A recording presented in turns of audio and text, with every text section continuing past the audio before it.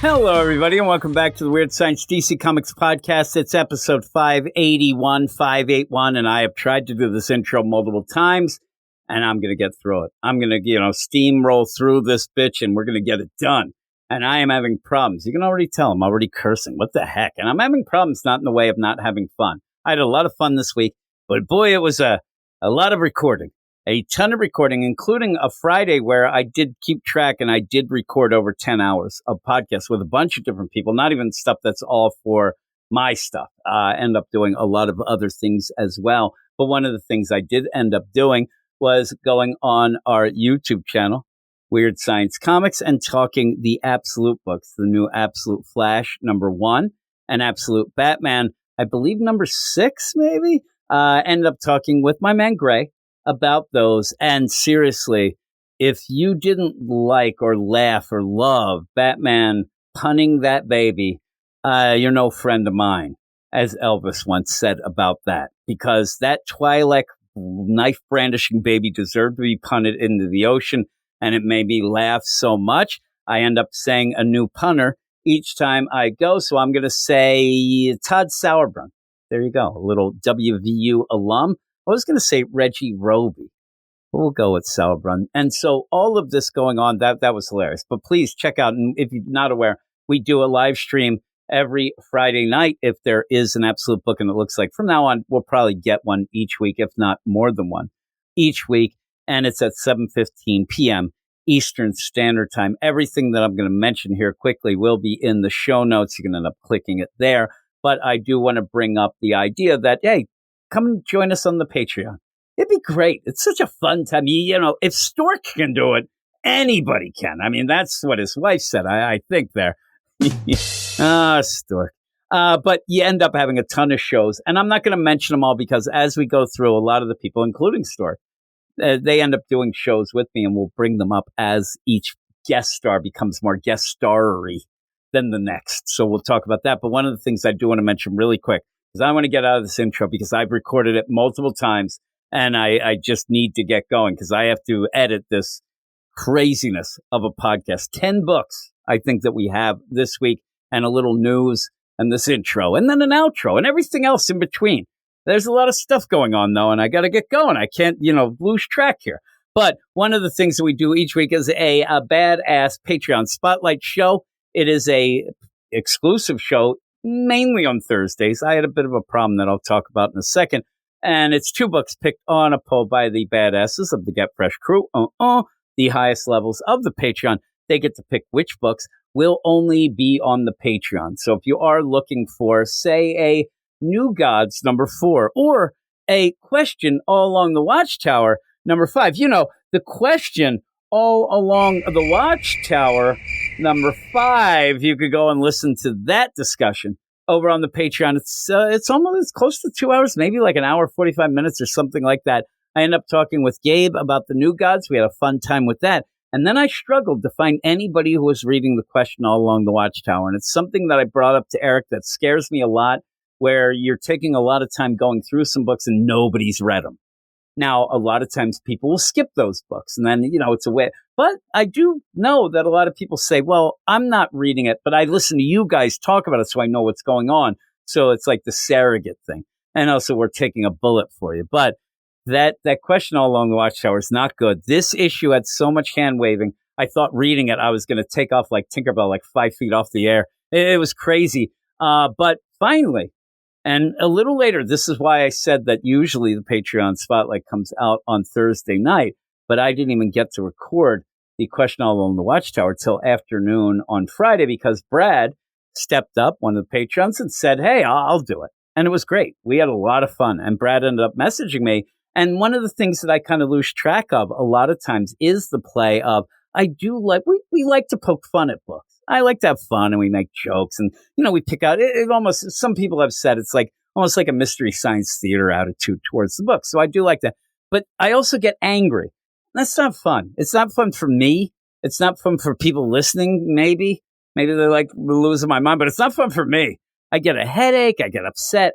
And a lot of times, though, and it's kind of brought out with all these people and talking to new people, it kind of brings out the idea of just having fun with it and not getting so upset, but actually pointing out some things and just cracking jokes and things. And that's what I did all this week with all these podcasts. So I apologize if that's not your thing, but I had some fun. And we have a bunch of people that if you're on the Patreon, you'll recognize, obviously. But even some of the people who've been listening to the podcast, you're going to get to know some of these people and the people in the Get Fresh crew, and especially the people I talk with, even though I do have to include Stork in on this, begrudgingly, but they're really good. They know what they're talking about and they have a lot of fun. And it is, I'd like to say, a pleasure to talk with them. It's sad that Eric left, but it has lessened the blow immensely to be able to talk to who I consider friends and people I've talked on the podcast about a lot of things and kind of have the ways that we do it and have that down already. But with all that, now that I'm done kissing their ass because I need them to keep coming on the show, we're going to get to the Badass Spotlight. And this is the roll call spotlight. It's the roll call. It's the roll call for the Badass of the Get Fresh crew. And here we go. I'm telling you, I'm struggling. I'm really, really struggling here. Oh my God. And I gotta edit this thing.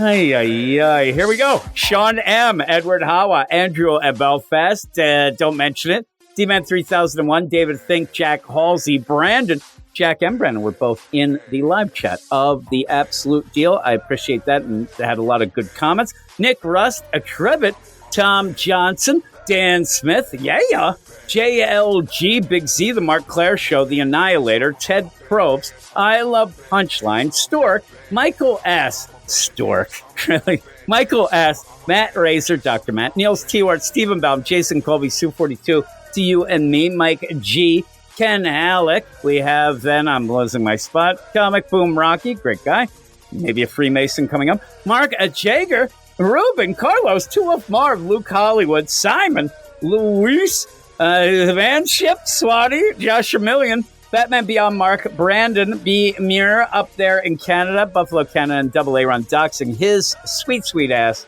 in sweet Minnesota. Shout out to the all-time greats, Reginald Drinkwater and Rob Lewis.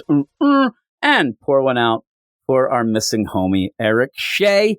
Probably like Fago or that bullshit since he's one of those, what is that, juggalo? I'm telling you, at first when I heard juggalos, I thought that it was like, okay, that's like big-breasted ladies that like juggle things and stuff like that. And lo and behold, I think that's what it was. I think that's pretty much how I explain it. It's like one of those like internet explain juggalos. Oh, okay. And then also internet explain juggalos, but don't do it right. All right. Now I'm in. Now I am in. I am the Google for the unlearned is what I am. But yeah, juggalos. Oh my, Eric with his face paint and his nonsense. I hope that he does listen at points because I know that it'll drive him nuts and that will make me smile. All of this nonsense. He probably like, get to it, you jerk. But we do have a lot of books. We have news coming up. We have a bunch of things going. So I'm going to get to it. Finally, I got through the intro. This is this was the 11th attempt, and I am getting so tired, and I got to do all this stuff. Did I mention I have to still edit this? I don't know if I did that, but boy, oh boy. But yeah, we're going to go off now. I'm going to do a little bit of news, and then we'll hit the books. The news. It is time for the news, and we have one bit of news. There's a couple things, but again, we have a ton of books. One of the things, just as an aside, I was going to talk and ask people, are you excited about the Tom King Trinity book? Because I did ask a bunch of people already, and nobody seems to be excited about it. And that seems like it would be up my alleyway, except that alleyway usually doesn't involve Tom King stuff. I did end up liking Lizzie at the beginning, but I think that like you let it sit for a while. Like this thing, it seems like it's already too late. I don't know. I'm sure people enjoyed it. It's weird though, because in the news article that was sent out by DC, it does mention that it's like Lizzie has been many things, the adopted daughter of Wonder Woman. I'm like, what? Like, is that some weird typo or something? It felt weird. But I'm not talking about that. I'm talking about Mark Waid. I know everybody loves him. Nobody has a problem with Mark Waid, I hear. He is everybody's favorite. Mark Waid to write the new history of the DC universe. This is something that I think would be double-pronged for old Eric Shea, because he always does like his continuity. He's been called the continuity kid, by the way.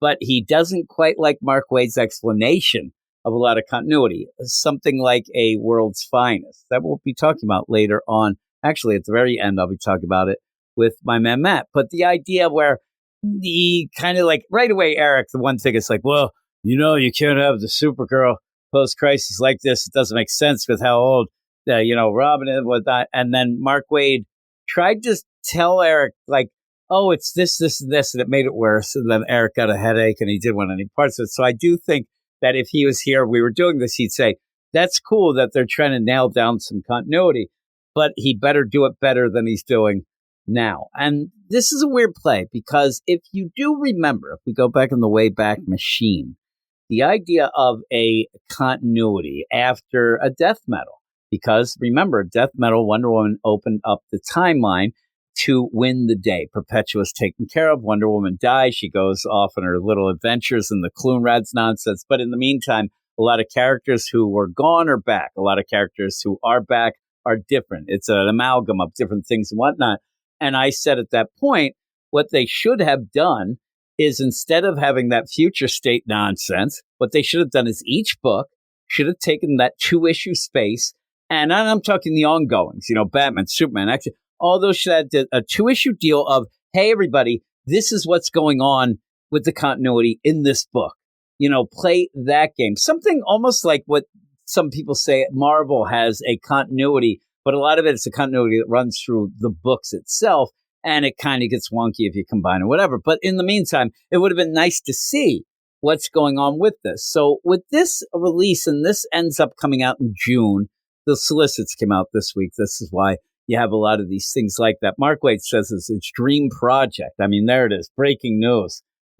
Dream project it is. But you end up a Barry Allen type deal. But it's going to go and kind of nail out the generations. And I'm saying that on purpose, the generations. Because remember, after Death Metal, before Dan Didio got fired, the plan was a 5G plan. But people always think of like 5G, and they only think of the 5G, that fifth generation of characters that nobody wanted. But there was also the other generations, including the first one, which was Wonder Woman, was going to be the first deal. And they had little books that were setting things up. And I was interested in these generations to tell and hammer out a new continuity, like in real time in these books. Actually, it's almost like a show me, don't tell me type deal that I really do like. And that's what this seems like. Now, it's only like a little mini series. The 5G stuff was going to be a little more grandiose. But when I even read this, it just feels like finally, like what else did Dan Didio do? Oh, we'll do that Generations deal. And it does. But Mark Waid's writing a new series, The New History of the DC Universe, with changing artists to chronicle the timeline of DC Comics canon as it currently stands, beginning with number 1, which follows the life of Barry Allen, the Flash from birth, drawn by Jerry Ordway and Todd Nack. New History of the DC Universe number 1 will be published on the 25th of June, with covers by Chris Samney. I mean, when Mark Waid shows up, Chris Samney's soon to follow, they say, as well as Dan Mora. Pretty cool. Ryan Sook, Mike Cho, Stanley Art Germ Lau.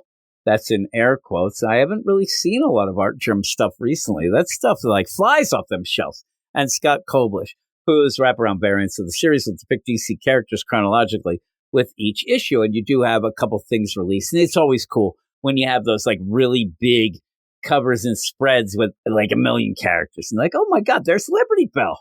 Like that's the first. It's weird. That's the first person I saw besides Sugar and Spike that nobody wants to see. This is my dream project. It's a chance to realign all of DC's sprawling continuity in one master timeline, and to be joined by some of comics' greatest artists to make it shine. with new information for even longtime fans, plus Easter eggs galore. And it's almost Easter, so it works out. This year, well, it will be past by the time this comes out, so it doesn't work out. The series will be essential read for DC fans, says Wade. I like the idea. It almost feels like he's like, yeah, you jerks who aren't reading it, you ain't fans. Get out of here. Well, they're not fans of him. I know that. That's the problem. Again, some things like this will be pretty cool. I'm looking forward to this. I don't know how it plays out, and it will be something that we'll talk about on the show. If it plays out like a normal deal, then yeah, we will. But I'm looking forward to it. I'd love to hear if Eric was excited about it, but I know that Jerry Ordway is, and so is Todd Naok, who said, I'm having an absolute blast with this project. Mark has come up with something cool for me to draw on every page, and it's been an honor to share art chores with a comics legend like Jerry Ordway. I thought he was going to mention me. My ears started burning, but it's probably because they got shit in them. The DC editorial team has coordinated a wealth of deep dive references for me to draw from. Oh, that's what you want to know. Like the idea, like, man, this is going to be cool. What does he got? Oh, he's got references. He's got reference material, people. He's drawing it off of the reference material. All right. And I'm learning new aspects of DC history I hadn't known before. I think that's like the art deal. He's like, what? The Green Arrow, he had red slippers? That's crazy. What? The chili? It ended up having chickpeas in it? Who the fuck was going to eat that? And there you go. He learned new aspects of DC history he hadn't known before. And I've been reading DC comics for decades. Oh my God, it's almost like he's been reading most of his life, says Todd Naok. I wonder if he said, maybe I could get a hold of him. Maybe he'll join me, Todd Naok. He says it's an absolute blast to be with Mark after you end up with me. He's like, yeah, and that was a shit show. I need to get away from this guy. And the art in this, and I will also give a shout out. I'm reading this off of Bleeding Cool. The art looks great. The art looks really, really cool. And I now I'm going to cough. And then says, as one, and this is Jerry Ordway. He says, as one of the artists who was part of Crisis on Infinite Earths in the 80s, name dropper, I'm thrilled to be involved in telling the story of this newest DC universe with Mark and Todd. I think that was their names, right? Mark and Todd? All right. Did I mention that I was doing the Crisis on Infinite Earths? Not the, dark Crisis of nonsense things that they tagged it on. I was at the original, bitch. That's Jerry Ordway for you. That is my Jerry Ordway and scene.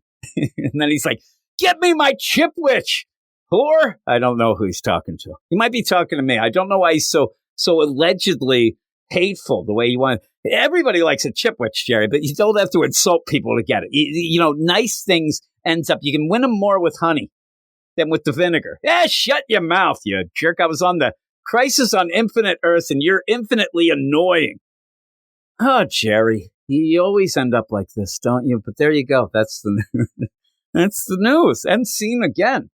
Ooh-wee, I am tired and getting goofy. But yeah, sometimes that's some fun.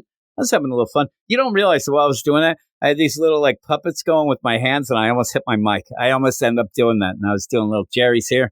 Hey there, Jimmy. What are you doing, you jerk? Your grandfather's right, by the way. He went to hell, but only because he actually liked you a little, and that was frowned upon in heaven. All right, Jerry, just stop it. Jerry's not very nice, but there you go. The things look, and if you do see the previous, looks great. It looks really cool. It's going to be fun just paging through it, looking through things, and hopefully not getting attacked by Jerry Ordway. I didn't realize that was going to happen. In the news this week, it's a little bit of a disappointment for me meeting you. You don't want to meet your heroes, is what they say, Jerry. I don't want to meet you. Actually, Jerry's not one of my heroes, so take that. Take that, Jerry. Take that to the bank, you jerk, with your money from your infinite crisis of Earth and deaths. Get out of here. But here we are. We're going to go off now to the books. I don't know what I'm doing. We're going to go off and we're going to start with a new person, a new voice among the plethora of voices in the landscape of podcasting that is Weird Science. We're going to be talking, or I'm going to be talking, you're going to be listening to my man Jared as we go through both the DC Detective Comics, and people are going to think I'm high or something. I'm just tired. And Nightwing. We also talk a little Tom King, so that's going to be a hoot, right? So we'll go off to that right about now.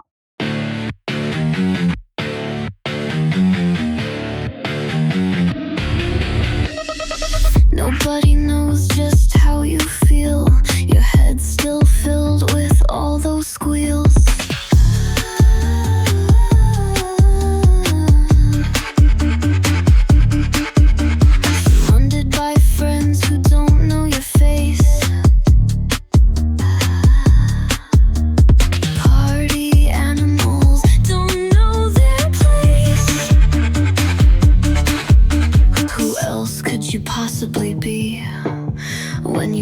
that baby into the sea. You're Batman as fuck, crashing out of buildings in your bad dump truck. You're Batman as fuck, burning all that money like a stupid schmuck. You're Batman as fuck, and we like you because you're just dumb fun. We like you because you're just dumb fun. You cut off hands but you won't use a gun. Look at all the party animals. Run.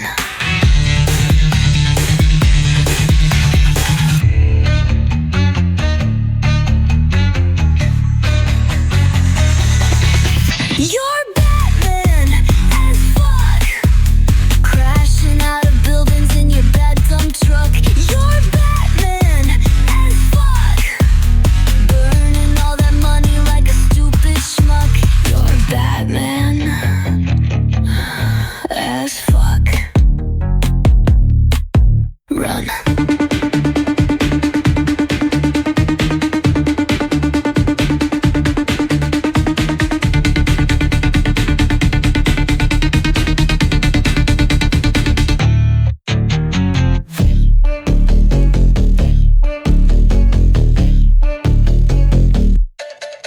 Run.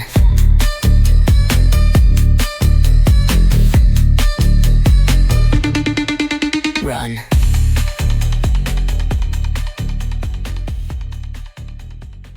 All right, and here we are for the beginning with the books, and I'm going to be starting with my man, Jared. What's up, Jared? How you doing? Oh, lovely. And Jared's new to the podcast, so please let everybody know everything, every single thing about you. Let them know where they can find you first. That's a broad question, brother. Just everything from the very beginning. We'll get you on the... I don't know, you wouldn't know this, but I do have multiple degrees in psychology. I could set you down on the couch and we'll delve into things. But yeah, tell everybody, first off, where they can find you, what you end up doing, and also what type of DC fan you are.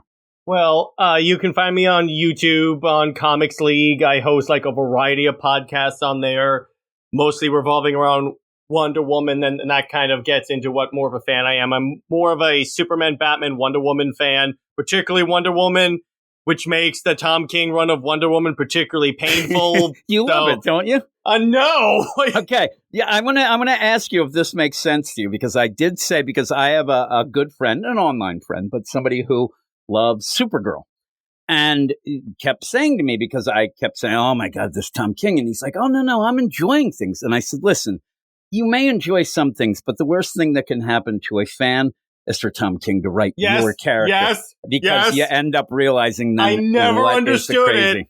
I never understood it. Then, you know, it's kind of funny. So I'm reading the first couple issues and I'm like, this isn't that bad. Then whenever you're reading a Tom King book, what'll happen is that there'll be a lull where you're like, okay, maybe he gets it. And then all of a sudden, out of nowhere, it hits you. And not only that, but you realize he doesn't get it in the way of certain characters, their histories, but also doesn't get what fans might want and what fans expect from certain characters. No one, as someone that's really plugged in on the Wonder Woman fandom, no one wants Trinity. No.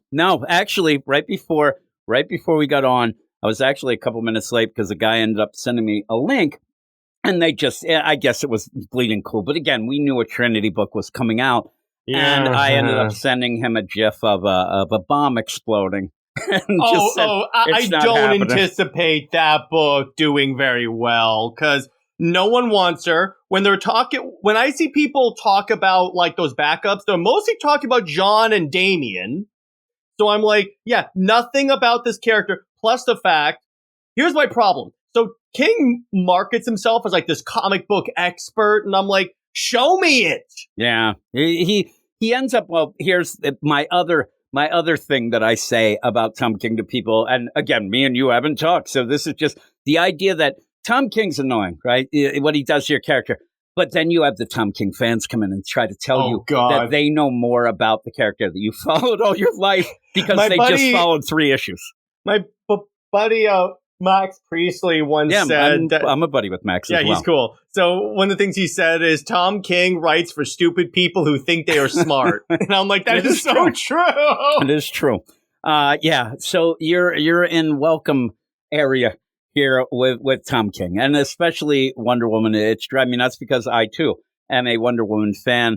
And I'm also a Catwoman fan, and people went nuts about the Batcat stuff, and it drove me nuts. And that's, again, I end up where a couple things that I've said have been very prophetic, and we've been doing, the podcast for 10 years now. We haven't missed a week, too.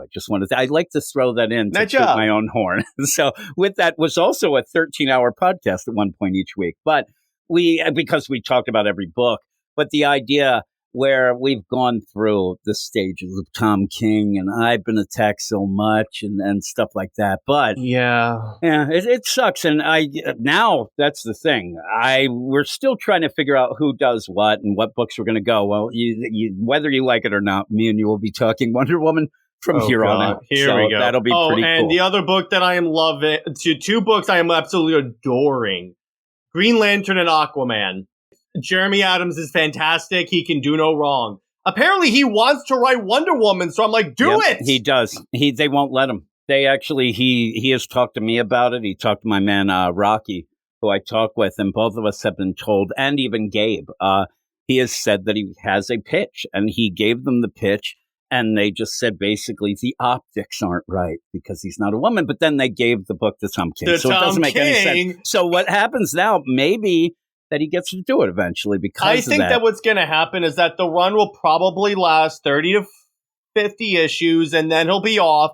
Then maybe they'll bring in Jeremy, because after all, Jeremy is exclusive at DC now, and that means he can get more high-profile books. So I'm like, yeah, it's crazy. Give it to him. Yep. And when I first started talking to Jeremy, when the Flash run, and I kept saying, oh my God, I keep telling people to read it. And at that point, he was up against a lot of things. You had a bunch of new writers. He kind of was thrown in the mix. Nobody knew him really from the comic side of things. But also, I even said to him, you have a character in Wally West that DC has treated like crap, and the fans were kind of sick of DC doing that. But eventually they came around, but it was too late. But at one point, he was afraid he was out of comics. He actually, before he ended up getting the Green Lantern book, because Mariko Tamaki was supposed to have that book, there was a bit of time when he, behind the scenes, had been told the Flash run was done, to when he got that Green Lantern book. And that was just thrown out because they were desperate. They didn't have anybody else because Mariko Tamaki bailed. So it's actually like the craziest story. Yeah, it did. I'm glad. Mariko Tamaki, that would have been a real treat. But Jeremy Adams, everybody. And it is funny when you get these writers. Like Jed McKay at one point was that at Marvel. But it's the idea of everybody, any book that comes up, Jeremy Adams could do that. There's about 20 you always million have books that one writer. You always have that one writer. Yeah, and at least we do. And I do love Jeremy Adams. Yeah, I really do love him. Just to let you know, I do like those two books. I also like Batman and Robin. I love that book. I'm not as huge a fan of Philip Kennedy Johnson as a lot of people, but I'm really liking that book. And I'm actually liking the Absolute stuff. I'm liking the Absolute Superman. Wonder Woman is my comfort Wonder Woman book. Yeah, see, a lot of people don't like it. Here's the thing about Absolute Wonder Woman that absolutely blows my freaking mind. You wouldn't expect this because it's like, this is a Wonder Woman that was raised in hell. She still acts like Wonder Woman. And you know what? She made hell a finer place to live in. That first issue. Yeah, I did get in not fights with people, but people said, I don't get it, whatever. This doesn't make sense. And I said, no. You see that she hasn't changed. It's what she's changing around her that shows how much she's Wonder Woman. So I'm glad that we agree with that as well. I really like that as well. And again, some people at the beginning were just against it because they didn't like Kelly Thompson. And that's a shame because the book is getting better and better. And I hear on the grapevine that the next issue is going to blow everybody's minds. And here's the thing. When is the last time a Wonder Woman book has been number 2? Yeah. The Clone-Rats didn't do that. No, sure. King certainly isn't doing that. I'm like, hello, 45th place. It is great. It's really good. And we do have a weekly Absolute podcast separate to the deal that we do on Friday nights live on YouTube. It's one of the things we do there. So this week's pretty big, too, with Flash and Batman. I haven't read either yet, so I got to end up reading those. But I hear they're pretty decent, so we'll see. But we'll jump into these books because I figured me and you have never talked. And whatever. So I figured, why not get two of the bigger books for us to talk about and to start the show with? I like that. Trial by Fire is what it's called. But here we are. We're going to start with Detective Comics. It is Detective Comics number 1095. It's written by Tom Taylor with Mikel Janin on art, colors, and cover, and inks by Norm Rapmund. Alex Guimarães on colors partly, and Wes Abbott on letters. And I don't know about you, I do like, and I'm telling you, every time I'm going to say his name, I say it different. I even talk to the guy, and he just doesn't give me the deal. But Janin on art, he has changed his style a bit. It's a little more grittier than it was before. It always seemed very slick and almost, pretty much computer generated look. And I really do like it. I like his art in this, especially in the scenes in this with Joe Chill look great. The thing with Tom Taylor, I had been enjoying this book until kind of last issue threw me out a little. Me and Gabe talked about it on the podcast. Tom Taylor likes to kind of grandstand some social stuff and some, things like that. And even before that, when Superman is lecturing Batman about his rich person privilege, I'm like, God damn it. Yeah, you don't need that. And one of the things that gets me, though, is he loves to put social issues in Nightwing. That was what it constantly was. You end up with prison reform. And we had that again here last issue in this.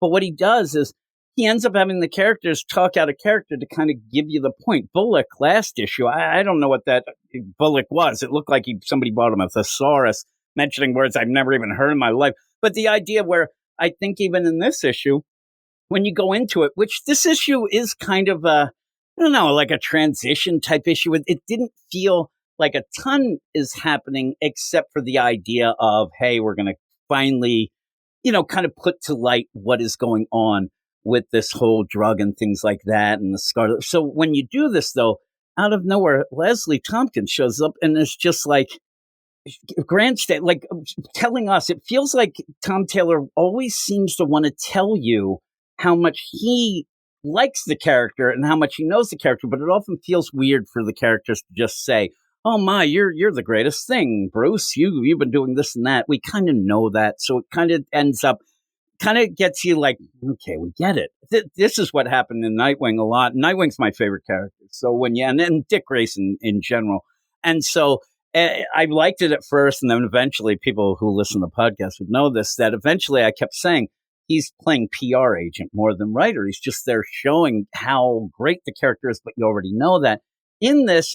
Like Tom King with Wonder Woman. Yeah, exactly. So in this, you end up where he is with Leslie. Leslie's going on about, oh my God, you're such a great guy, and I don't think you'd hurt Joe Chill. I didn't think he was going to go and see Joe Chill in this deal, but this is what he does. He goes to see it, and there's the moment of, I always know where he is, his email address, his social media accounts. It seems like Joe Chill is doing way better than me.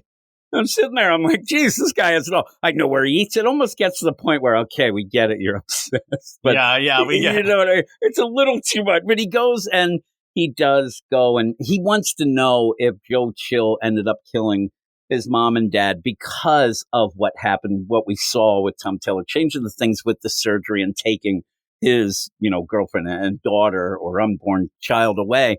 And Joe Chill has no idea. He ends up like, I don't know what you're talking about. And Batman really keeps pushing it to the point where if Joe Chill had any brain cells, he'd realize, wait a minute, I think you're Bruce Wayne, because he, really going at it. But it just throws that idea that he really, really was concerned personally that Joe Chill, it was a vendetta, that he did this. It was a targeted thing. It was something because of what happened to him. But Joe Chill has no idea. He just ends up. So Joe Chill legit in this gets kind of beat up for no reason. Yeah. I mean, it's happening a lot in these books lately where, guys who aren't really doing that bad a thing are getting beat up and then, you're bad anyway. But you go because, yeah, I didn't mind the scene. It was kind of cool, but it was cool, but it's like a little unnecessary. There's too many times where like Batman goes and sees Joe Chill like in Three Jokers, and I'm like, we get it. And it always ends up being anytime he gets that crazy, like, if he becomes anytime he gets supernatural, he's always going to Joe Chill too. There's like 3 stories of that. Dark Side War. Exactly. And so, yeah, I even forgot about that one. So yeah, he does that. But he goes, and again, it's a cool fan service moment that really doesn't do much because I didn't really think the whole play of this and the whole idea of the super drug and all that really mattered of the idea that Joe Chill, no, this is just a personal thing for Batman to kind of be like oh, that's kind of cool moment. But then they just leave and he's like, nope, he didn't know anything about it. And then this whole Asima, which is this villain going, that's the big thing to figure out. And Eric, it's kind of cool. Yeah, and Eric, who left the podcast, he said right away he thought it was the mother. I think that's who it must be. They tried to play what seemed like hey, look, it's this assistant, or even think it's Scarlet, but it does seem like I think it's Scarlet. I was about to say, I was like, well, let me put it this way. That's the most predictable thing for them to do is go, okay, Scarlet and Bruce. And they're like, oh my gosh, it's you. Oh no, it's you. We slept together. Yes. Now we have to fight. No. I nailed you. I think exactly. The thing that I think, though, is, and I've been saying it since it kind of felt, there's only three people it could be.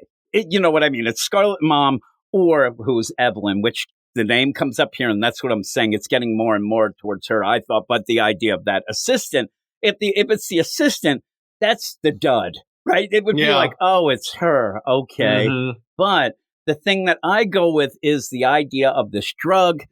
The mother's getting the drug to remain youthful so that she can go and do this, but without the drug, she might die, and that's what Scarlet is. She seems blackmailed a bit. She seems like she's forced to do it. So I kind of think it's the play of, hey, we'll let your mom do this drug, but she's going to have to do some things, or maybe she gets wacky. I don't know exactly what the whole concept of why this is going on, but it could be the idea that the mom just wants to stop crime because of Joe. It's a weird, convoluted deal.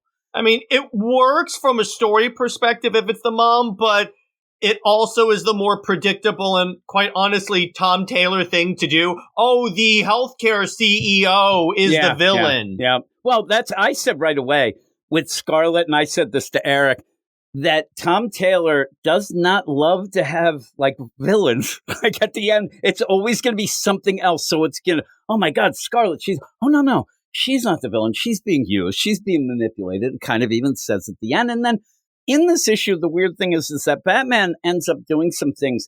And again, it almost feels like he's doing things that I'm like, really? I can't really play along because I didn't think that he'd do it. I think that you go after this Ace one, go get her, or however you pronounce it.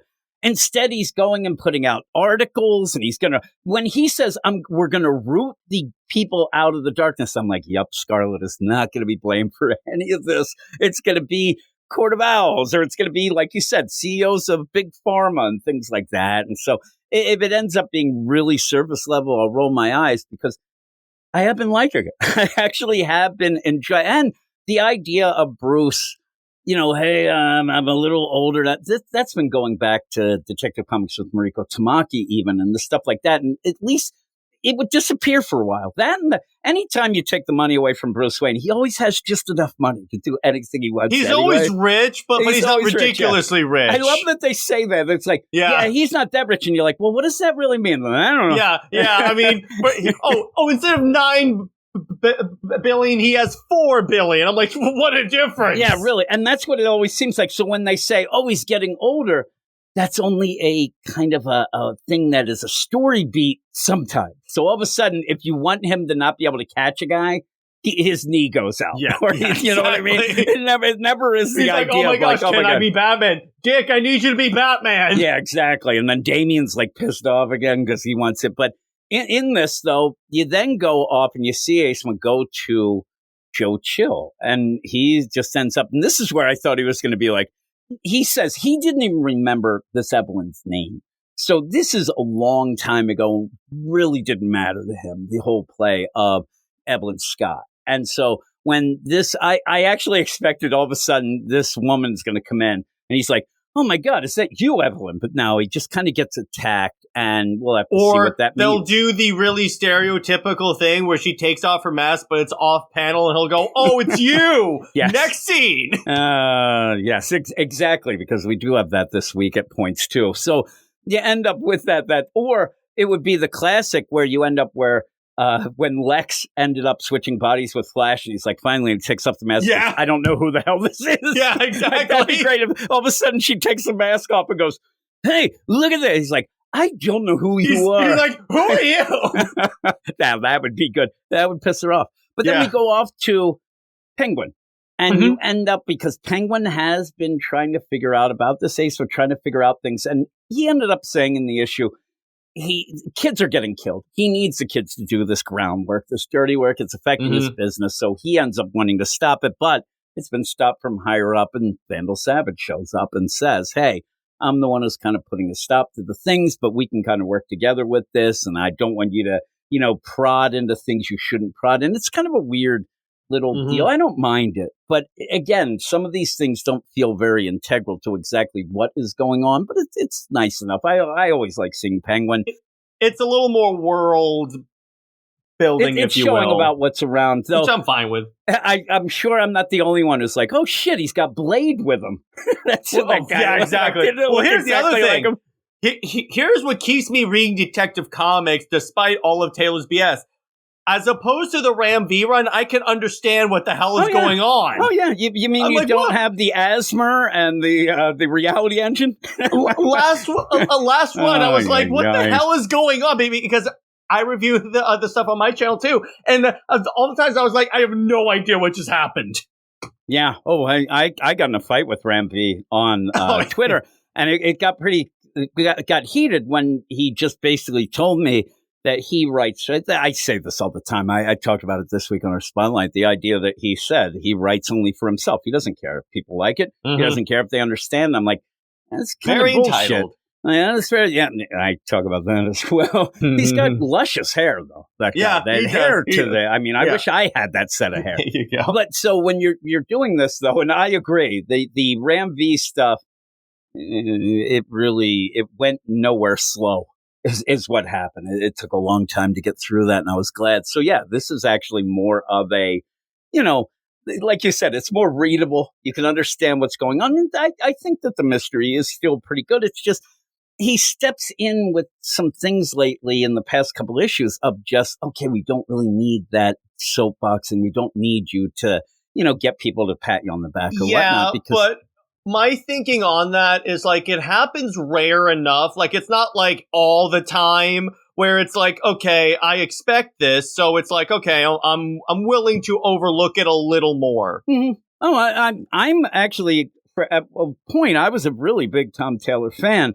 It's just that he seems to just meander a bit anymore. And remember, at one point after Injustice, and he was doing so. He was known as the guy who kills characters. It was always that whatever book he gets, somebody's dying. And I think that went to his head that he didn't like that, and he kind of changed it and then said, stuff would say of John Kent that he wouldn't even punch somebody, which is crazy. So you end up hearing in this then, like I said, this issue felt a little disjointed to me because then, and the things are okay. You go to Penguin. Okay, and Vandal Savage is cool. We haven't seen him in a little bit, so that, has that whole play. I still am wondering if he is made to stay in Gotham because of that stupid meteor in the whole Gotham war, which I assume. But he kind of goes and says, hey, Penguin, you back off a little. We'll help out, whatever. But then we go and we get this scene then with Superman, and even earlier where Batman's at the mansion, the new mansion, and you end up where Superman's knocking at the door. It seemed odd. Like some of these things before Leslie came in, that scene seemed like it was like out of position. It didn't make much sense what was going on. And it's just Superman goes up and just says, hey, if into this camera deal, if you need help, just let me know. Well, he's going to need help. But Bruce is pissed that this Aceman knows his identity, but also has given him this letter that we don't really know. How much would have bet at the Clark showing up is kind of like Taylor commenting on the fact that every Batman fan is like, no matter what he faces, they're like, okay, so if Superman showed up, everything would be solved. Yeah, a lot of times. I think actually, speaking of which, it was Batman and Superman, a story that I bring up a lot in the New 52 that Tom Taylor wrote, where Superman needed Batman's help, and they were going to go into space. They ended up where he thought there was a Kryptonian. It ended up, I believe it was a Daxamite. But in the meantime, Batman says, I can't help you. I'm in the middle of a fight. He was fighting Clayface. He was fighting a bunch of rogues. It was this crazy fight. Superman came in and legit, 2 seconds, done. He freeze breath Clayface, said, okay, you pick it, and then did something through somebody else. I love that in Justice League in the New Bethy too, there's like an escape attempt at Arkham. Superman shows up and goes, "Get back in your cells now," and they just turn around. Yeah, they're like, "Oh, we're gone." Yeah, that's the best. I do like when you have that play.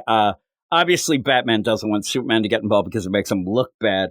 Not because he can't solve things. It makes him look so bad. But you end up where he needs his help. And it's a cool play. What Taylor's doing is he needs Clark's help. And I like when you do that. Yeah, I like that's when kind you of do cool. That. I think that is pretty cool. I wasn't expecting that. When I was reading this, I was like, okay, I get what you're going for. And you know what? It's not expected because when he shows up as Superman too, I'm like, okay, so what's he going to do? Okay, can you X-ray vision her and tell me who it is? Yeah, I'm telling you, no, can you publish this? I want it at the end where he goes, okay, I'll publish this, but you really don't want me to go and find this? Yeah, I can find her in 2 seconds. I could do it in like a minute. I can do it. I can get her heartbeat and I'll use my X-ray vision. Look, I will have her did it. I know who it is. Just let me tell you. And he's like, no.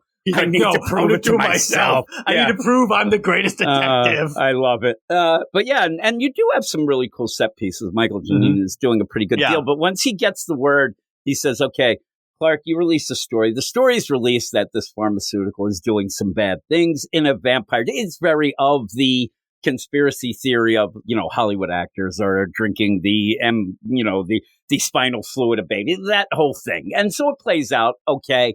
But the idea now it's in the press. Everybody's going crazy. Now, he's playing this weird game because he doesn't know who Asma is, but Asma definitely knows who he is. So if it is Scarlet, she knows that this is Bruce and Batman together. That's why, she's a pretty good actress if she goes with this. But the idea, the minute that this thing hits the wire, he just, boom, he comes in as Batman. They're like, he is right on the money. I love her. Made me laugh. First, he's FaceTiming her, and it looks like he's just at his home. And he's just hanging out on one of the letters. The thing. He's That's like, pretty okay, cool. Batman down. he basically says, "Where's the trigger?" Yeah, I love it. And he just busts in. She's like, "Oh my god!" and then falls down. And I love it. And he says, he busts in. I think hoping that she's going to say, like, "What are you doing, Bruce?" Or say, "Oh my god," with all this stuff going. But he also has the pretense that he's busting in because Batman just heard the story and he's coming to see what's happening. Though I don't think he has to crash through the window. No. But he doesn't like to take elevators. That'd be funny seeing him on the elevator. He's making an entrance. After all, in Batman Begins, theatricality are powerful tools. Exactly. I just love it, though, if he was there with, like, the mail guy and whatever, they're in the elevator. They're just going up. He's like, sup. Yeah, what's up, boys? But then she says again, you can't be here. You can't be here. They're going to be watching, they're going to do this, and then an alarm goes off. And so there's where, again, I think it's going to be pushed. And she really feels like, unless she's, pretending that she is under somebody's thumb, and she's made to do exactly. And that's why I think it's a mother. What's the more powerful thing to make you do something would be the idea that, hey, we have your mom. If you don't do this for us, she doesn't get this drug and she dies because, whatever. That's what I think it will be, but we'll see. In the meantime, Bruce didn't get his treatment either. She calls because of that. So we'll see if that affects him and how quick it does. It would be funny. He's like, I don't care if it's kids, but though the idea of kids' blood in a thing made me roll my eyes last issue anyway. The idea like, okay, you're just injecting somebody's blood. Get out of here. That's not good. That's not a fountain of youth. No, it isn't. It's a transfusion. It's what it is. And they're not even checking their blood type. I think there's problems. But you end up where the building is now under pretty much, red alert. And then there's an explosion. Now you don't see, but it does look like everybody there. But it's Batman. He's probably going to be shielding Scarlet. He's Batman. He's shielding her with his cape. Exactly. It's all fine. See that. We'll see when the next issue starts. There'll be some rubble. He'll push it aside and then open the cape, and she'll be there. But the idea where I hope that Tom Taylor tells us a little more, I don't need the idea, there's an explosion. Scarlet is 100% scot-free. I don't need that. I need an explanation of everything. And I still think that what they're losing track of at DC recently, and we'll be talking about Nightwing next, and I think it's another one of the books that does it, is the idea that it loses track of if there's two people doing bad things, whether one's doing a worse thing, both are bad. Both need to be in trouble. Both need to go. The authorities have to be involved with both. You can't just say, well, this person's really bad, so this person, you go that way and whatnot. And again, Scarlett's been doing some bad things. Usually what you have is the idea, hey, I'll make sure they're lenient. I'll make sure something's done so that, I could take, look after you or whatnot. But it's not a bad issue.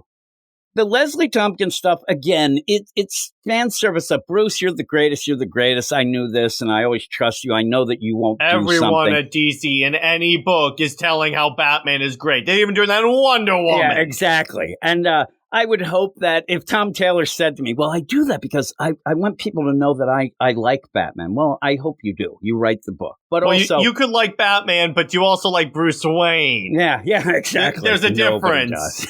No one does. No one writing there that has a critical opinion of the rich likes Bruce Wayne. Well, that's the problem. That's what they end up where I even said Batman's a character that I think Tom Taylor likes him a little more than some, though. I think that some people are embarrassed to write him, but he could do worse. That's why I'm tolerating this, because I'm like, I know it can be worse with what Taylor has done in the past. So I'm like, okay, it's fine. Yeah, I'm actually still pleasantly surprised of how much I'm enjoying it, even though some of the things do make my eyes roll. And this issue just gets from like point A to point A, point 1. Like, we're not getting very far, but it does set up the stuff with Scarlet. It sets up the stuff where, okay, let's get more of this info of who this Asma is and what they're doing, what's in this letter and all that crazy nonsense. But what would you give it as a score? As a score? Okay, so I would give it probably a 7.5 out of 10 because it's solid. The art is superb, so that automatically shoots it up. And it's not the best for the reasons we just went over, but know what? It's a pretty fun read. Yeah. I actually had a decent enough time with it, and like some of the moments that sometimes I don't. The Joe Chill, as I said, it was kind of cool. Didn't mean anything, but it was kind of cool, so I didn't mind that. I'm a 7. I was between a 7.5, but I'm going to go 7. Again, everybody has their own way of scoring. And then legit, while I should have probably told you ahead of time, because I'll tell everybody, I told you right as I'm hitting record.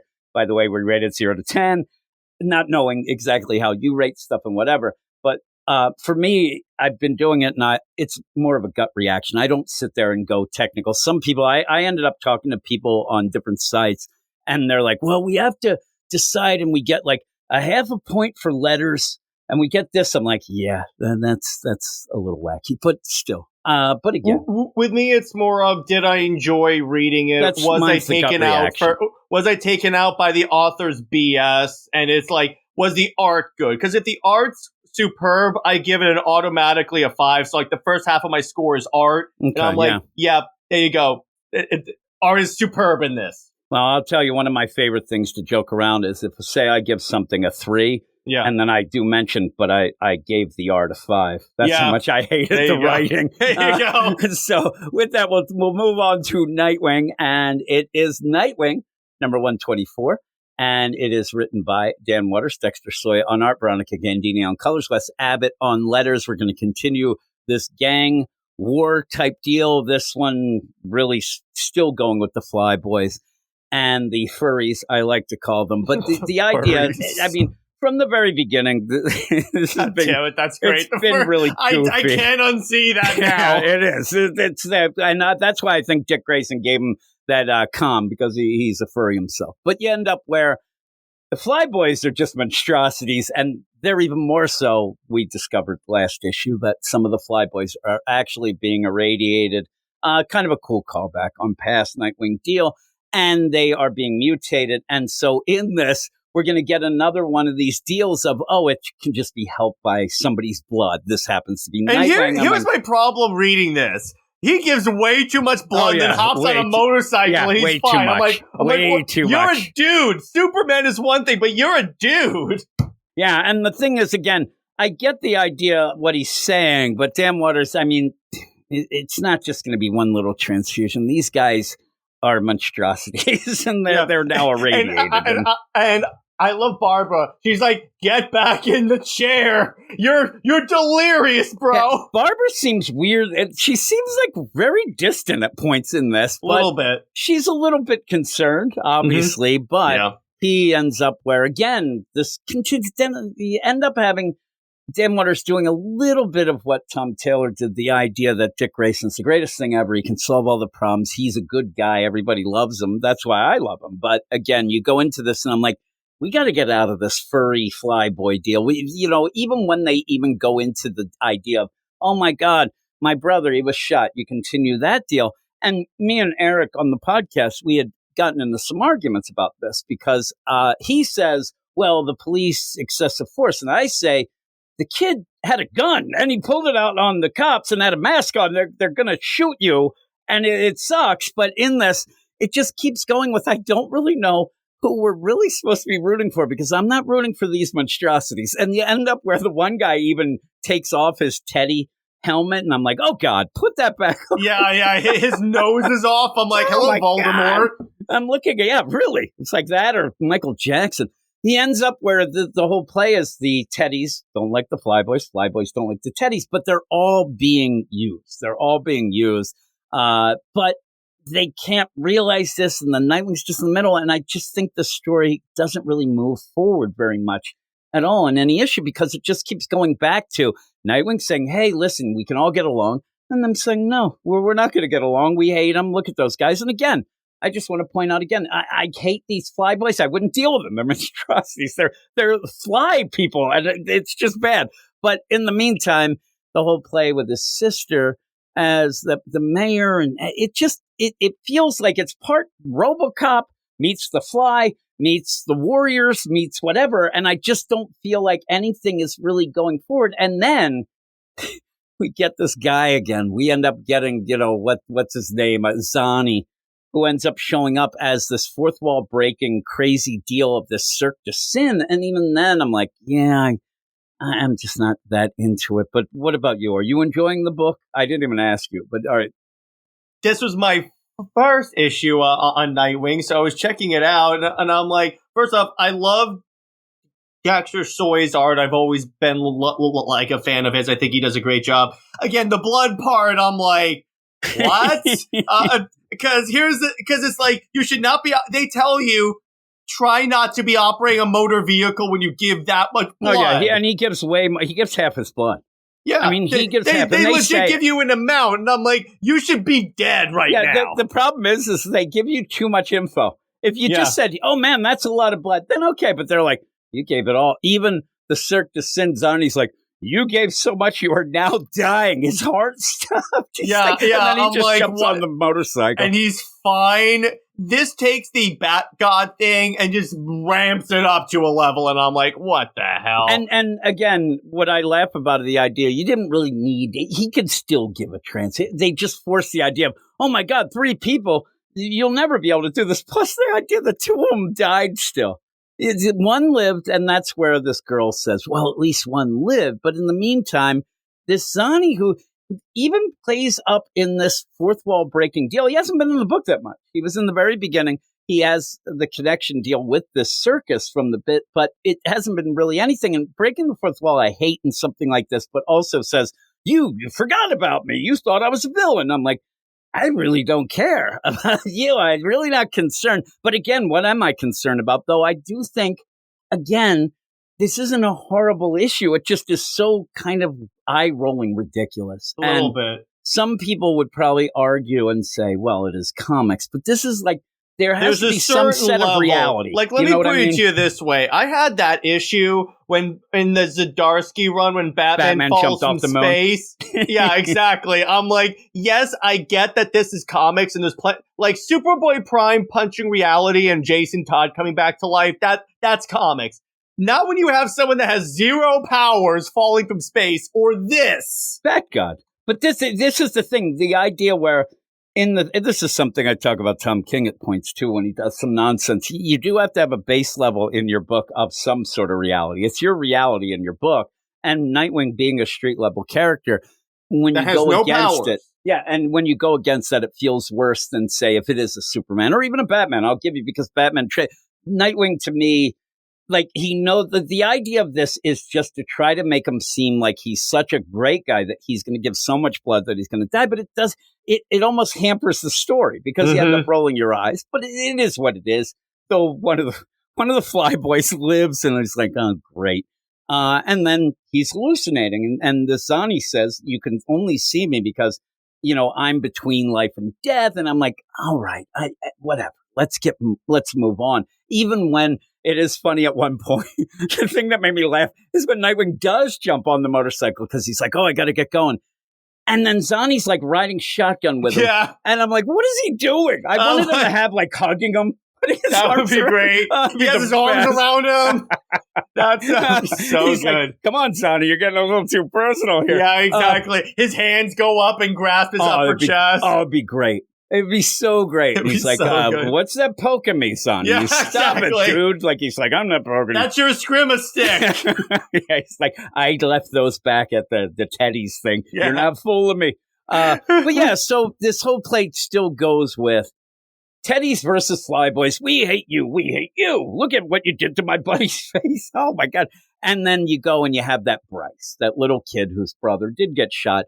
And again, this is a very surface level deal where you have all the kind of, they're all kids, but they're a little older. And then Bryce steps in and says, stop it. Can't you see that we all have to get along just because they're the Flyboys? And then Nightwing's like, yeah, you did it, kid. And I'm like, you tell him, kid. And yeah, I'm like kind of rolled my eyes. I'm like, yeah, this is odd. And also, just a book that has these Teddies and these Flyboys is very odd. But yeah, I can't take it seriously now that you put the word furries in my head. I'm like, oh God. We've been saying it since the beginning, but actually Flyboy's even saying it. Say, look at you furries. I'm like, yeah, I've been saying that for a while. Not wrong. Yeah, it's not. It's very disturbing. But yeah, Dick's supposed to rest, but he doesn't. He gets up. Barbara, I think in this issue, might tell Dick 10 times that she's monitoring his vitals. Yeah, and she's like, dude, get back on the freaking bed. Like, seriously. I'm monitoring you. But we know that, but, kind of pulling that in. And she ends up wanting to, have him rest. But he can't, because then she also says, did you see what your sister is doing? So he ends up calling, and this whole play of, spheric solutions, you knew. Even I said, when you get guys, a company and comes in and says, oh, by the way, we're going to have cops with jetpacks and big giant RoboCop, things going on. There's trouble, especially in a comic book. So that's idea, not suspicious at all. No, and the idea is Melinda needs this because of all the stuff of trying to get, reelected. But in the meantime, this Olivia Pierce is using this and really playing both sides. Remember, the one big thing, and it made me laugh so much, and this is kind of a thing that Dan Waters does in this book. Nightwing showed up and said, I know that you're doing this, and this, and you're this and this. And then Olivia goes, do you have any proof? He goes, no, and walks away. I'm like, yep. So why are you making all these accusations then? It's so funny. He spent the whole time doing it too. So in this, he's yelling at Melinda. Oh my God. And I do think in this, where if you read Tom Taylor's run, Haley, the three-legged dog, big thing. In this, you end up having that rabbit deal. I think that what you're seeing is a kind of a gradual, let's get rid of some of these characters that aren't Dan Waters. I think that Melinda is, I don't think she'll die, but I think she'll leave. I think at one point she's going to say, this isn't for me, and leave. Haley will still be there, but you're not really pushing her. And I think that we're going to get maybe the next arc will be something fresh and good, because I like Dan Waters enough. Yeah. But you end up where Nightwing's going off, and you do see this Bryce, and he's going to follow. He looks like kind of a mini Damien. A little bit, yeah. This kid is probably going to die. He's got to stop. He'll sacrifice himself you for Nightwing. So, and even that Nightwing's like freaking out. And an interesting thing to me would be to continue the idea of this Bryce. And even though Damien with him when he was Batman is one thing, Damien's really trained, whatnot, but maybe get that idea of him realizing, oh God, it really was bad what Bruce did, grabbing some kids and things, because this kid is not ready. But you end up with all the explosions going on and the idea that Nightwing here's wants the thing. To stop things. He can't be a sidekick in Nightwing because he uses a gun. That is true. He has that gun. He saves his ass, though. He saves them, but as we know with Bat Family members, they are hardcore on that we don't use guns. You say that. As this issue ends, you didn't see it. It was off panel. Jason Todd came and scooped him up, and he's like, "I need a sidekick." He's like, "You're mine." He's like, "Come on, boy." I like the way you think. He's like, "I like the way you think." Yeah, I love the idea. It's like now, and he's like, "What are we going to do first, Mister Red Hood?" Well, we're going to go steal some bat tires. We're going to build some C4, and we're going to go play a prank on the Penguin. It'd be the best. But yeah, so Nightwing has to stop this RoboCop robot thing that is out there, and again, it's very generic. It's very much like the robot's there. Oh no, but it's going to hurt people. It's going to hurt innocents. No, it's programmed not to. And then Nightwing just says, that shit doesn't work, and goes and starts fighting it. But it is going to take him down at one point. And Bryce, all of a sudden, shots ring out. And it is Bryce who, pretty good shot, ends up saving that one. But again, it's going to be one of those like, kid, you can't have a gun. You can't do these things. In the meantime, I mentioned earlier when you talked about it, all of a sudden Olivia decides, oh, by the way, and does say, yeah, I had this background. And we see that, oh, my God, you did have this background with Nightwing, which we knew. And she talks about the idea of, her family was taken away. And that was the circus family when they got taken away, when Batman and Dick ended up going. All of a sudden, she's ripping her face off. Yeah, I'm like, what? Where are we going here? Yeah, and they don't show it, but unless she's Nick Cage, when they go wrap around, I'm going to be very upset. But it's kind of, she's shocked, and she shocked goes, in what's the way. What's wrong with your face? And I'm like, what? Yeah, and so do you think it's somebody that she knows, or is it just horrific? I think it's horrific because the way she says, what's wrong with your face? Because otherwise they would go, it's you. Oh, my God, it's you. And it'd be funny. It's like, you didn't see I'm disguised. I'm Blockbuster. Yeah. That wouldn't make any sense. It's like, I'm little Blockbuster. Or if I were writing this, I would play a joke.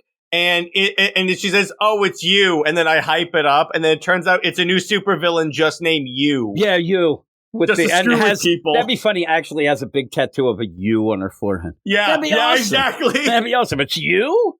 Like, I was just reading that too. But yeah, it seems like she's something horrific. Yeah. We'll see what it is. Remember, this is the series that has fly people and furries. Who knows what's under that? The thing is, if it's as basic as a fly person, then I'm going to lose it. But yeah, because I'm like, all of a sudden it's going to be it's going to be nonsense. But again, she has a connection with the Cirque du Soleil and things like that, and even was hanging out with that Zani, though. The Zani seems like, and here might be the play. Remember when Zani was, even if you had read, Zani was kind of hanging out, like hovering over and just saying things or whatever. But in this, Zani basically says, like, you can only see me if you're dead, or kind of from that. Yeah. Maybe that she's just like very sick. Maybe she's got some crazy mutation, whatever, that maybe she is actually on Dora's death as well. And we'll find out. And then again, we'll get another one of these things of we're supposed to feel sorry for. I will not feel sorry for her. No, I'm through with feeling sorry for villains. That's the problem with that. That's another issue with DC. They keep trying to make you feel sorry for the villains. I'm like, no, can we have a Dick for once? Yeah, that's the deal. Not Dick Grayson. No, well, yeah. Can we have an a-hole? I'll tell you, once? What I say a lot is in DC lately, a villain is just a friend you haven't met. It really is. So that's true. What it is. It ends up being like the whole play. There'll be some way that Wonder Woman will become close friends with the Sovereign. The Sovereign's going to end up being Trinity's godfather. Yeah, godfather, exactly. That's why they're talking in the future. They're just hanging. I know. I'm like, oh, God. They pull it out, and they're on some, like, rocking chairs at some, and like, people will tell you, oh, my gosh, it's so deep. Oh, I know. Yeah. They'll be like, I think that this character that looks exactly like the Vulture at Marvel is really deep character. Copyright infringement. But at the end, you do have that. Oh, my God. You look horrific. And again, she's holding her face in her hands. In the weird play of it, and overall, Olivia is getting what she wants. I mean, she has got Melinda to sign off on a lot of things. I hope that when we get to the next issue and see what's going on, I hope it makes sense why she would reveal this, because I hate also when villains everything's going smooth and then they have to reveal something that throws everything out, because she's kind of winning at this point, and I don't know why you need to do it, but we'll see. It's comic booky stuff. And then you end up with that kid, Bryce, who did shoot the RoboCop. Uncle Jason gave me this gun. Yeah, really. I like the idea that he does look like Damian, but also he's pretty good with that paint job of the Nightwing symbol, and pretty good. even though their colors are very, very Joker-esque when you see them. But I was about to say, I'm like, whoa. Okay. It is a little odd. And the weird play is, hey, we got this, don't we, boss? And then Nightwing's really upset about that boss I'm deal. like, did you make a gang? Yeah. I'm like, in this, like, the idea that Bryce is looking at it and he's going to say, well, I thought you were, leading the gang. We all think you're great. But he's not going to want to do that. No. He needs to help him. And this kid needs some help. He needs some help desperately or he's going to die. Hey, Batman, I got another Robin for you. Yeah, I'm telling you. And he's already got black hair. You don't have to dye it. There you go. It's great. He even looks like Damian, like you said. I'm telling you, you can put Damian's old costume on. He's in. He is in. Damian would lose his mind. My replacement son. Oh, it'd be the greatest. He's my contingency son if Damian ever dies. There you go. And then you could just see, he's like, you want to go and work with Bashir over that dead? Well, he's dead now, but the idea, you want to go work at the hospital? Fine. Go to the hospital. I'm good here. Hey, Bryce. I have your replacement right there. Hey, is it okay Bryce. if I call you Damian as well? Yeah, he's like, I'm going to call you Damian, and don't put that Teddy hat on. I don't like it. I don't like it at all. He tries to put a Robin hat on, and he's like, no. Good. Yeah, we're not the terrible trio here. Stop it, buddy. What would you give this issue? Art, again, 5. So, max for art, but for writing, for overall fun factor, I give it pretty high. Honestly, I'll give it probably a 7 as well. Like, it's fun. It's not like it's not anything offensive or anything like that. So I'm like, okay, you know what? I had a blast reading it. So there you go. We were joking around a lot. I actually like this better than last issue. I actually thought that this issue, while it had that crazy thing with him giving up almost all his blood and almost dying, we did actually get back to that Sonny. We actually do have what will be, I guess, a big horrific reveal of Olivia. Things are kind of ramping up a bit, and I didn't mind. I thought that was pretty good. And again, it really preaches that Nightwing's a great guy. He'll give up his blood, his shirt, his blood, anything, and almost dies, which Barbara was telling him the whole time, and he wouldn't listen. But even at this point, like they do play like he's kind of like leaning over and things like that, but he should have been passed out by this point. He should be done. Yeah. But I'm like, how are you writing and fighting giant robots when you just gave half your blood? I mean, all of it's crazy. So, but that's what it is. But thanks for joining me, Jared. Anytime. Again, let everybody know where they can find you. Well, if you're interested in in-depth comic book reviews and rants about Tom King, then come over to Comics League, and we have podcasts practically every single day. And I do an audio podcast called Under Two Capes, which you can find on any podcasting platform. Mm-hmm. Yeah. Okay. So, and I'll get the links from you, and we'll put them in the show notes for this. And so, everybody, please check that out. And Jared, you'll hopefully be joining me again. Especially with the Wonder Woman. We'll be having that coming up, so we'll do that. But we'll move on now. I don't know what we're doing next because everything is up in the air of how we're recording, but we'll move on to the next book. All right, and here I am with, I don't know if could you consider yourself like the garbage picker or like the relief pitcher? I'm here with Drunk Simon, who basically says to me, I'm the school janitor, like, if you need vomit sweeping up in the aisle, or you need a toilet unplugged, like, give me a shout, Jim. Yeah. Yes, and really, when you say that, I will take advantage of it every time. And in the whole play of this, Brad ended up asking you, because when Eric left, I did say, hey, Eric's gone. He didn't want to do a lot of books. I mean, Eric wanted to do continuity stuff. Me and you were actually going to do 2 books in this section of 3 that he never would have touched. And so with that, Brad had reached out when he heard me say that and say, please, you get a hold of Jim and you do Challengers of the Unknown. He was like, hey, if you're just reviewing dog shit with Jim, like, get him to review I love Challengers. the idea that he likes the book, but he knows that it's dog shit. He's fully aware that it's not... I think it's a weird book, but... In the meantime, I want to tell Brad, don't give credit to I asked you. I said, hey, you want to do it? And you're like, sure, whatever. You said you had actually read a couple of the issues. You just had a couple to catch up. I had to read every one. I read like issue 1 and 2 on the app a few weeks back. And then, it was like, it doesn't take much to catch up on. Yeah. Now, again, we say this. This is almost the idea of when we have the books at the end of the podcast. Kind of sometimes that meant that they were the shitty books. But sometimes that's not the case. And we get people like, oh man, like suddenly people get upset, like, you had Nightwing the last sex. And that was just because we had a bunch of books and whatnot. But just because I said that you come in for the shit doesn't mean that all these books are shit, because I know that we legit have some Zatanna have a good fans. Time. Yeah.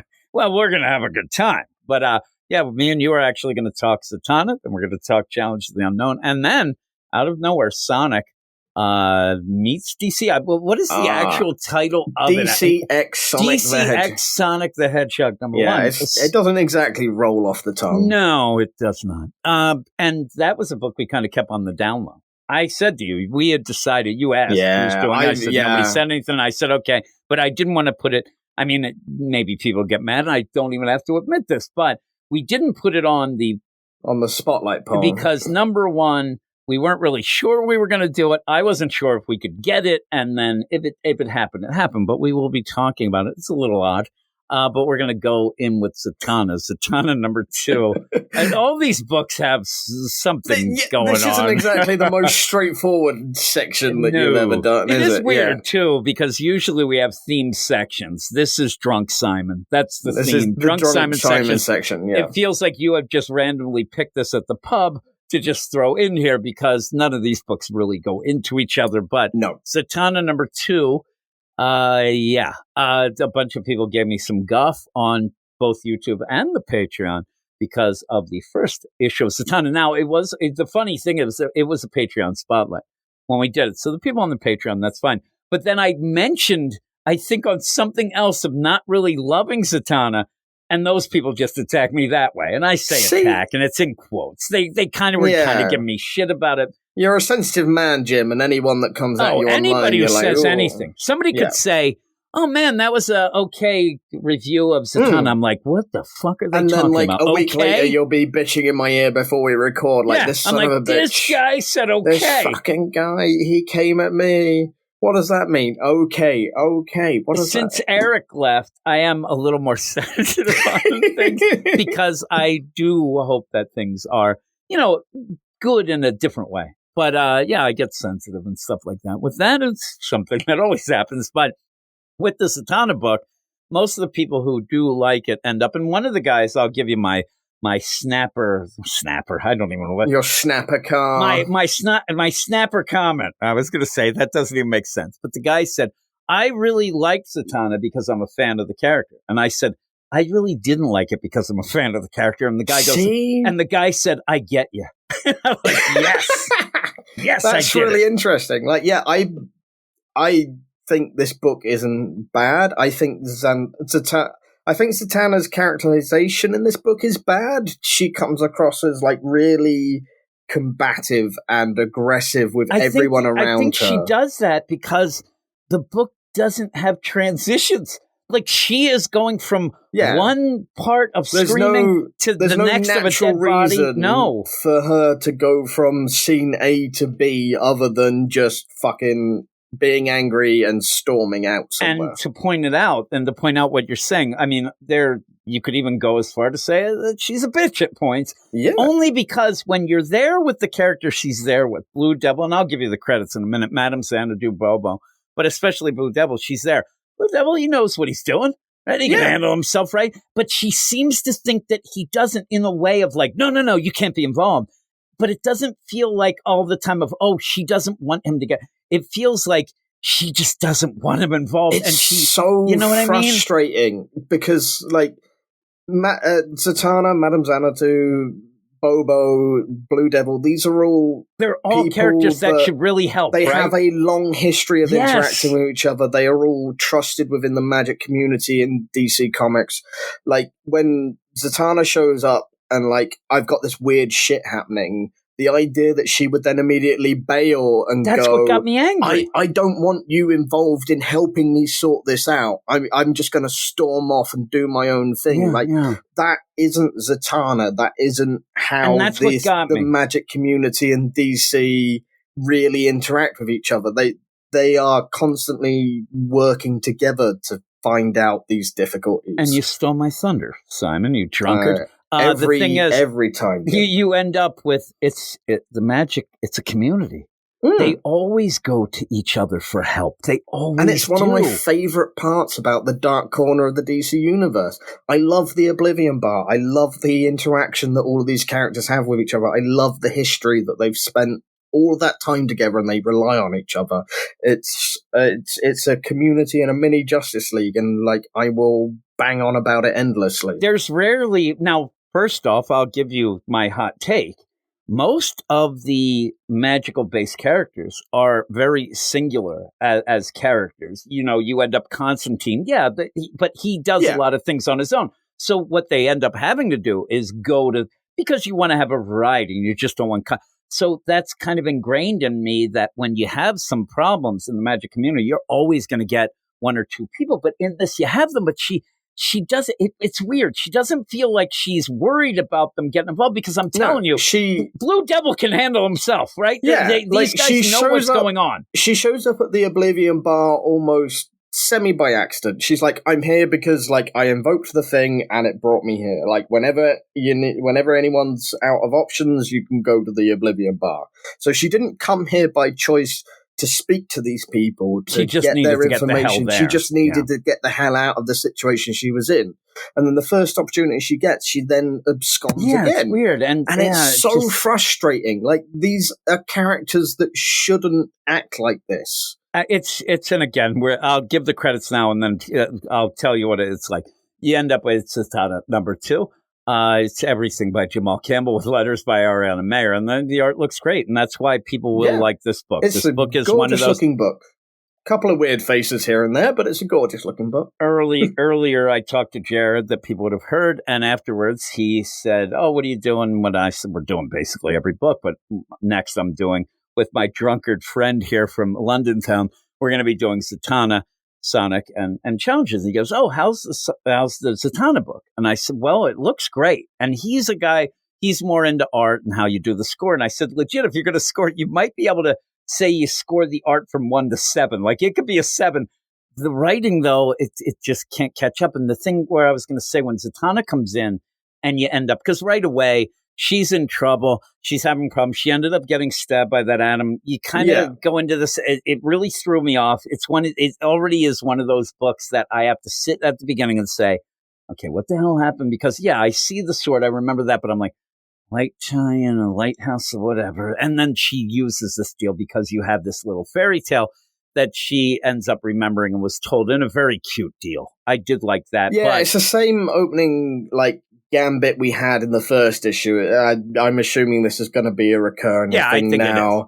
And my best bet is that the two figures in this are her father and the White Lady. Yep. Yeah, exactly. So you end up where it's Oblivion Bar, and she does that, and she remembers that she's desperate. Last thing she does is do that, and she pops up in there. But before she even gets there, though, and it's really cool, the way that he has it is good Oblivion Bar deal where water's coming from under the door, there's a knock, and then she comes busting in a wave. It's a pretty cool deal, but I don't know why. Like, why do you have to start with this just being depressed about the Oblivion Bar? The thing about the Oblivion Bar that's so great is it's the cantina. You know what I mean? I don't think we've ever started a series and had the Oblivion Bar doing well financially. Like, any series of like Justice League Dark or Constantine or whatever, like the Oblivion Bar, it's just like, oh, this place is like on the rocks, isn't it? And like, how much profit does the Oblivion Bar need to make? I don't know how much it needs. I mean, I think that you could just kind of conjure up shit, but you end up where Bobo is like constant too since JLD. He's always upset. Yeah, and then the monkey drinks. Yeah. And then he gets drunk and he's doing that. And in that, I was enjoying this little bit because this is kind of what you expect from a dark book. And then you end up where Zatanna comes busting in. And you're like, oh, thank God. She's there with people who love her and can help her, and oh my God. She's gone to exactly the right place, surrounded by people who have knowledge and experience and have history with her, and they can all help each other. This is exactly where she should be. Exactly. And then, like, 2 pages later, she has this vision of, like, people she knows and heroes, zombies climbing up and stabbing her, like a hand coming out of the tea jug.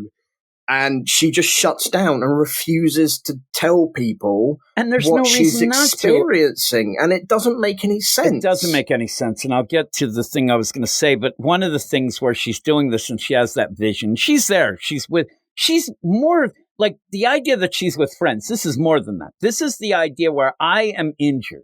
Maybe I split my lip, right? Yeah. Maybe you get hit by a UPS truck. Maybe I get hit by a UPS truck, and get my lip caught in the handlebar nonsense, and then fall and it rips. I say to myself, oh no, you go to the place that I must go. And I'm in the hospital. I end up in the emergency room in the Quakertown Hospital. And then when the doctor comes out and says, oh, ooh, man, I got to look at that lip. I go, the hell with you. And I run out. Like, why would I do this? I'm at the place where I need to be and I'm safest. And I know that I can get help.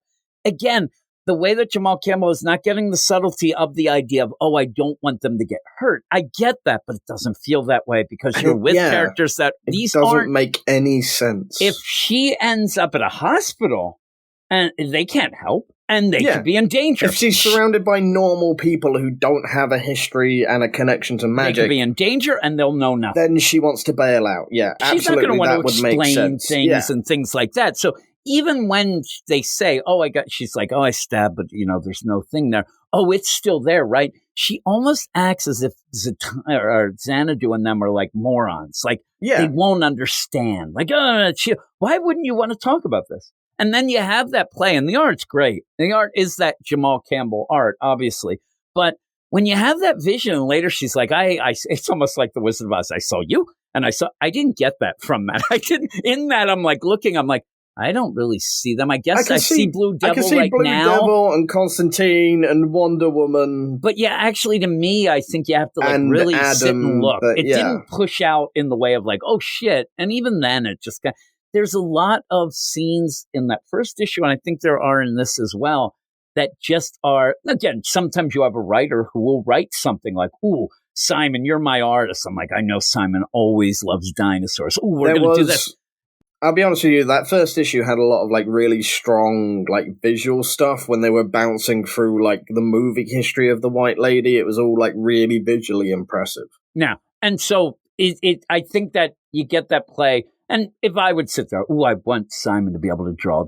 Well, it's even more so if you're writing and drawing. You're just going to do what you want. And he is giving you what I would say, a tour de force of crazy panels, and you have spread, but some of these spread pages in the one, she's just kind of fighting through those vines with Blue Devil. It looks great, but then when I sit and look at it, I'm like, they don't really do much. They're just kind of fighting through that to get to the deal while Zatanna's flipping cards and doing her tarot card things. Also, I don't know tarot. So when you end up having, it's like, ooh, I'm really sorry. I'm like, yeah, we got the 2 of swords and the 8 of swords and the 3 of swords and the 10 of swords. This is a lot of swords. Are there any other cards in this deck? Exactly. I'm like, really? Where's the Jack of Diamonds? Yeah. And tarots are always really weird as well, because every time it's ever shown in popular media, it's the death card, and you're like, you always get the Hangman. And then they go, no, don't worry, this is a good card. Oh yeah, that's what they always do. Yeah, that drives me nuts. Where they're like, oh no, the Hangman. Oh no, don't you realize that means new opportunity? Yeah. I'm like, no, it looks like shit's going wrong. Zatanna's literally skewered by a sword, and all we're turning over is sword cards, and so I'm like, is this good? Is this bad? I don't know. I don't know tarot cards. I don't know what the popular preconception of tarot cards is supposed to do. Gambit. 10 of swords, yeah, 10 of swords. I was thinking that fucking the X nonsense. Of swords, yeah, that nonsense. But again, Zatanna's there, and she's like, oh, I've been stabbed. It was Adam. And even then, before Adam, it couldn't have been Adam. I'm like, I don't know that guy from Adam, but I'll go with it. And I do think that was a character from another series that ends up, if you are a fan, that's cool. But Zatanna just gets out of there. I mean, even before that, though, when they're going to investigate, they have to figure out what's going on with Adam. And they end up going up to his room, and it's just got that. Again, some of the visuals I just didn't get right off the bat and what's going on. But overall, you end up having Adam with. You go with it. I'm telling you. So you go to the Crimson Palace. We go to the Crimson Palace. It's just scenes. And I did wonder, do you remember James Tinian's Constantine during the DCYOU? Didn't Constantine make out with himself in that one? I thought that was sexy as hell. It was pretty sexy. Yeah. He went to a nightclub during that period. Okay, I'm wondering if it might be the same deal? It might be. There's a bit on me that thinks it's the same deal. But anyway, Adam and the White Lady are going to the Crimson Palace nightclub, and this whole thing has been pre-set up. The ultimate bad guy of the arc is sat up there, and he's like, our brother and sister of the Crimson Palace rejoice, our lady and brother return, Lady White, and Adam, who seems to have a very, half stroke face now. Yeah, I don't think this is... There's a creeping detail of a slightly melted side of his face that I'm assuming is going to be quite important going forward. Well, it seems like it's like he's out of body, or he's being something like he might be a golem of himself. I don't know, or a golem, and he's trying to maintain a visage that he can't. It's weird, right? But yeah, and so then we cut away to an apartment building where Zatanna opens the door and just. It's like a scene from Hellraiser or something. It's just all fucking bones and tendons. When she opens it up, I thought, that looks like my closet when I was in 7th grade. Just shit piled in. I'm like, okay, I guess they're, like you said, it's red, but I didn't really, there's some of the things that I think the details are missing a little. The first time she goes in, then I'm like, I think there's a lot of crab claws and things you get the seafood surprise. But then suddenly Zatanna goes, hey, do you have any weapons around? I want to blow up some steam. Yeah, why do you need to carve through this with a, nothing in there was moving or necessarily, it was just bones and limbs sticking out from the floor and stuff. It was just, yeah. What also gets me mad in this then is that while they're doing this, Blue Devil says, I want to help you. And again, Blue Devil, he's very capable. The guy is stacked. I mean, he's a big guy. Now, he runs into some trouble sometimes. At one point, he was a statue for a while, but he knows the consequences of things. He knows that there's a danger. He knows what the danger would be. He wants to help, and Zatanna acts like he's like an outsider that doesn't understand, or you wouldn't be able to help me, but he damn well could. She reacts as if it's like Green Arrow or someone being like, I want to help you out. And it's just no, this is Blue Devil has history in all of this stuff. He runs the Oblivion Bar. He knows magic. A room full of bones and sinew isn't weird to him. He's seen it before. And a sword that's magically in you, this right up his alley. And let him help. And even if it is somebody to help protect you, because her magic is off. It's not working right with the sword in. She says at one point it's costing more than normal to cast any kind of magic. Why not? I mean, if this is the play, I guess I really think that Jamal Campbell is trying to show that Zatanna cares about him. So, but it's her attitude. It's off. Yeah, it's a really it's weird. Yeah, it's very odd. It's a very selfish attitude to caring about other people, because she's literally surrounded by people screaming, let us help you. Let us help, and we know how to. And that's know the how. thing that gets me. And she's just ignoring them the entire time. The Oblivion Bar's busy and he can't help. You make it set up that he can help because nobody's going to. Now, in that, do you think, and I don't, that should be, and I think if me and Eric were doing it, I think the intriguing part that would get him, which kind of passed me until I just thought of it, why is it so dead? They say another bar is open. They do say another bar open. Maybe that other bar is this nightclub, and that's where everybody's going. And that would be the idea, even if it wasn't that. The idea, oh my God, they're picking off or taking some or capturing some of these magic users. But by the end of the issue, you kind of lose, that doesn't become a thing anymore, and you kind of lose track of it. That could be a really interesting idea of why. But like you said, the problem is the Oblivion Bar is never... going in space. The Oblivion Bar is either on the verge of bankruptcy or has been burnt down by somebody. Those are the two possible states of the Oblivion Bar. Legit, when we see the Oblivion Bar a lot, it's where there's a story going on, somebody has captured somebody and they need to have them, and they take them into the Oblivion Bar. Nobody's ever there, right? You end up where Blue Devil will say, you can't bring them here, whatever. And there's like usually the one person is Constantine. He's there, and then he'll help. It's either Bobo, Constantine, or some D-list magic user you've not seen for 15 years. Really, the only time that I've really seen it really packed when people, it's that Superman story with the magic word. When he went in, that was rocking that day. It was heaving, Oh my God, everybody was there. But again, it was something that got to me the whole issue, this idea of how it was presented of how she didn't want help. But in the meantime... her complete rejection of help from, like, Bobo, Xanadu, and Blue Devil really rubbed me up the wrong way. It felt not... It didn't feel like any characterization of Zatanna a nice that I knew. Character. She's a nice lady. I mean, a girl, whatever you'd say. But she's very nice. And she's always going to help anybody. And I never saw her not taking help. But again, I'm not the biggest Zatanna reader. And again, like, she's not the outsider of the Justice League Dark realm. Like, if this was a Constantine book, you could see Constantine rejecting these people and going, no, fuck you, get out of my way, I'm going to do it myself. I could see Constantine, nobody wants to help him. I mean, the idea they'd be like, you got yourself into this, but not Zatanna. Zatanna is, to me, like the gem of all of them. Would be like everybody would consider her a sister.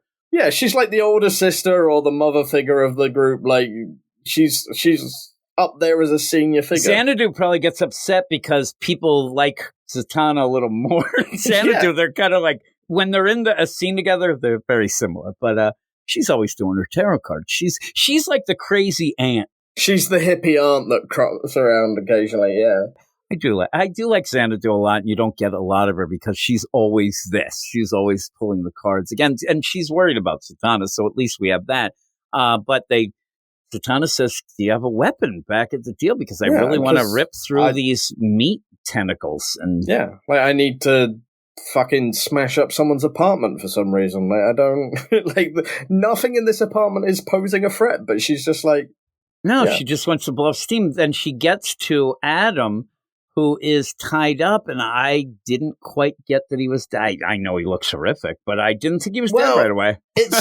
It's a very weird sequence of events because, like, she shows up and they kick in the bedroom door and he's tied to a chair, and you do get some, like, decaying disfigurement of the body. But obviously earlier on we've already seen that the Adam that we think is real is already melting on one side. And then also we've got this, the big bad of the story. I can't remember if he's named, Brother Knight. That's it. Brother Knight is there, and he's shown in dark from basically the top of the head down to the top of the nose, and then he's all teeth and sinew around the jaw. So when we come round to Adam being tied to a chair, some of the first images we see of his face are like a decayed, sinewy, teethy jaw, and the top of his head is all covered by hair. And it's like, is this a deliberate connection between the two, or is it accidental? Like, there seems to be too much going on.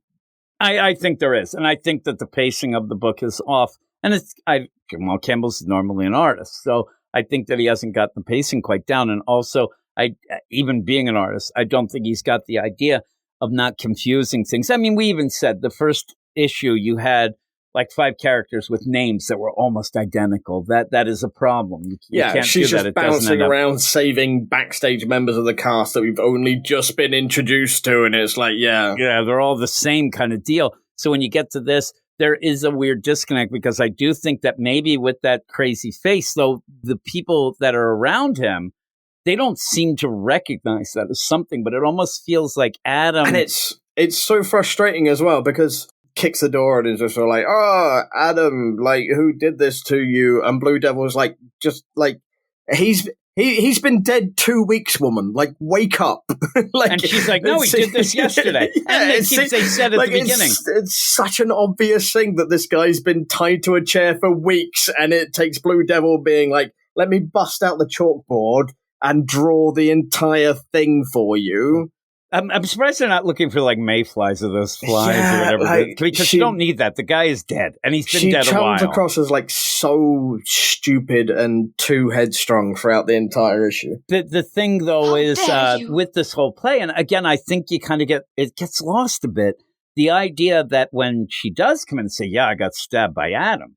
Adam, there's no way Adam would stab you. Adam wouldn't do that. Adam, he's the greatest. Adam's my best friend. He was my best man in the wedding. You mean the Adam that we saw yesterday? He was just in the bar. He was so nice. Oh, he was so great. He's a nice guy. Never has a tab. So then when you see the body and in that it looks horrific, also ties into the villain. But then, like you said, Zatanna's like, oh, poor Adam. So they really spell out like, okay, she knows that's him, and so this other guy with the face strip, it has to be a doppelganger of some sort, or somebody who's taken over his soul, whatever it would be. The problem I have, though, is that Jamal Campbell better realize this is a book that's a magical book, so it could be anything. You need to tie this in. Yeah. It could be his soul manifesting in a different way, an astral projection. It could be a doppelganger. It could be a shapeshifter. There's so many things that it could be, that when you're ambiguous about it, even at the beginning, if you think it's a mystery, you got to really tie some things down, because it could be anything. And it seems like visually you're connecting it to the villain, and I don't know that that's the case. And it's got a real strong like Attack on Titan vibe as well. Like that's the other thing that throws me off about like Adam's corpse being tied to the chair, is it's got a real strong like Attack on Titan vibe to it. Yeah, so by the end, though, one of the biggest plays here is not a lot happens. I mean, they do things, but it's Zatanna coming to the Oblivion Bar. They're bitching about the Oblivion Bar. Refuses help from everybody that could possibly help her. And then she kicks in a door, and that's it. Gets help. That's the best. She gets help for a bit from Blue Devil, and then puts magical chains on him to get the hell out, and then just zips, and her magic is off. I'll give him the one thing. But again, she invoked the spell of Oblivion Bar deal, kind of like the way she thought she was going to go home at the end, but it wasn't quite the same. The Oblivion Bar seemed like she did that because of that fairy tale, and that's where it took her to a safe haven. But then her magic's off, so then she's like, go home, and she ends up in this nightclub. And it just feels very... Well, I don't know. Yeah, weird. like the end of it doesn't make a lot of sense either, because we've been shown time and time again that when these like zombie hands are wrapping around her, or she's got the mystical sword stabbed through her, no one else can see it. Like she can feel it and see all of this constantly, but nobody else can. And then when she gets angry about what's happened to Adam, she starts demanding that, like, magic show her who did this to him. Like, who is his murderer? Take me to them. Show me. And, like, Blue Devil then reacts to what's going on. So I don't know, how much of that is visible. And what's weird is the panel you see with the thing.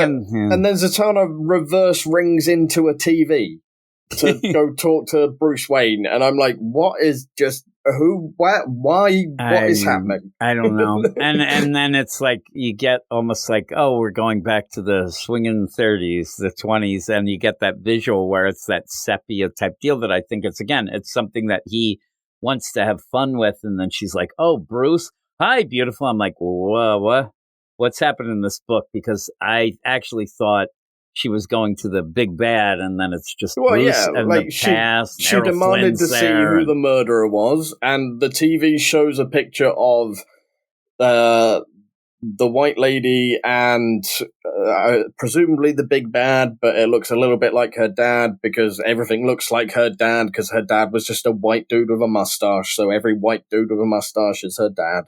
And then she climbs into the TV, and then she speaks to Bruce Wayne, and it's like, what's going on? Like, who are you people? Get out of my house. You have a guy who even looks just like an Errol Flynn type deal, sitting there in this deal, and she's there with Bruce, but she's in color.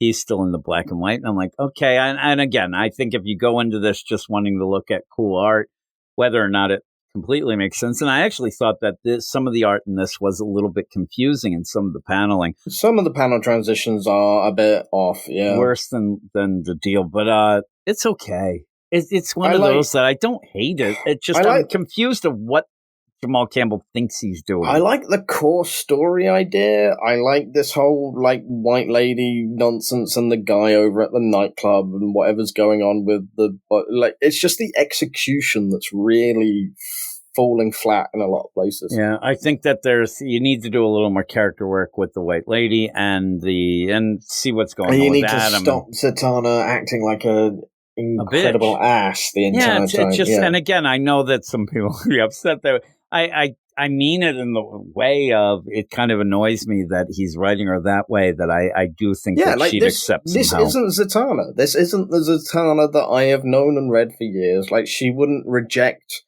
Blue Beetle and Xanadu helping her. She wouldn't go to the Oblivion Bar just to blow them off immediately. Like, this isn't how the dark side of the DC universe works. Then they don't operate like lone operatives. This isn't Batman insisting that Superman doesn't help out in Gotham. We talked about that earlier in the night. Yeah, the idea that he just doesn't want to look bad.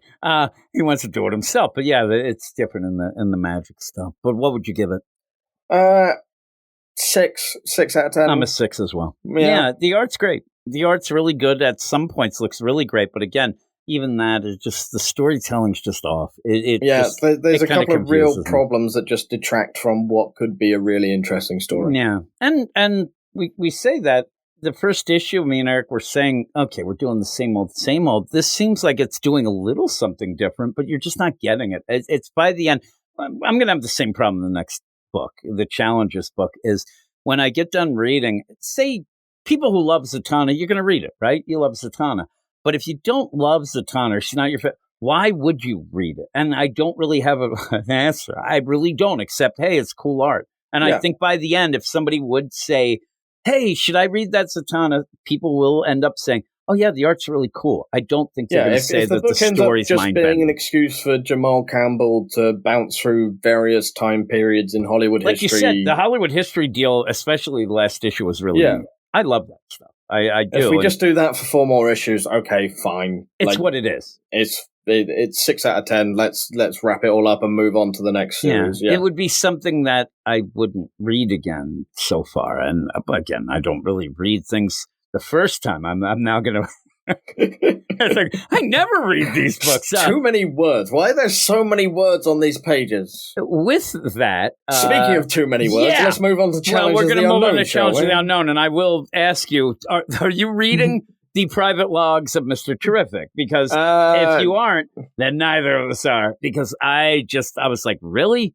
Like, I read the first one, I'm like, I'm not gonna bother with this nonsense. I've skimmed 1 or 2 here on there, and then I've taken to just reading the last couple of paragraphs. That's what I did. I ended up reading the first paragraph and then the last 2, and I'm like, all right, I got it. And really what I do is I'm like, oh, the private log of Mr. Terrific. First off, it reminds what is he? Captain Kirk? I don't need that bullshit. He's Stork. But you end up where I'm sitting there, I'm like, I already think in this nonsense? Book. JLU 10-1-1942. Like that. Get out of town. That's not any kind of dating system that makes sense. Well, it makes sense to the Mr. Terrific. I'm He's sure so smart. Yeah. It's a call out to something somewhere, but it doesn't make any sense. This is my problem. I will not read the diary of an asshole. And Mr. Terrific is an asshole in this book. We said about Zatanna feeling off. I don't know that Mr. Terrific feels off. But he feels like he just hates the challengers. It really feels, and I think that what it is at the end, he's going to say, I treated you harsh because I knew you were so good and better than whatever. He just seems like a dick throughout. Every time they ask him something, he gets mad. Every time they ask him something, he doesn't want to tell them and tells them to mind. It's such a weird idea, but yet. Mr. Terrific's entire thing basically seems to be, fuck you, I think you're the problem. And that's it. I'm not going to elaborate any further. The whole time. At one point, you end up, I think it's Professor Prof. Was it him? Whichever. Some white guy with hair, yeah. Remember, though, it's like, I should be involved in the Atom Project. You will never be involved. He's like, you are now, not only are you not going to be involved further, I'm taking all of your privileges away. Yeah. Because you ask, I'm like, the prof went to Dinosaur Island, came back after being spoken to by a potential future version of himself saying the key to something is the Atom Project and you being involved with it. So he goes to Mr. Terrific and goes, I want to be more involved with the Atom Project. And Mr. Terrific goes, fuck you. Get out of my office. Fuck you. And now it almost feels like, well, I was going to let you, but now you ask. Get the hell out of here. Yeah. And so this is my biggest problem. And I hope that Dan doesn't get too mad. The idea, or Brad, I mean, the idea of this is there's a setup of anomalies. Right away, I've read a trillion books with this. You ended up having it in, I believe it was the X-Force book over at Marvel recently. We also had that, remember the JLU book where we had the Adam Strange and Lemire things. It was just that. It was anomalies. So what you have is anomalies of Darkseid. It seems like Darkseid, Omega Energy, all these.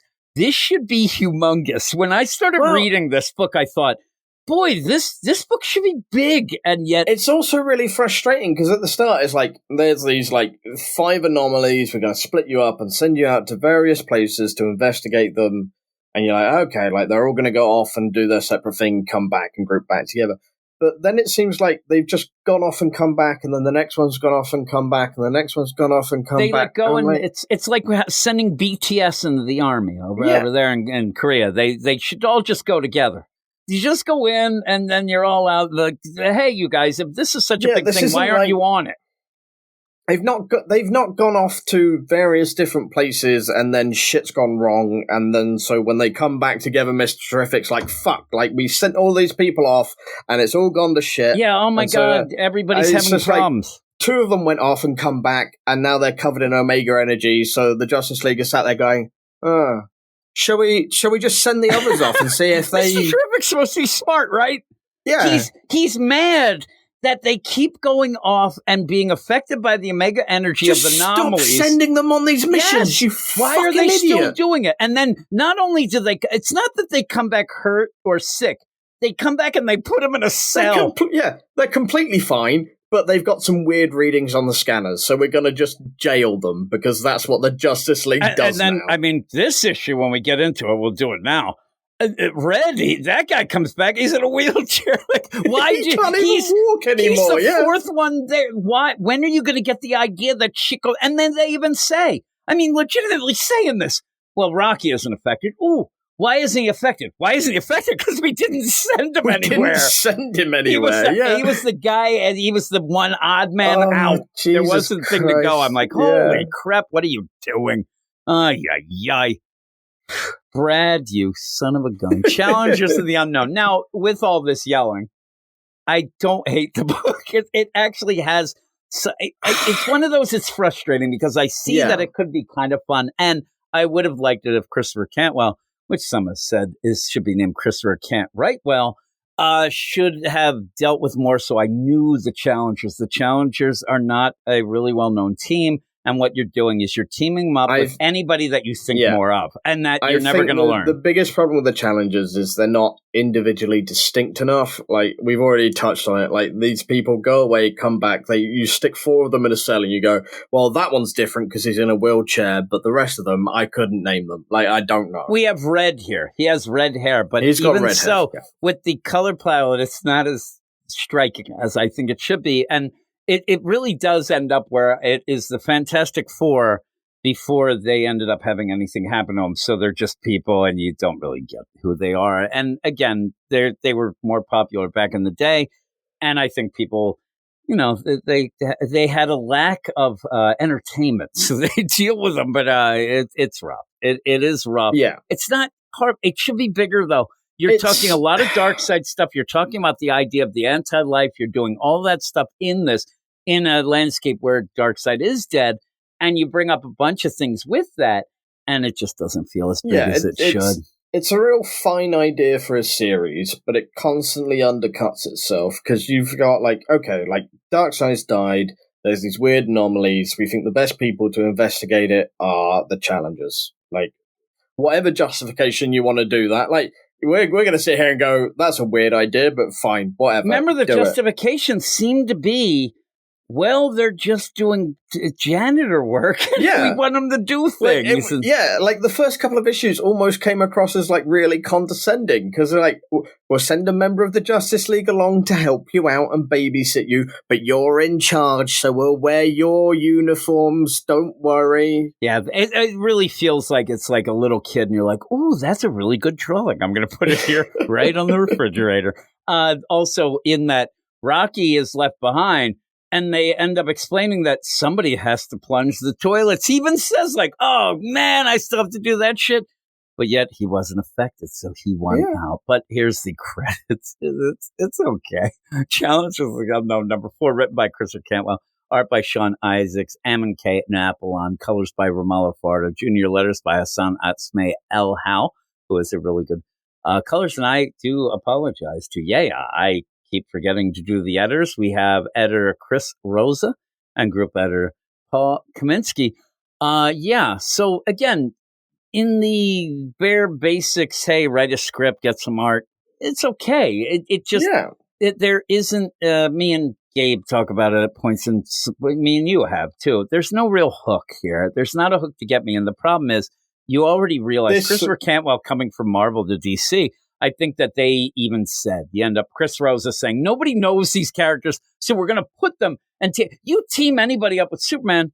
Do you know what this book feels a lot like? What's that? Like Justice League Incarnate.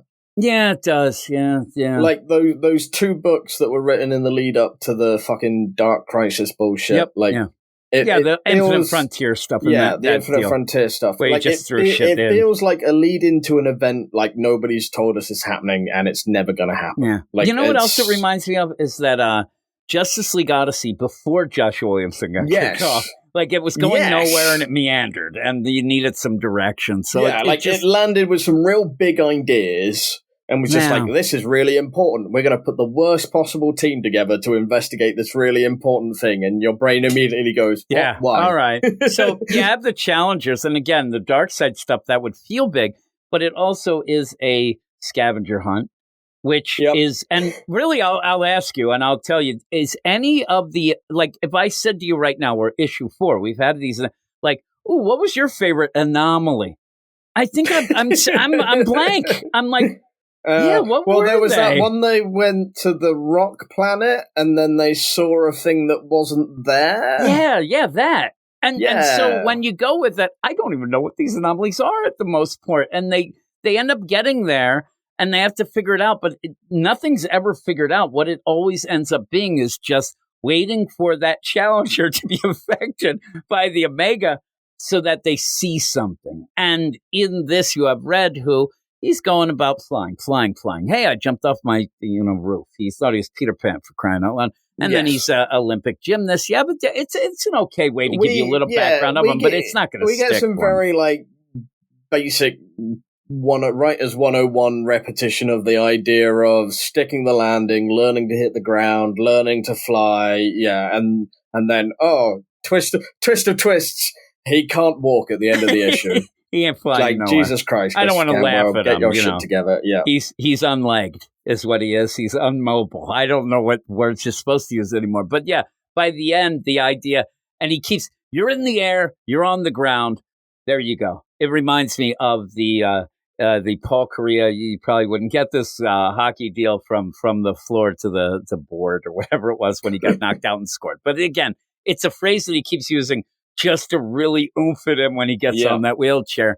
And then we just go in and I'm like, okay, I mean, it's kind of cool to see what looks like, legit looks like a Green Lantern deal that is a Star Sapphire outfit. And what really gets me is the idea that Hal is constructing that shit the way it's going. It should be, but he says that he got that, but it does feel very condescending when you end up having Adam Blake Captain Comet, which is cool. He's like, man, what's with these, why are you wearing a pink outfit, Green Lantern? For some reason, I was going to be real hateful. I think Captain Comet would say, like, what's up with you, Fruit Loop? And he ends up there in this pink outfit. He's like, he explains it in a way that's more, in my mind, an explanation of why he doesn't want any parts of it, that it wasn't him. He's like, this is all with him. every time a Justice League member shows up in a pink outfit and goes, "This is because we're working with you, challengers," it just comes across as, I hate this, I don't want to do it. And I love the idea that Captain Comet's like, no way, dude. I'm Captain Comet, I'm going with this. I am, and so what you do have, and it's a formula that we keep having, it is show the characters that are going, show the side character, this being Hal, but we have Batman, we had Superman. Then they have to mention the pink outfit. There has to be a quip about it. And then you have to really enforce the idea, I'm not in charge here. You are. And it's every issue, including every Batman, issue which was the same Batman opening. felt off the most. And he's like, oh, man, I'm wearing this pink outfit because Batgirl isn't the only one who can own it. And I'm like, yeah, that didn't sound right. But they're going to go off to this anomaly that's at the edge of the solar system. And it's like a meteor that they're going to go on to. But again, these anomalies more feel like they're just a bunch of rocks and things that we end up going, or situations. And this ends up being a living thing. Any kind of like cohesion as to like, it's not like they show up in these places and there's the same crystal rock or something in all of these places. There's an artificial thing too, where they seem to, and it's only because it would make no sense if they were. They separate anybody who goes out. They get affected by the anomaly. They usually see a vision of something, of what's going on. And then when they come back, they're sequestered away from it. So they can't tell everybody, oh, wait, don't go near that anomaly because you're going to see some shit or whatever. And we're not able then to kind of get that congruence. They're not there to say, oh my God, finally they kind of break away and do some things. But in the meantime, you need to have some intel going. And at one point, Mr. Terrific is supposed to be smart and fair play, all that bullshit, where he has to stop it and say, we're not sending anybody else out there because, in fact, anybody can go check these anomalies. They're sending the challengers just because they're available. Because we needed something for them to do. And they're coming back wrong. Yeah. Right? Why are you sending them still? And then Mr. Terrific's mad at them. And why is nobody we're sending with them also coming back wrong? Why is it just them? And then it's explained where they're like, well, they almost died. Well, here's the thing. I know what they're saying, the explanation of this. Oh, if you died, you're a dead batter. But since then, every hero has almost died a trillion times. That's their life, right? I don't like the dead battery analogy. Like, that's stupid. Make sense. But I did like the idea that, we've all actually died. And that's different to almost dying. And that's why the challengers are being affected differently. And it's like, okay, that's an interesting idea. Like, if you had someone who's not a complete fucking asshole explaining that idea. Yeah. And in that, too, find somebody who hasn't almost died. I mean, you're not, at this point, it feels like Mr. Terrific is running an experiment and saying, okay, I want to see who gets fucked up the most. And Red goes up, and now he's in a wheelchair. He's like, you win. Because at this point, they don't really seem that concerned with the anomalies afterwards. They're more dealing with the repercussion of what happens to the challengers. And it's just kind of weird. It's just a weird series to kind of grip a lot of it. But it's this issue, again, it's okay. I read through them really quick, all in a row. It's okay. I think that there's some big ideas. At one point, there's a weird slip that they say, oh, we're still dealing with the idea that somebody stole the hero's powers and didn't give them back. When in the meantime, we know that Amanda Waller did with the Amazing Robots and the Amazing Robots love it. But I think that I said to you beforehand, is this a little slip that's what we're going to find out later through the Atom Project? Because this does connect a lot into that, but I don't know because things are a bit convoluted. But yeah, Hal's going to help out old Red. That's basically it. And they go to a living... This crazy meteor that they go to, this anomaly, they realize right away that this seems sentient. Captain Comet says, I've been trying to talk to this bitch and it's not talking back, just like me at every party in high school. But he's like, it seems sentient, it's breathing. But again, even that seems like Christopher Cantwell wants to just be able to say that Red can go in there and won't need Hal to be putting a bubble around so it can breathe. It didn't really... It doesn't make it... the idea that this asteroid is sentient doesn't play into anything anyway. Like, it's... Because fundamentally, once they get in there and they rummage through the fucking halls of the asteroid, and Hal's been like, these walls aren't rock. They're brain tumors or Do you think we're going through arteries? Are we going through the gut? Like the big thing at the end is that Red sees, whether it's there or not, like Hal confirms at least like the writing on the walls and the blood, but not necessarily the body. But it seems like they do. I mean, he even says, "Oh my God, what's this? Cave Carson? That was crazy deal. That he's dead." Now, well, what's the repercussions of that? It just feels like it's they like see nothing. The corpse of Cave Carson there, and it's like, I was called here because he was my buddy, and we used to go caving together, so that's why he's down in a cave. And it's like, but it's not a cave; it's a brain. And like he wrote it like, "What is the place where you are, Red? Why do you do this?" And then when Red checks it, he's like, "It's my blood." I'm like, what the hell is happening? Again, was it somewhere like I don't know how we can find out. I really don't know. It seems like they might have been spelunking somewhere, and then there was a crazy time warp thing and they ended up on the set. But what does that mean? Yeah, and again, go back to the core idea of the issue. Why is the asteroid alive? What difference does that make? Like, and what's it's the point weird in that? because it's supposed to be this anomaly of anti-life, and then you have it alive, and then you play this, but then Cave Carson's dead, and it just all kind of seems. It feels like Christopher Cantwell has a story in his head, but he's not very good at telling us what it is, and he's not very good at relaying the connections of these. But when you get again, you see, I know Cave Carson, so it's like, oh man. Like, my ears... Oh, it's good to see Cave Carson strung upside down and skinned alive. I mean, the worst is that you'd never, ever know that it's Cave Carson. Yeah. Like, if you they can't see a beard when Yeah. half of his face is off, right? So then with the idea of the blood, and, it's mine, I mean, that's almost like a horror movie trope kind of deal, but it doesn't really do anything. And so that's my biggest problem of all of these is we're now 4 issues in, and I don't really see, you said, the connection. What's going on. But when he gets close to this and kind of falls into this pit and you end up, I think Hal gave him a little hip check. He was getting sick of him, but he falls in the air on the ground. He says it again, but boy, now he's another one who is reliving. Now he's reliving his big disaster.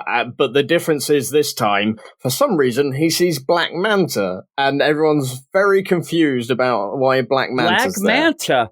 With Aquaman's dead son, is that part of this continuity? The continuity's open, all this, there was but boy. There was a little bit later where they're like, oh, Black Manta was there and he was murdering a child. Like, has Black Manta ever murdered a child before?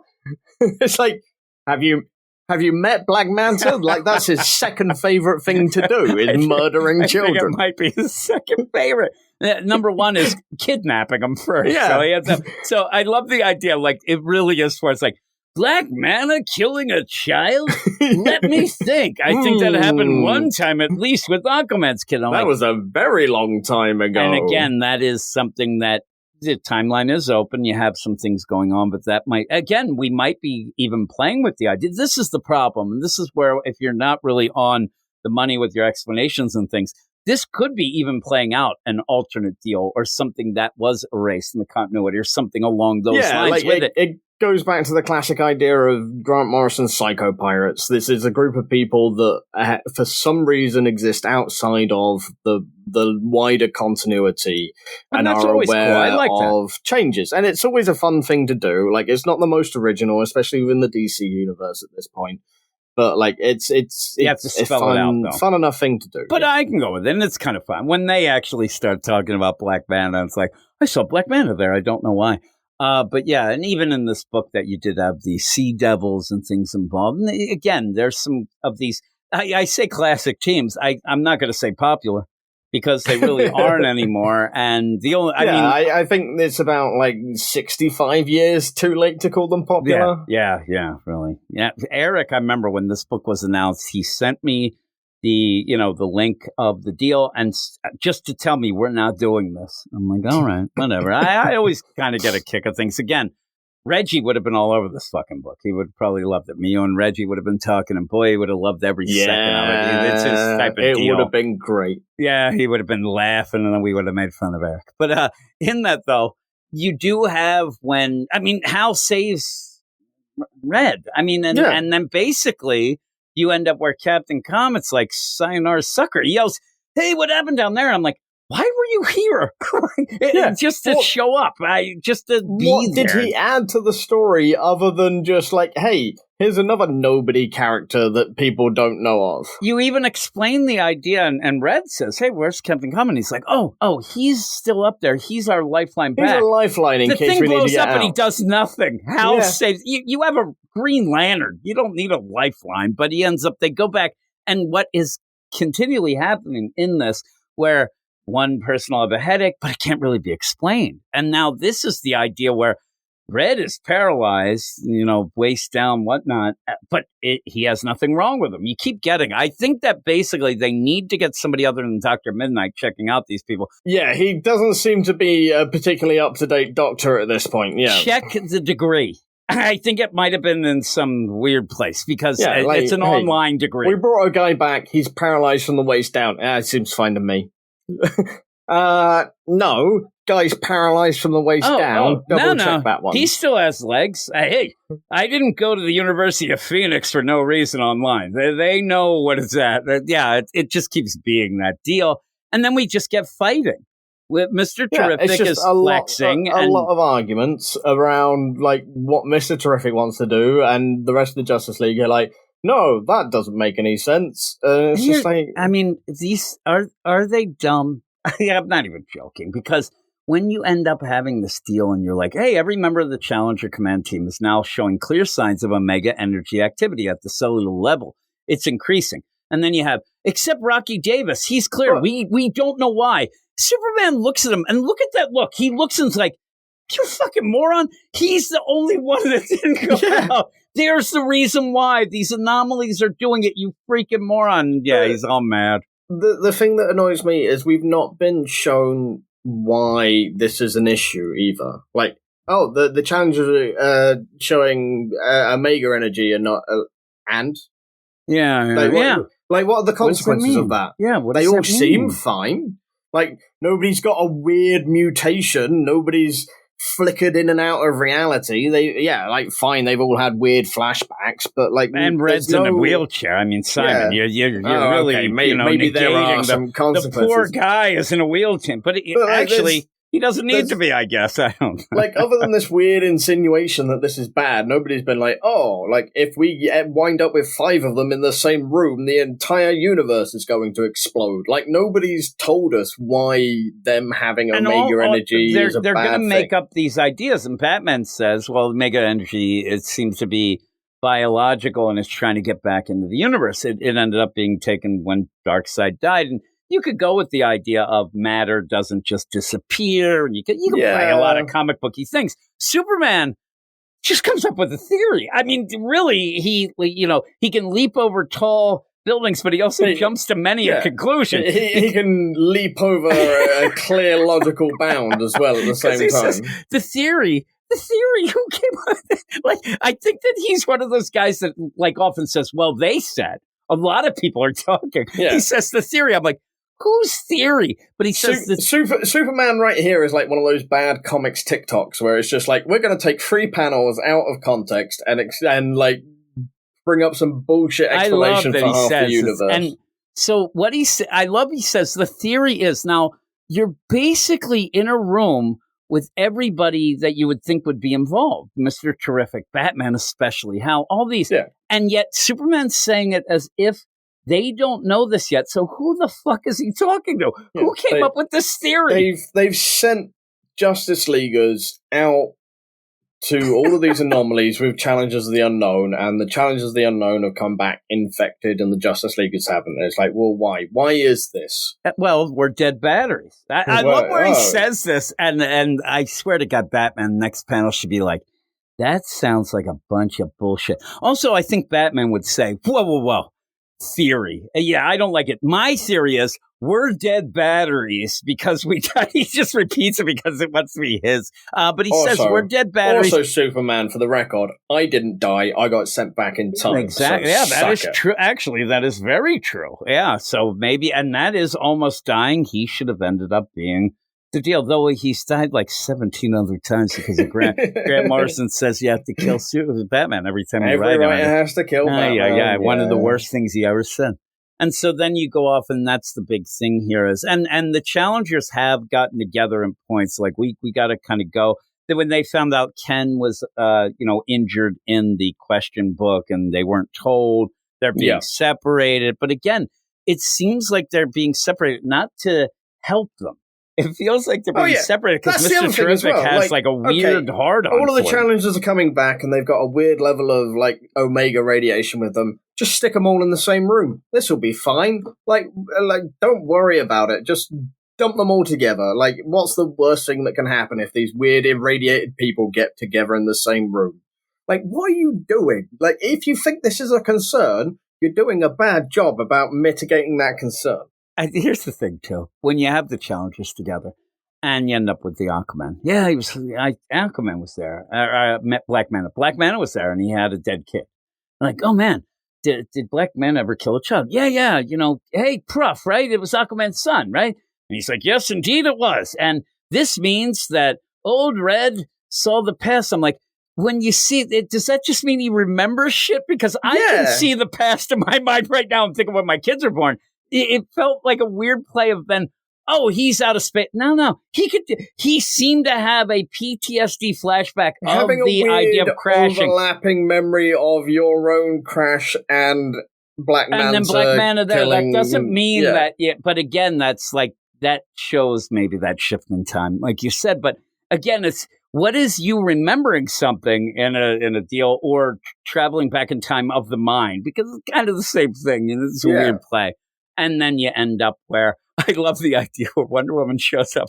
She's already in her pink She's already outfit. in the fucking costume. It made me laugh because at first I didn't know who it was. I thought it was like, this? And it's Wonder Woman. I'm like, you don't need to be in that costume. And that's the thing now. When you have the play, now is it just like, man, we really have to test this theory because Rocky isn't affected. Can we find another anomaly to send him to? Because maybe he can go blind. Maybe we can just trap Rocky in a room with the other four. Yeah, why don't we just hit him in the back of the head with a shovel and see what happens, right? Maybe he'll see things. But it just ends up, it's a weird book. I have fun talking about it. It's goofy, but it just is weird. It's weird. It should be better than it is. Like, I don't enjoy it, and it moves. Like, the whole thing moves at a really weird pace. Like, Cantwell's writing, like, just comes across as just like, and then. Yeah, it is like that. And especially when you start a new issue. We never stop to just really deal with the consequences of anything that's happened. You have Superman just say theories are. And that doesn't even make sense. Yeah. And even making Superman say it. You have Batman say, or Batman and Ray Palmer say it. One person talking about a thing into another person talking about a thing into another person talking about a thing into another person talking about a thing, and then the issue ends. And it's just have Mr. Terrific, Batman. You have both the Adams. I mean, those are all scientists. Like, those are people who figure, have one of them say it. But in the meantime, Mr. Terrific just wants to cross his arms and scowl at people. That's all he's doing the whole scene. He's just kind of saying, this is bullshit. They're active threats. We thought the anomaly. He says, as far as I'm concerned, the anomalies and the challenges are now classified as active threats. So the natural thing you do with active threats is put them all together in the same room and let them talk to each other. Like, I thought it was you send them out to the next anomaly. Like, he's been saying this the whole time. The first, it's weird. Everything around it is really oddly set up. But and again, like we talked about his private logs, but in his private logs, he says, "I'm trying to get Red Ryan back from outer space immediately. He's investigating DS Anomaly D with Hal Jordan, but they're so remote that I've been unable to reach them.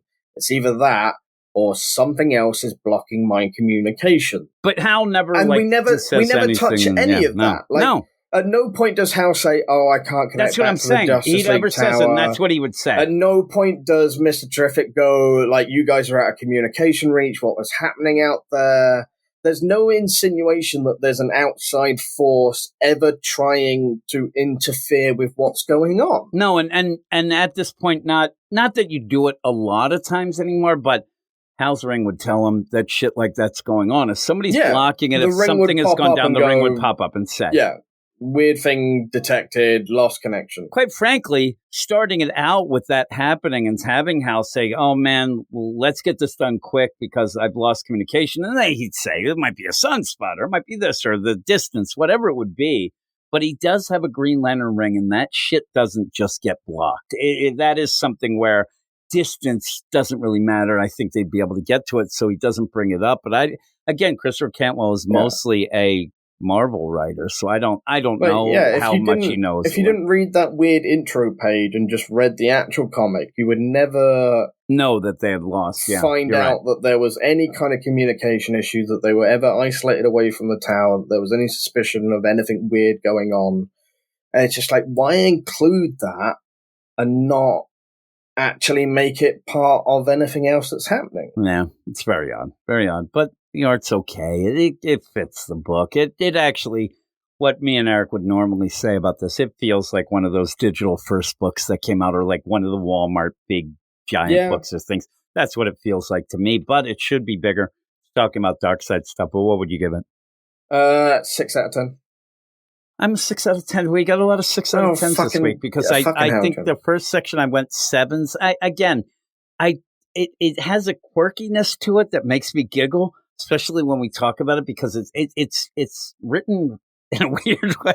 Yeah, and at points it's written poorly, but it kind of it scratches what's a weird itch. About this is like we discussed this before, and like I'm assuming this is a 6-issue mini. This could end in like 4 pages or 400. Like I don't know what's going on. Like, I don't know what the pace of this series is or when it's gonna stop. Like I don't. There's a bunch of things. There's these anomalies. Dark side. Now you will realize, and this is a little tell for me that I realize myself of how I work things, whatever. This is a book that normally, if I kept what's going, I would have 100 theories. I would say, I think that it's that dark side's power is trying to come in, and it might end up manifesting this, and it might do that, or maybe the challengers could get zipped off to the absolute universe. But I have no theories. I don't know what's going on, so I will never what we've missed, say. Jim, is that this is actually a prequel to the DCX Sonic comic, and like all of the anomalies that they're tracking are like dark side incursions into the Sonic universe. You know what? I was upset that there wasn't a mention of like how and the idea that Sonic like rings too. But again, we're gonna move on. Then we'll move on to the next book. It is Sonic, and it's DCX. Sonic the Hedgehog DC versus this is like Spy X Family, but it's just Hunter, Spy Family, Hunter, all those things that sometimes don't say. But DC Sonic the Hedgehog #1. It's a weird book written by Ian Flynn, Adam Bryce Thomas on art, Matt Hermson, colors, Becca Carey on letters. And here's the thing, though, going into this, I'm not expecting that this is going to blow my mind. The important thing to bear in mind is that they've got Ian Flynn on the writing, and Ian Flynn is the longtime writer of the Sonic comics. Like he is the guy for the Sonic. So Hedgehog that makes comics. sense of my first point of me saying that it definitely feels like Ian Flynn, he knows Sonic and their characters a little more than he knows some DC stuff. Sonic the Hedgehog comic where the DC characters are showing up rather than the other way around. Because a lot of times with these crossovers, like there is one side that is very much in control, and it's the Sonic side. The Sonic the Hedgehog side is very much in control. I'm actually glad that it is that. The problem is that it feels like Ian Flynn doesn't quite get a great idea of how to start this off, and it ends up being to me a little confusing to start off. I actually thought that the way it was playing out that I missed an issue. I thought that there was a 0 issue, something that might have explained it, but once you get to the end, then you realize that starts out in exactly the same way that every Sonic the Hedgehog arc has ever started out in the history of everything. Is Sonic the Hedgehog is having a picnic and then bad people show up. Like that's it. Like he's got a chili dog.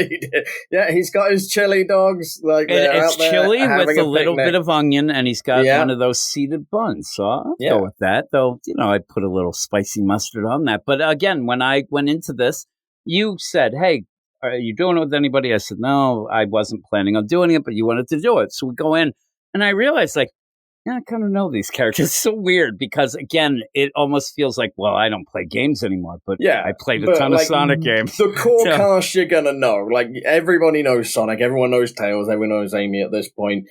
Shadow's had enough wider I will tell you that representation Amy's that the one that I didn't know representation. as much, but I even have a little connection with Silver and Shadow. So Amy was the one that Silver's the wild card. Silver's the one that most people aren't going to understand. And it's cool. And Silver's from the future, and they explain it well enough. I mean, as you go in, what you're going to have a problem with this first issue is you need to set up the threat, which is Darkseid. Yep. But he kind of just and he comes along on his goofy little Darkseid face planet, which is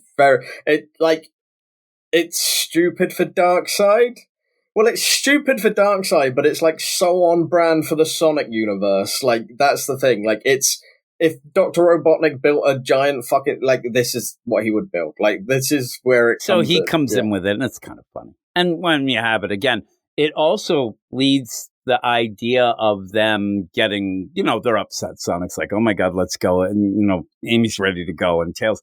But it ends up, because of how it looks, they seem to be able to wrap their heads around it a little more, too, where they're like, oh my God, what is that? But they know it's a threat. It's bad. Bad things pop out of it. Let's beat up the bad guys. Like, these people have been through, like, this whole shtick 1,000 times before. Like, this isn't a shocking occurrence the art for them. Is of Sonic stuff is great. It's great. Yeah, and the emotions of the characters, and again, where these parademons and this crazy armor, they come off, and Sonic and crew, they're going to attack using their attacks. They're going to do what they do, and they're having hit fun it with with a hammer. They're going to beat it around the face. They're going to have a good time, because that's what these characters do. It's like, this isn't work for them. This is just fun. And there is that's what I actually like, the idea that there's this little bit where it's a little layer, the idea that they do think, oh man, like, this is the same old deal. Here we go. And even when Sonic ends up kind of throwing in the deal and saves Amy, and thanks for the save, and they're having a grand old time. Yeah. And it go low, Tails, and you're doing all the things. And then they kind of realize, yeah, shit's not, it isn't as fun. Like, yeah, we're a little bit outnumbered. We need to bail. Yeah. And again, they can easily bail, which they do. And the other thing about it, though, is when, and then we go off, and you end up getting Knuckles, who I love as well. Yeah, we go to probably Angel my favorite Island, character. like, we get Knuckles protecting the Master Emerald. Again, like, this is all, like, really paint by numbers, Sonic the Hedgehog stuff. But that's what you want from a crossover. Yeah, that's just what happens. You want to give the things. Exactly. So when you're doing that, again, you have, okay, Knuckles is there. He's like, you're not going to get past me. You're not going to get the gem. So you then go to Darkseid, who was Desaad, and they're after the gems. Again, that's what everybody is. It's very, again, it's basic to the point where it works, because if you get any fancier, number one, it's not going to work. It's going to feel weird, and you're going to lose people, and it's going to take too long. So even me, who hasn't really read a Sonic comic, playing the games and some of the deal cartoon, whatnot, I kind of get it. And yeah, he would be here. The only reason he would come is for the thing that everybody wants all the time anyways. And he's there to get it. And also he likes to, piss on Desaad. Yeah. And tell him to shut his fucking mouth at that point. Anytime he can slap Desaad around and say, like, no, stop fucking disrespecting me, do what I want. Yeah. And I thought that the idea of the Sonic character spot on. It's okay. I mean, Darkseid's there to be evil, and he hates Desaad's just an annoyance to him, even though he relies on him. And it plays off, but it plays off like any villain in anything, especially a Sonic, or things where you have the big bad, you have his helper, gets beaten around. It's like, if you don't know it, if people are, if a kid picks this up and doesn't know Darkseid, you get what it is. Like, it tracks into a lot of the popular representations of Dr. Robotnik as well. He's usually got some sort of, like, robot subordinate. And gets pissed off at him. Yeah. Because they're the ones that are going to get the blame of everything. And those characters always overstep their deal, thinking, oh man, like, I'm in now. Hey, we should do this. You don't tell me. It's you classic. You don't tell me what the plan is. I tell you what the plan is. Yeah, it's classic. So you do end up having this whole play where Knuckles pretty cool. He ends up, beating the crap out of a bunch of these parademons, and even says, yeah, you better run, whatever, not realizing that it's about to get blasted. Yeah, there's a big beam that comes down, and then he gets rescued right at the last second. And I do enjoy this, because we see Sonic blare off, and he's like, we need to get away.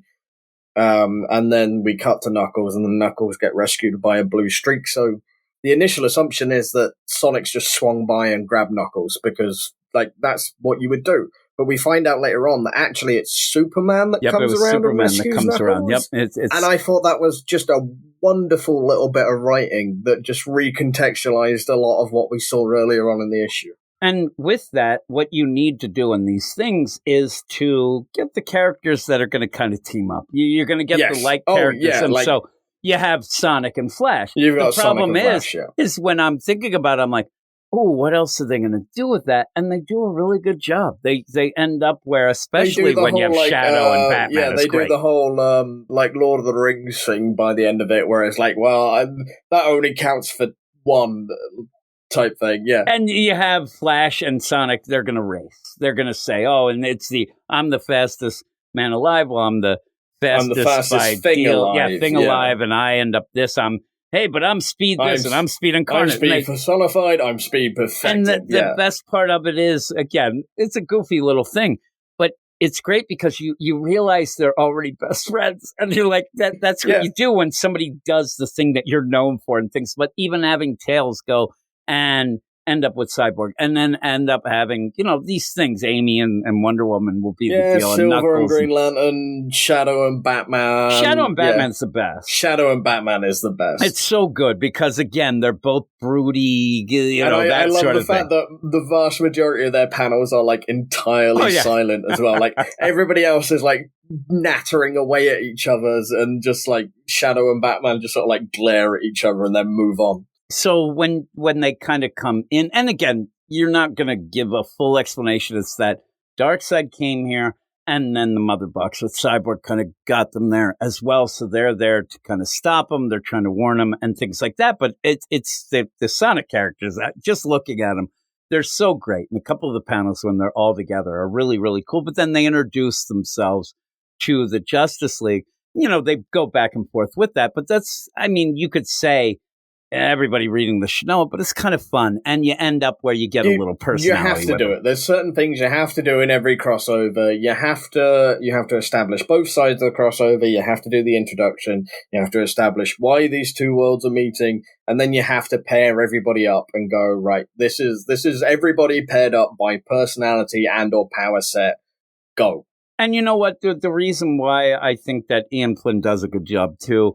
You don't have to sit there and say, "Oh my God, a talking hedgehog! What is going on?" Like they're right there. They're into it. They're going. Superman's already aware of things. There's one panel where the Flash is like, and there wasn't like an accident or like magic. But again, that was funny about getting fast when he's like, "How did you get fast?" Like, but it's cool because then Batman even goes with Shadow. But they end up where I love it when they're going like, and again, you see just how cute Tails is and how great Amy is. And then you get the Scout. Like, again, you don't get the Scout. The idea of Knuckles, he's just a badass.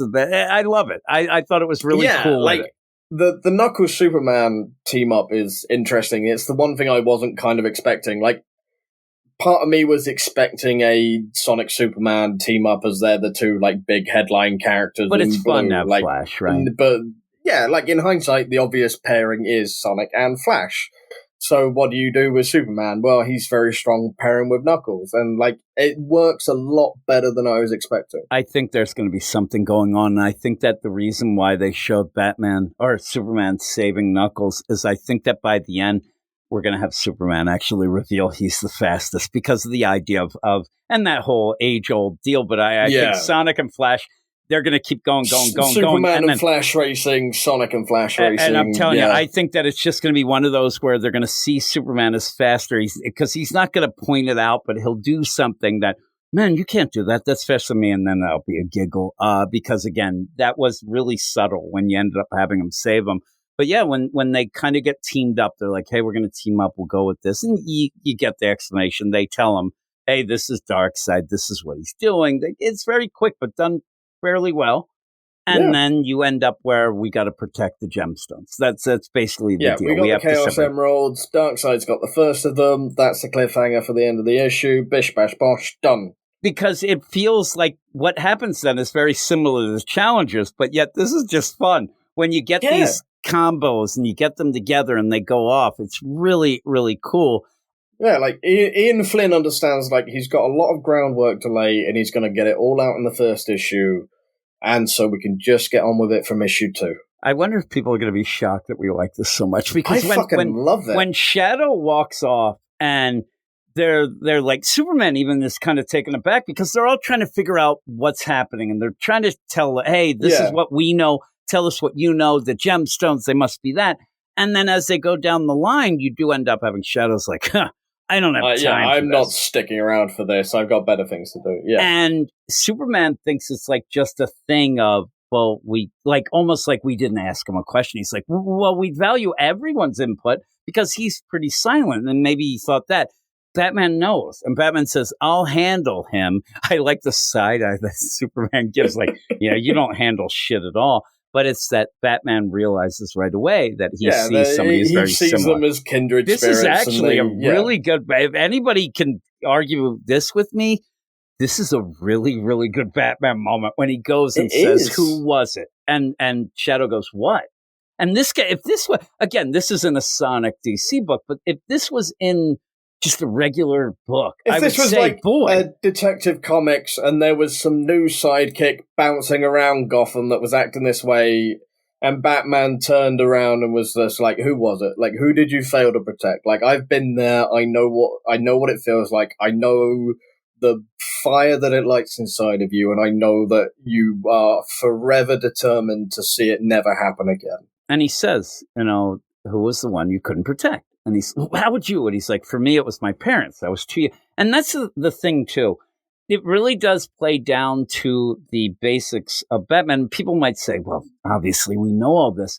But there is a little bit of a view of it. There's some people who say Batman ends up fighting crime because he doesn't want anybody to go through the same situation. But as he explains it here, is that he couldn't help his parents. So since that day, he needed to get stronger and make sure that he could fight crime because he wasn't there then. It's a little bit of a different way, and I like it. I thought it was comparison, it's a really good way of bringing everybody up to speed on Shadow. Like, I know Shadow is, like, huge in the media at the minute. He was a big part of the third Sonic the Hedgehog movie. Like, we had Sonic X Shadow Generations where he was a big part. Like, this has been, like, year of Shadow the Hedgehog. But for someone who's just picking up this comic that may not have seen any of that, but will know Batman because everybody knows Batman's story, to have just one page where it's entirely just Batman going, you and I have the same backstory. We are both in this because we lost people that we care about, and we're going to do everything we can to stop it, but we will be seen as the outsiders because we're too stoic and gruff to say it out loud. And I like how he says it. He doesn't say, yeah, see, you're dark like me. I'm the Dark Knight. He says, I see that pain and anger never leaves you. I see that in you too. I see that deal. And he's like, yeah, her name was Maria and she died. She kept me safe and I'm supposed to be the ultimate life form. I'm supposed to be the thing. She died saving me when I should have been saving her. And it was really good. And he's like, and I like where Batman's just like, yep, I swear to never let it happen again, to protect the city my parents love, to protect their world. I will use every advantage at my disposal. That includes the Justice League. So he's almost like really opening up to Shadow. He's like coming down to Shadow's level and saying, look, I know you want to act alone, but you will be more effective with the tools at your disposal. That includes your friends. That includes us right now. Let us be a tool to you. It was good. And then, it says, and likewise, we'd be valuable to you. I wish that he was like, Shadow's like, do you ever get annoyed with them? Like, she's like, all the time. I mean, they're a real pain in the ass. But I'm sure that will come sometime in the next 5 issues. So I do like where he says, you're a valuable asset, but we are too. And then Shadow doesn't say, all right, man, high five. He's like, you better be worth it. And then goes, I like that. Like, which not is many like people say that to Batman. But it's a very Batman thing to say. Exactly. Like, Batman got to send him. It's one of those things where you could flip the role reversal and he would say the same thing. I thought it was really good. And then, great. I mean, then you go from it. And it is a dark, it's funny because it shouldn't be as dark as it is, but you really get a little bit of feels that you get from it. And then you go, and then you see Tails, who you can't help but just smile anytime Tails is there. And he's just, those eyes and how much you love it. He's so enthusiastic about everything, and he just wants to talk about his technology. Oh my God, it's so good. He's working on, and he's got an arm cannon. hey, Cyborg, do you want to help me out with my arm cannon? He's like, well, I assume you don't want it to run through your vital organs. Yeah, so he's like, I'm not going to be able to help you because my shit is like really fucked up. This is even far more horrific than you want to get involved in. And what I do like, though, when Tails is talking about this stuff and he's like, oh, man, I tried to do this, but it didn't really work. And Cyborg says the idea that, my mother box and things are connecting. The fact that you got as far as you this did is awesome. Is incredible. And it's good. Everybody's there to kind of pump each other up, but it didn't feel like artificial. It felt real for some. I'm telling you, it's so weird. I wish every book was like this. Even when you get Amy and Wonder Woman, and Wonder Woman's flying, but says, "Oh man, your car can fly!" She's all impressed. And then Amy's like, "You can fly." She's like, "Yeah, but I like to ride in my invisible jet." You have a invisible jet.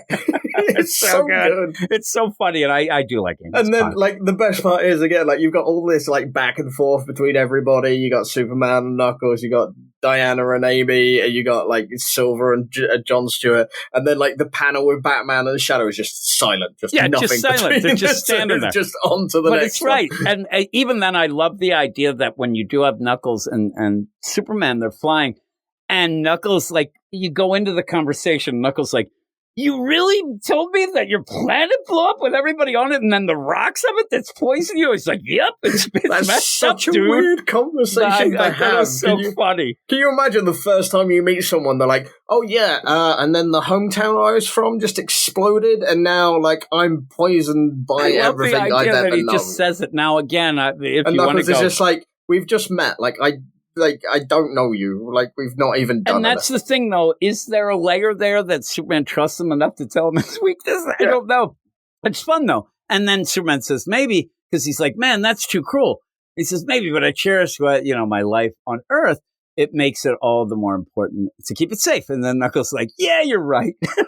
It's so weird that they're talking about it, but I didn't mind it. But the idea of just on the bikes, Shadow and Batman is just hilarious. They've had their all talk. Of the back and forth between everybody, just that one silent panel is just pitch perfect. It's such good writing to not do anything. Yeah, it is. And then you have Jon Stewart, Green Lantern. We didn't even mention, but it is Jon Stewart. And they do come off as a cartoony deal. And you have Silver's like, man, and that ring could do it. It's just the idea where you do see that the Sonic characters are really into things, and they're more fun.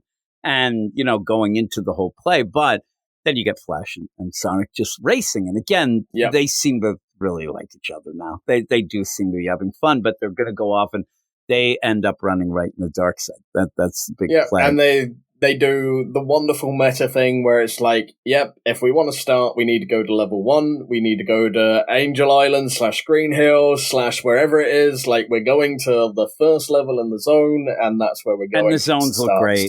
And of all the different things. And then, you have Darkseid who's beat him there. He's there. And he says it all starts with this, a gem containing the ultimate power. So he has that, and it's all right. Again, it feels like a video game. Stoked. It's so so good. Weird. The idea, it feels video game-esque, the way that like you said, you go to level 1. You go to level 1, you do the thing, you get the Chaos Emerald. I haven't played a Sonic game in a long, long time. I do believe that probably my last one was probably Sonic Adventure 2. On the Dreamcast. It's been quite a while. Well, in about 20 years, Jim, you've missed one good Sonic game. Yeah, well, there you go. And I know most of the characters, and even the stuff that I didn't remember. I then remembered you bringing up some things and whatever. Yeah, the only one you wouldn't know from that is Silver, which is Silver's a fascinating case because Silver comes from the much maligned 2003, 2007 Xbox Sonic the Hedgehog game. And that was probably right before I ended up. It was one of the worst games of all time. It's genuinely known as just it's fundamentally broken. The level design is terrible. The story is fucking stupid. It's one of the worst games that's ever been made. But Silver's just grown into this weird fan favorite character through other bits of media. He's just persists as a very repeating character in the core cast. He's not been discarded to the winds like a lot of characters that show up in Sonic games. He's really stuck around. It's very interesting. Most of my friends got NESs and then Super Nintendos. I actually got I had a Genesis, so I did play. I was over here. They were called a Mega Drive, Jim, and I had a Mega Drive growing up. And Sonic the Hedgehog 2 might be the best game that's ever been made in the history of all video games. I played a lot of the NHL games. This is what I was. NHL 92, I think, was the first one that I got with that, and that was my thing. But I did play Sonic a lot as well. When I was at college, I ended up having my Genesis there, and I had those two games. It was just Sonic and NHL 92, and then I ended up getting like every year of that. But in the meantime, I was more of a Sega guy. So, and I love the Dreamcast. I even had a Saturn. Actually, I had two Sega Saturns. That's the craziest. And that's like 40% of all Sega Saturn sales in the North America, Jim. Like, you're entirely responsible. They decided to release the Saturn in a surprise release. They announced it and then released it that day. It was the weirdest thing. And yeah, there was a weird battery issue. I still have all those somewhere here.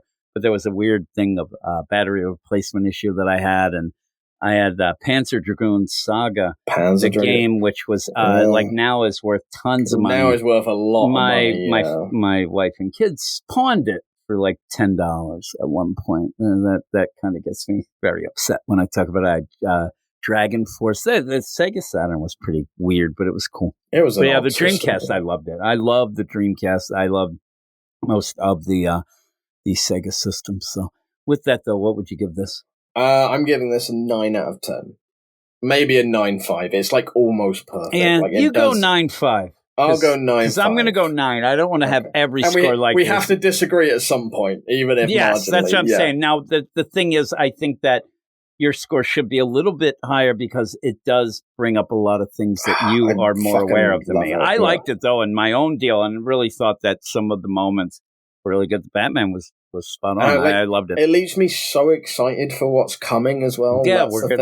It's so weird that this is definitely the book of the week. Up for more issues. So we will be covering this and easily enjoying because I did have fun with it. I did have fun with it a lot, and I ended up when I went in to read it. And DC's got a pretty good history with these crossovers over the last 10 years. I can't remember one which me and Stork are doing the book of the month. We're doing the Green Lantern Star Trek, and we're really enjoying it. We're really enjoying it, and I like a bunch of their crossovers and things like that.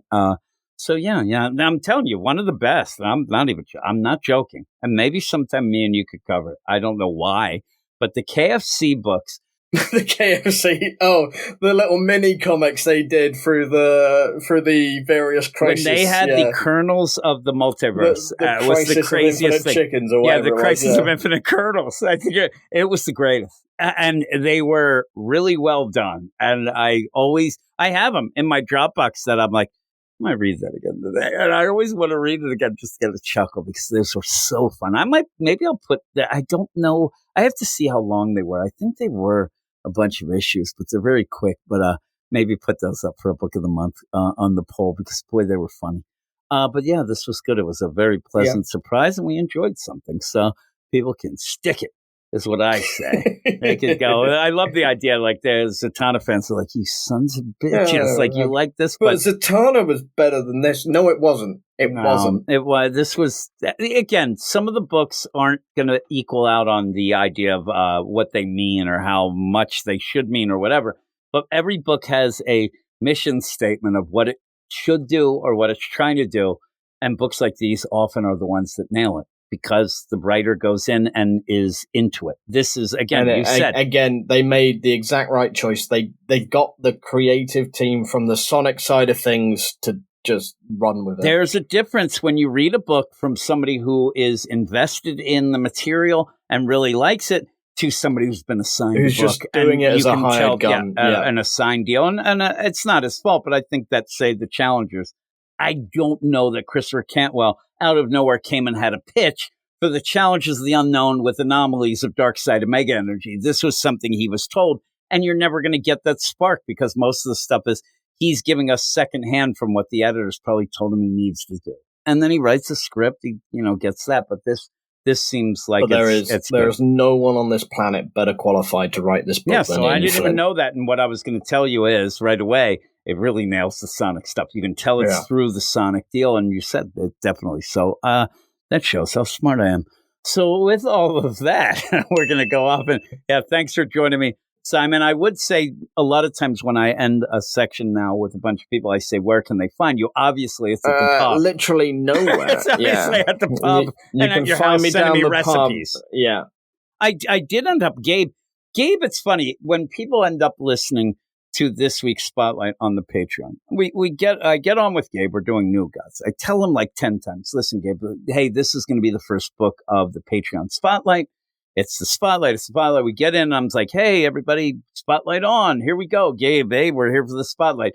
Gabe starts talking. It's like, if you're not a part of the Patreon, you should know that you could be this. I'm like, Gabe, it's the Spotlight. It's everybody that's on it. I'm like, what are you doing? So he said in it made me laugh, though, because he said, now, if you're listening and you want to become a Patreon, like one of the benefits is you go into the Slack and Jim and Simon keep putting up recipes. And stuff. I'm like, that is a benefit. But Gabe, everybody listening is on the Patreon. Like, hey, if you're listening and you're not a part of the Patreon, I don't care. I don't get paid. That's exactly Do right. whatever you want. Do what you want. So yeah, Gabe it was a weird push. But in the meantime, you can find Simon in the Slack. That is a way to push it. You send me recipes. I don't know if that's necessarily a perk. Hey, come and interact with me in the Slack. It might be. Sometimes you'll yell at them. You might be the second most yelling guy after me. Is what it is. I think you, Yaya, and me. I only yell at people that deserve it, Jim. Well, that is true. You yell at me a lot. But yeah, I do need you to send me a recipe each week because I did say it'd be the weekly recipe. But yeah, me and Simon this week made another one like Sunday. We made like a braised beef with it was like a beef and sweet potato stew. Beef and sweet potato stew. So good. Yeah, very good. It's so good that it's now here. This is now a cooking podcast, by the way, everybody. Like, it's the Weird Science DC. It's 11:30 at night. I'll hit the stop. I'm going to make You're going to go eat some more stew. I saw the picture and all the things going. I thought, that is for me. I made a double batch. I have so much that anybody listening, if you can get to Quaker Town, I will give you a bowl of this. It might not be a clean bowl, but I'll give you a bowl of this. It's so good. It's really good. And it's like got such a unique flavor or a palette of flavors that I don't think I could get very sick of it. I really, really like it. Yeah, I wish I had more, but I don't. I ate it all. I have a ton. Yeah. I'll send you a picture because it's still in the crockpot deal, and you'll be like, Jesus Christ, I still have like 8 pounds of it. It's so much, but I do like it. So I'm going to keep eating it. I'm going to eat it right when we're done. But thanks for joining me as always, Simon. And yeah, thanks for making me do the Sonic book. It might end up being our book of the year. It really could be. Who knows? It's so much fun so far. So I'm looking forward to where it goes. People should check it out. I know there's the deal between the IDW, I guess it is, and them, but it would have been something that would have been really well served to be on the app, like this first issue. Yeah, I assume it'll show up eventually. Maybe, but I don't know. It's weird how they do it, but I would have liked it to be. Some of the other crossovers, I'm pretty sure, have been on the app. Yeah, so hopefully it is because it's pretty cool. So yeah, check it out. But that is it. We're going to go off. I believe we will be going. Maybe there's some mail. If not something else, I don't know. I say this, I have no idea, but we'll be back with something. All right, and here is the retro review, and that means I'm here with Stork. What up, Stork? What up, Jim? What up is Catwoman, and we had a poll with some things that ended up, tying into books, just characters and whatnot. It was between this and the question. We're kind of going back and forth, but much to my surprise, the Catwoman issue ended up winning. I actually thought more people were going to go with Composite Batman Superman. That was the world's finest issue. We had a bunch of things, but some of the things kind of just got ignored. It was a shame, but I'm glad that we didn't have more Silver Age nonsense for you. It drove you nuts last week with the Sinestro and the Green Lantern, but here we have more 90s stuff. Yeah. And that seems to be where we're probably going to end up a lot on these things, is 90s or Silver Age is what people seem to like. This is straight up 90s. And boy, if the cover didn't win the poll, I don't know what did. because this Catwoman cover is very, very sexy. And Jim Ballant on art, I've been told, and even Yaya said on the poll itself, that you can't go wrong with him on the Catwoman, because, boy, you get butt, you get boobs, you get everything. You get everything. And if you're offended by that, maybe go and look at the show notes and get to the next thing, because a lot of this issue deals with those. And it's the 90s. You get a lot of big explosions and bigger other things. But it is Catwoman Volume 2, Issue Number 1. It's Lifelines, Chapter 1, Rough Diamonds.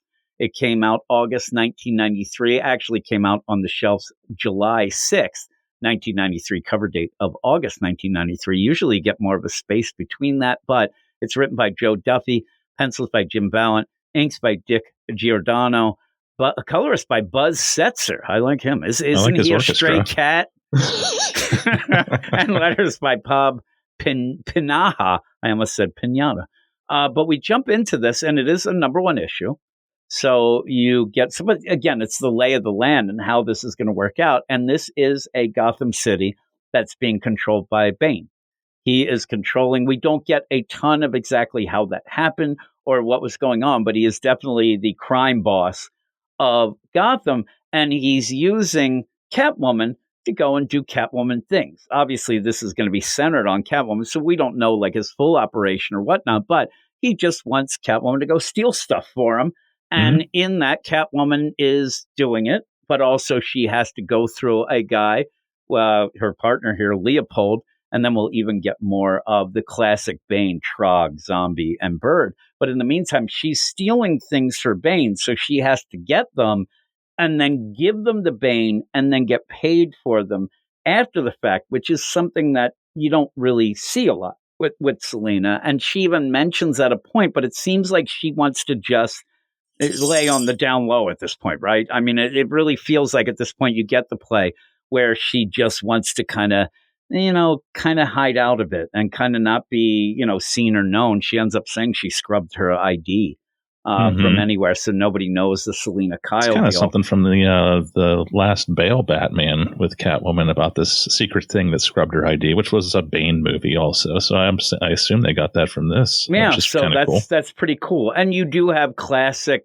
purple outfits. I mean, if it's painted tight on, holy moly! And she's got her boots, she's got her whip, she's got everything. Even the cover is pretty cool because it goes right, and it goes right into it. And even that, I will say, a lot of times people will get upset and say, "Oh my God, the cover was a misleading deal." First off, it's the exact scene, and I'll tell you, I think that the credits page looks better than the cover. And usually you'll have the idea of, oh, the cover looks so great. And then you go into it and it's not as good in art. I think it's really good when you see her and even kind of going into the border with her hands and stuff like that. And of course it says it's Catwoman. And she ends up where she is robbing a museum. You end up having some cool set pieces. You have this like wrong turn looking Neanderthal guy there. She's jumping around. She's wondering why or how somebody tripped the alarm, because the cops are there. Even what I would say a sexy female cop is there shooting at her, and she's taking them out. Again, this is the cool play where she is kind of beating the crap out of them, but showing how capable she is and really ripping through them. This is not the, oh my God, I'm actually a good person Catwoman either. This is the standard villain Catwoman who does things for herself, but she's not going to straight up kill people. She ends up just, disarming and knocking out these guards with a little bit of quips and things like that. She's very disarming.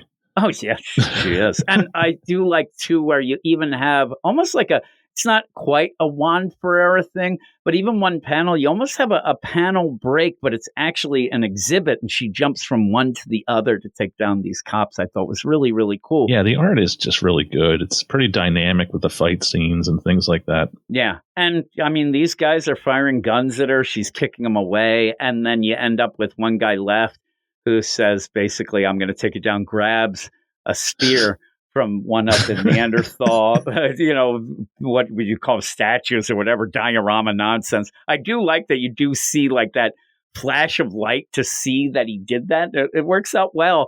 And he says, stop, put up your hands. And she's like, "Oh, you mean like this?" And I ended up going, you can tell. She is posing, and she's probably rocking it around like, "You mean like this? All right, because you say so." Big boy. And I really thought that he was going to be like, "Hula, hubba, hubba, hubba," or something, but she's just basically going so she can grab her whip and ends up whipping him. And that whip is long. It is so long. Even when she like rolls it up, it's so long, and ends up saying, "Sweet for a moron." And then you get a little joke by the end. Yeah, at this point, me and you reading it, we don't really know exactly. It's just classic cold open, Catwoman on a caper. And she says, "I wish I knew what triggered the silent alarm." She says, "I didn't trigger these alarms. I got past everything. There's no way." Now, in that, you could think, "Oh, is somebody setting her up with her?" It's a mouse. And it's kind of a funny play that a mouse takes down the cat. We got Tom and Jerry in here. It's pretty good. And he's just sitting there eating. So it is a pretty funny deal. And then she leaves. She goes to meet up with this Leopold, who seems to be her connection with Bane. But Bird's there, and Bird he's a piece of crap. And you do kind of play that out. She even pretends she's going to scratch the crap at him. Then she doesn't. Yeah, the whole play with that. And the idea that she is there to get these things instead of having to fence them or something. Like she's playing this game that she's doing it for cut out the middleman for her. She just takes, she gets to pick her jobs, it seems, and then she takes and gives everything supposedly to Bane, and then he gives her money afterwards. Yeah. So again, maybe it's not the full market value, but I'm sure. It's easier. There's less of a hassle afterwards, and she's doing what she likes doing. And in the meantime, this Leopold, he's a sexier 90s guy there with his cred. That turtleneck's huge. A lot of turtlenecks showing up in these issues. But you end up where Bird, and again, Bird is kind of a slimy guy, but that also gives you that idea of Bane, because classically you would have Trog, Zombie, and Bird with Bane, and that's what you do have in here. And then you get like a classic deal too, because it's the 90s. So Leopold has to light up. It's time for Flavor Country. This turns into an anti-smoking comic book, I think. It's so crazy. The idea that nobody, Bane's like, "Oh my God, nobody likes it. Foul my air with tobacco smoke." And again, young Eric Shea should have been like, "Man, I guess it isn't cool." But he looked at how cool Leopold looks, and he was like, "I want to be like him." Leopold looks cool, and the people who don't like it are kind of villains. So you're like, all right, well, I guess the heroes smoke. But she ends up getting like a get up, and they're going to walk away and go back to her apartment. And when she goes, I was thrown off because she goes and says, "Arizona." I thought she was like, and you even have the tree outside. I swear to God, I thought it was a palm tree.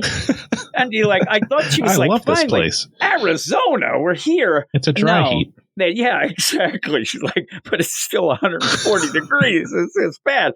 It's the girl, Arizona, who she then calls Ari in a little bit. And the play here is funny. And I thought that what was going on is that you end up having Ari say, and she's about to say Selena, because again, Selena opens the door and yells, "Arizona!" And she's going to yell it, stops. I thought that Catwoman was stopping her by saying, "Oh no, we're home." But it seems like in things I read, it's that she's smart enough to realize, ooh, there's somebody with her, and stops, because the big thing is nobody knows. Selena mean mugs her, and that threw me off. I was like, why is she so angry at her? But we get to know that she doesn't want her name out there. I didn't even get the joke, because she's like, "We're home, sell," and then stops, and then you end up smoking bad, and Leopold goes, "Sell what?" And I didn't get that at first. I ended up, when I reread it, I'm like, oh, okay, because then you know what the play is. That Leopold is this guy, doesn't know Selena Kyle is Catwoman. Selena has scrubbed that ID, and she doesn't want anybody to know. And it's a big thing where it almost plays out that she's done this, because when you have magic, it's always that idea. If they know your name, it's power. But that's something that Bane could hold it. Once you know her name, Bane could end up doing a lot of different things and finding a lot of different people. Looking at her past, people he can influence. So she didn't want that. Yeah. So it seems like this is the thing that she did specifically, like, hey, I'm working with Bane. I can't have anybody know what my identity is, because then you even get the idea that this is something Bane, like, it plays out the idea Bane's got a good gig going on with Catwoman, but it bugs him that he doesn't know her name and isn't able to exploit her that way. So I think that that's, a big play. Well, at that point, then you end up where Leopold he legit has like what looks like a full cigarette in his mouth. He puts that out to then light another one just because I think he thinks he's badass when he lights them. It's not, he doesn't like smoking. He likes lighting them. And you end up getting Ari or Arizona says, people die from smoking. Selena's already mentioned, oh man, smoking's a dirty habit, filthy habit. Then Bane even says it. I want Leopold to be like, hey, anybody cool in this book? Like, holy crap. Like everybody's giving me shit. But again, you do play that idea with the name. The deal where it does feel like if you didn't have that, you would think that, okay, this Leopold's one of Selena's friends, but he's not really. Kind of a go-between between Bane and her, it seems. Yeah, and one of the things that it seems that she doesn't mind is when she doesn't have to go talk to Bane. Like, she doesn't want to go see Bane. Leopold does that, which, again, when I think of things and think of Bane and things like that, I'm like, oh, God, this guy's going to go get killed. But this is their process. This is what they're doing. And I will say, me and you on the Patreon, we do a Book of the Month Club, and we're doing the Star Trek Green Lantern book that came out in 2015. And we've mentioned that the idea that the artist can't really draw women very well, not a problem in this. And even when you end up where Selena's like, hey, I want you to go show Bane this, and it's this rich couple in Gotham, she's just looks good. Like the whole thing, she looks really good. And again, and also Leopold, sexy dude. And he ends up leaving. The faces are really well done. I mean, it's not just the body. Yeah. I mean, in that, if you do look, like one of the funniest things in it is when he lights up. And Arizona, the look on her face is perfect. The idea that she's like squinting and trying not to breathe. Like, like Dirty Harry. Die from that. It's really good. And Selena's real pissed off at that point, too. So I think that it's really well done. And I've seen, and people mentioned, though, I wasn't really familiar with his art. So I'm glad that we did this. But he ends up saying, hey, yeah, I'll go and I'll tell. Because she says, this is the next couple. I want to go and get them. And there's this Fame magazine. It's like the lifestyles of the rich and famous deal where this couple there just happens that when they show that, though, I'm like, ooh, we're going to go to like Hawaii. So now they're in Gotham. But he goes off and says, yeah, I'll go. I'll do some research. I'll go talk to Bane about it. And then you do get this little bit with Arizona and Selena. That's pretty good. I mean, at one point, Selena like throws a pillow at her because she's pissed, but she throws it back, which is pretty good. And then also ends up, why do you deal with this guy? And she's kind of getting rid of the ashtray and says, he's brilliant, but he's decorative. He looks good, whatever. And now she's stripping down if you want to get sexy silhouettes and says, I don't really trust him. But I didn't spend a fortune on a custom virus to wipe my real name in every press identity and whatever. You can't say my name in front of people. And you get this back and forth, and you do get a background for Arizona very quick. She came to Gotham thinking Batman would protect her, and you end up where guys are pulling her up, and there's big trouble. I mean, that panel is pretty bad that they show. Who is that guy? I don't know. And I actually tried to look, and the way she plays it out is like, you got the worst kind of Predator. I'm like, I swear to God, I thought it was Sabretooth. Like, what is this guy? I know somebody will probably know, but the problem or the big thing is that Catwoman came and saved her and says, you reminded me of something. It's Holly. She reminds her of Holly. And you could see that. She likes taking in strays. Yeah. And at first I thought it was going to be something connected to her sister. Obviously, one of the things of, not wanting your past and things is that. But this girl, if you didn't have this mentioned, back in the day, somebody would have said, oh, you're just doing Holly Jr. I mean, she really plays off like Holly, but that's fine. And she explains that's why she was kind of attracted to bringing her in. And yeah, Holly's like, I thought Batman would save me. And there's this one picture of Batman who really wants to pretend that he's got a big chest because he does not. Curses, Catwoman. I wanted to save that one. I'll save her. And actually, he's like, curses. I wanted somebody to stab me in the leg. Like that Holly did back in the day, because I love the pain. It makes me feel alive. That'd be funny as he actually has a knife and he's about to stab himself in there, but he doesn't have much of a chest. It's a very odd little pose, but again, it's kind of from her thinking of Batman over the city with his fists clenched. But you have all this going on, and then she even says, and I like this. Actually, this dialogue is really good to set up the scene for us who are going back to read it. The idea, but you're Batman's worst enemy. And she's like, well, not really, well, maybe elusive. They have this little back and forth. Greatest, really not good. Worst. Yeah. Yeah. And I like, too, where you have some of these panel layouts. There are a lot of big panels, but I like the way they do it. Like you have a big picture of Selina's head there where she's like, you remind me of someone that she is thinking back at that. You don't need to see what they probably would do as Holly stabbing Batman or, something like that or whatever.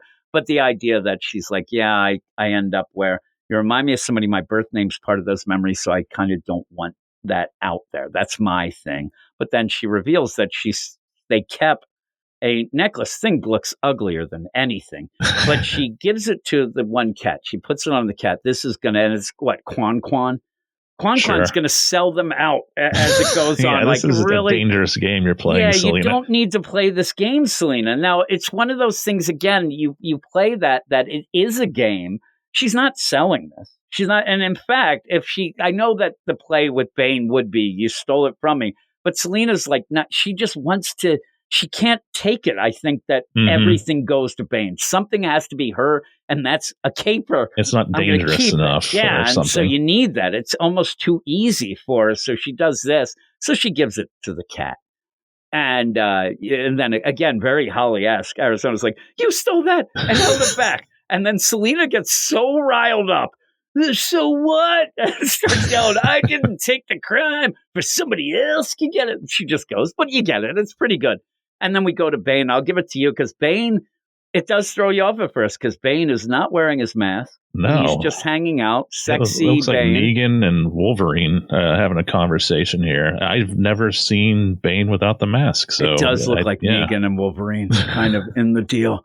And you have, you do see Bird that we already saw, but we also see, Zombie who looks like Grant Morrison. Professor X, like all of those combined. Later, when he ends up, he looks like that spider from the Transmetropolitan. Yeah, that's what I thought because he has that tattoo. Yeah, but yeah, again, you end up where you do have the one deal Trog who does look a lot like Wolverine. I mean, he looks just like Wolverine or Sabretooth again. But they're talking about it. Hey, and the big play is there's a hitman in town. We got word there's a hitman in town. He's going to try to kill you. And Bane is smart. And this is where I said before we started, what I like about this a lot is that like a Tom King, when he does City of Bane, it's so surface level of I have to have big moments where Bane comes in and all of a sudden the GCPD is run by the Riddler and you have this and that. Bane is a smart guy. This plays out the idea. Bane comes in and he's running the underworld. He's running the city. And a lot of times you can say, Batman is there always a step behind. The real people of Gotham are the underworld, and he seems to have taken it over. And he says in this, being a smart guy, we don't go after the hitman. We got to find out who sent him. We got to find out, the deal. So we're going to find that out. And he ends up setting up a deal for Zombie to go and meet with this hitman and kind of give false info. Because in the meantime, you do have Leopold. You go from here because Leopold comes in smoking still. Hey, this guy loves it, right? And Bane does not like the smoke. Oh, yeah, we get Bane's background, too, a little bit, which is the only part that I thought was a little forced, but it's catching you up as to what's going on in the universe, so I didn't mind it that much. But, yeah, Leopold comes in, so Bane puts his mask on, and, they're just, again, I don't care if air fouled by tobacco. And he's like, geez, I can't win. Okay, man. He does say I'll be quick. So it's kind of, and you did say it, but I just want to, the idea that he's there with his men without his mask, he puts the mask on because he doesn't want anybody to see his face. So that plays out a little bit more. It does throw you off at first, though, when he's not with the mask. But you keep going because then they're going to end up, hey, this is this new thing Selina wants to do. Yeah, so he comes to Bane with the job that she wants to do, and Bane, as a smart underworld leader, agrees with it. That's the thing. He's letting her keep doing her thing instead of trying to take over and have his own bumbling idiots that probably aren't half as good as her rob. Why it works for me is if me and you are, the worst mob bosses ever, I'm sure. Yeah. If we go into a, hey there, see? You're not going to go to the pizza place and tell them to change their menu. You just want to skip the money from them. Give me the money. In fact, keep doing what you're doing, as my grandfather would say, because of the idea they know what they're doing. And Selina knows how to rob things. And so he's going to use her to do what she does, and ends up saying even at this where Bane says, do you agree to this, Leopold? We don't know the connection. Obviously, he puts a mask on and says, send in her follower, but says, do you agree with this being the next heist? And Leopold says, yeah, I trust her. I trust her instincts. This is what she does. There's the thing. It'd be a good strike. This party, there'll be a lot of jewels. But you go back because he ends up saying, fine, just do it. I mean, that's his concern is just getting the shit at the end. He wants the money and she's really good at it. But you end up where he does kind of ask if Selina is on the up and up, right? He hints that she may be disloyal. I don't know if maybe he knows that she's skimming jewels off the top or something, or if he's just laying that groundwork in this guy. And he's kind of testing him. And he said, like, when he leaves Leopold, he talks to Wolverine, or what's his name? Trog, and says, he made no attempt to defend her when I said that she might not be loyal or whatever. Interesting. So he's really smart, and he's playing all these different angles, and I think that's a good representation of Bane. Yeah, and it is a kind of a funny place. This, by the way, I'd consider carefully before you join her in any acts of disloyalty, thinking that he's going to say, oh, she would never be or say, oh, man, if he slips up and he says, he actually says, instead of just saying she's not doing anything, he says, if I see any sign that she might turn, I'll let you know. And he's very smart. I mean, that's the answer. That is kind of the gray area answer of it doesn't mean that things are happening. I'm still but covering my ass, but I'm not giving her up. Yeah, and want to say, like, it's not like, you better not go after her or something like that, because that'd be big trouble. But, yeah, he says he's kind of not his own man, but he is, and it's weird, but he could be anybody's dog. He takes it a lot of different ways. A certain way, yeah. Yeah, so you keep going, because that's where we go to the bar, and I know that you are very familiar with that, and you do end up having, but I'm telling you, it's Freddie Mercury, like that Spider or whatever, Freddie Mercury and then Grant Morrison. But yeah, it's very 90s. You get those glasses, but this is the setup where Zombie is setting up this guy, this Guillermo, that they've set up a thing. Hey, look, and the idea plays out well because it's Bane talking about loyalty, and then all of a sudden you end up seeing, oh man, like Zombie, what are you doing? But it looks like it's not on the up and up. But he talks. Yeah, he's letting this guy know if you attack Catwoman, that'll get Bane to come out. So it seems like this guy's after Bane. Yep. Yeah. But this is that to get to him, he will go after anybody. So this is them trying to get Catwoman as well. Yeah, and it's funny because with that he says, "Hey, listen, the way to get Bane is by love." And he loves that Catwoman. That's his lady. You're like, no, that's not true. And it's a dupe. And he's like, yeah, and basically says, I don't know where she is, but I know somebody who will be able to tell you that, Leopold. So that whole play, it kind of twists and turns around, which is cool.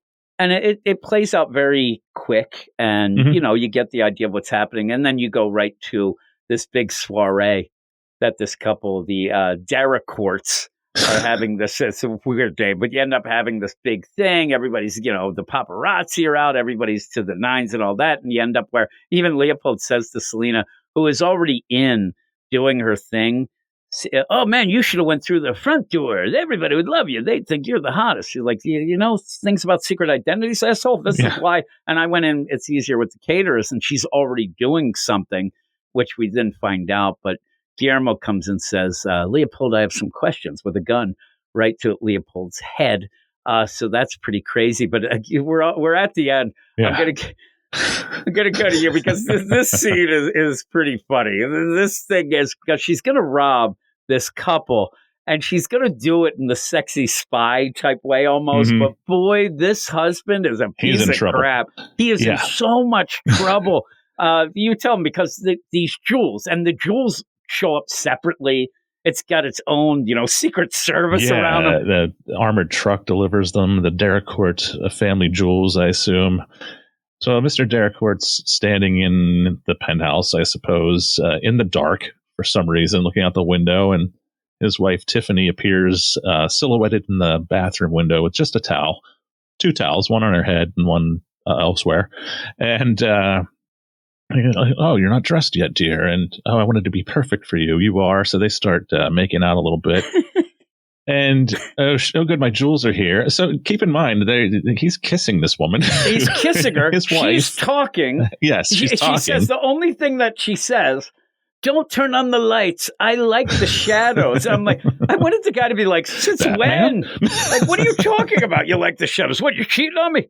Yeah, no, like even that, and he sees enough to say you aren't even dressed, and then they start getting to the point where he's about to just nail her. Yeah. And she says, "Hey, whoa, we can't start that." I mean, I guess he's a long lover. She said, "No, we'll never get down to the party. But look, could you put the jewels on me?" Also, the idea that these jewels, this case there's of so jewels, many. Like Mr. So T doesn't have this much jewelry. I thought of Mr. T. I just want it where they're like, and what are they? The Derek courts. And she's like on a gurney because she can't even move. She's just got all crawling. These jewels. And then you end up where Mr. T's on the side. I pity the fool with more jewelry than me. But yeah, it's crazy, the amount. And it's not exactly small either. I swear to God, what is that, Nefertiti's? Yes, there's all sorts of bangles and arm things and necklaces. Maybe it would be sexier with the bangles. But you end up where also... She's like, "Oh, you're so good to me. Why are you so good to like stop it? You don't need to talk." Yeah. Again, we haven't even said it's Selena. Yeah. And so you end up where he's like, "Oh, it's your perfume," just to show that she did her due diligence and has the perfume. But seriously, what's in that perfume? Freaking maybe she got it from Pam. Yeah, really, it's trouble because even then you kind of see, and she's like, "Hey, you beast enough, or the guests will have to wait all night. I'll hurry." And then as Selena runs out the one door, like, she was in the shower at one point. Like, what was the wife actually doing? Did she say she's going to take a shower? Because it's not that she was tied up. It might be a different room. It's weird, right? Yeah, but she comes in, Burke, Tiffany, who are you talking to? And he just looks at the jewels like, oh, no, that's the least of your problems, buddy. Right here, you just better yell, "I've been robbed," and then say, "I don't know what happened.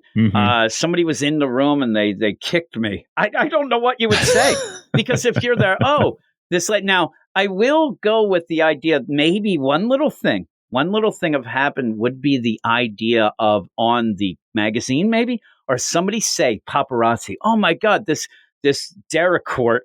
This is his fifth wife, and boy, she's a young one." Maybe you get the idea, like, okay, they're not dating that long. He goes through, but you don't get that. It seems like it's like the play. For me, it's the voice is the thing, because Selena does say, "Hey, we have the same build" and things like that, so I could fool him. Not but the voice. Not the voice. That seems a bit off. You could have had the deal. "Why are you whispering, honey? I think it's sexy." Or, "Why aren't you talking?" Doing sign language. I don't know, but yeah, the idea that he's or maybe talking. This guy's just like, "Oh, this is sweet." That's what I think.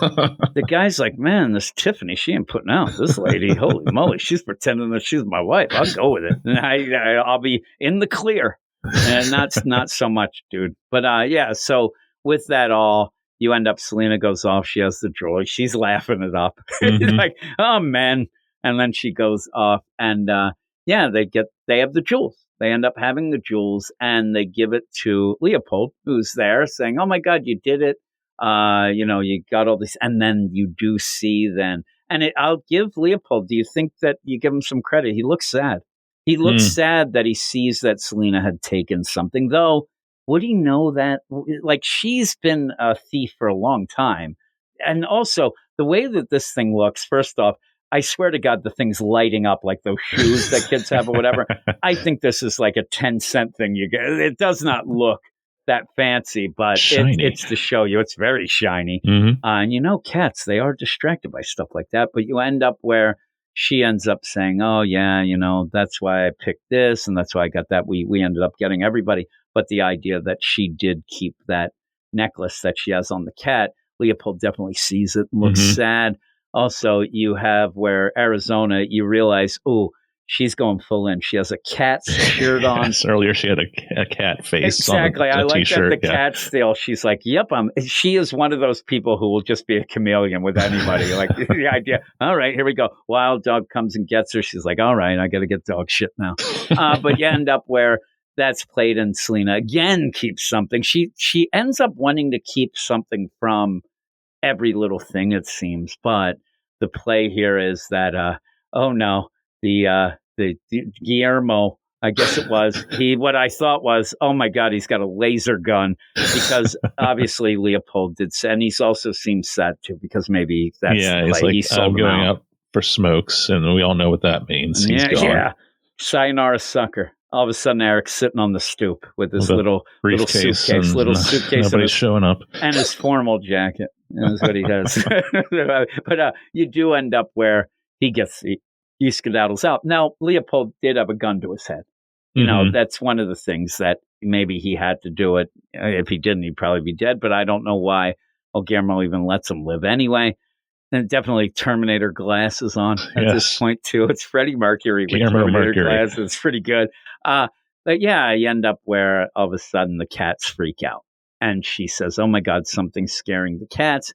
And then this whole entire building it gets blown up. It's some sort of rocket launcher. He blows up the whole floor. Oh, yeah, it's destroyed. So you can wonder what happened if, I would guess Selena lives. But you never know about old Arizona. Some of the cats will be hurt. Selena's going to be pissed. And Selena's going to be pissed. Who sold me out? Obviously, Leopold's the one guy who knows where they live. Right when it blew up. So he's in big trouble. Yep. So we'll have to see how that plays out. But we're going to be moving on. This is one issue, but it was really good. Yeah. I actually liked it. I didn't know a lot about this run. A lot of things with Catwoman, you'll hear, the big score, or, my sister's keeper. You'll get a lot of big things. I never really heard of this. And this is just, the first issue of a deal. So it worked out for us. But the art's great. I thought it was pretty good. Going on in it too. Yeah. But I never felt lost. No. They did explain things as the number one issue should do. But what would you give it? I'm going 8/8. I thought it was fun. Catches you up with the universe at the time without being too direct or forced. You got Bane's that one background. Speech, that was a little bit. But again, mind that because. New readers what's have to know. Yeah, readers would want to know, the background if you didn't know Bane quite so much. And again, Bane being pretty big at the point, but still some people not being aware of whatnot. I thought it worked out pretty good. I'll go 8/8 too. I want to go 9, but art's great. Yeah, I'll just go 9. Screw it. I'll be the positive guy because the art's so good. There's 2 things that he draws really, really good. and that's Selena's face and cats. That's what I say. But it is really good. So people should check it out. I'm reading it digitally. I didn't even look to see actually if it is. I'm assuming it's in the app. But if it is, I will put it in the show notes, a link to that so everybody can check it out. But the art is great. It's spectacular. So with all that, thanks for joining me once again, Stork, for the retro review. Anybody out there, you want to let us know if you like it or have some suggestions of things? Because again, each week when I do put up a poll, and the poll is for everybody, even if you're not on the Patreon. So you can go to the Patreon, patreon.com/weirdscience, and you can still vote, even if you're not a part of the Patreon, if you want some of the books. But if you have some suggestions, reach out to me, and just keep in mind, again, that this is one I picked because Catwoman came out this week, and we also had a lot of other things. I just go down the list of books and try to figure out some, usually just characters of some of the things that are coming out. So if you have any suggestions coming up or down the line, let me know, and I will put it on there. The email, if you want to email me about it, is weirdsciencedccomics@gmail.com. That I'll probably say a bunch of times, and it's also in the show notes. That is it. We're going to go back to more books right about now. There always has to be a beginning. There always has to be a start. You have to lose before you're winning. Every new hero has to play their part.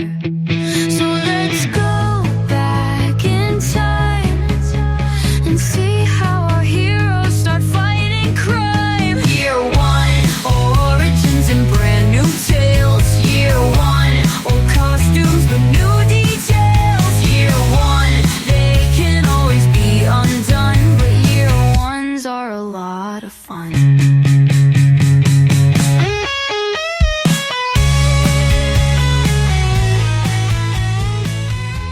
And here I am with my man, Zach. What up, Zach? What's up, Jim?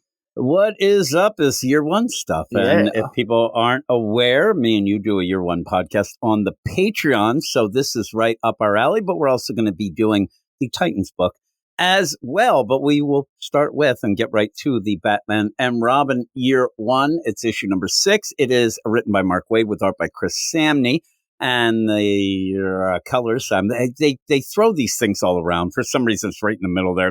Mateus Lopez, letters by Clayton Coles with Chris Samney. We kind of giggle each time. And a little shout out, the editor, senior editor, Andrew Marino, and group editor, Rob Levin. I would think that they don't have to do much editing with Mark Waid, who was a big editor himself, but it's good. This book is good. It continues to be good.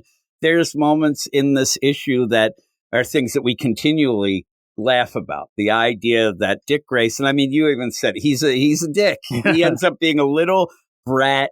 He does end up, and this is something that's come up recently in some of the books as well, when you have Batman thinking of the different Robins and the idea that Dick Grayson, he does look at all this as a fun little game, a performance, a play, and he's enjoying himself. Batman doesn't like it.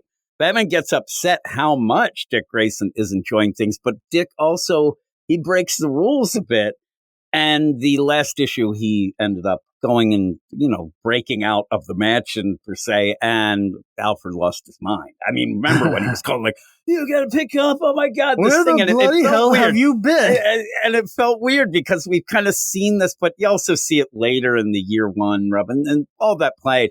You end up with this, though. Remember, at one point we were even discussing and just like, how long has it been? It's only been a couple weeks. I mean, he really they got doubled Dick down Grayson on it in this involved. issue. Yeah. And the idea is like, what did you train for? A hot afternoon? Like, holy moly. And you get some of the play again. And this is going to be about what Dick, why he's doing it, what he thinks of his parents being killed. And really all that you need to do to get on Batman's good side is just have the same pain that he has to end up like, I'm pretty pissed that my parents got killed. And he's like, yep, you did it.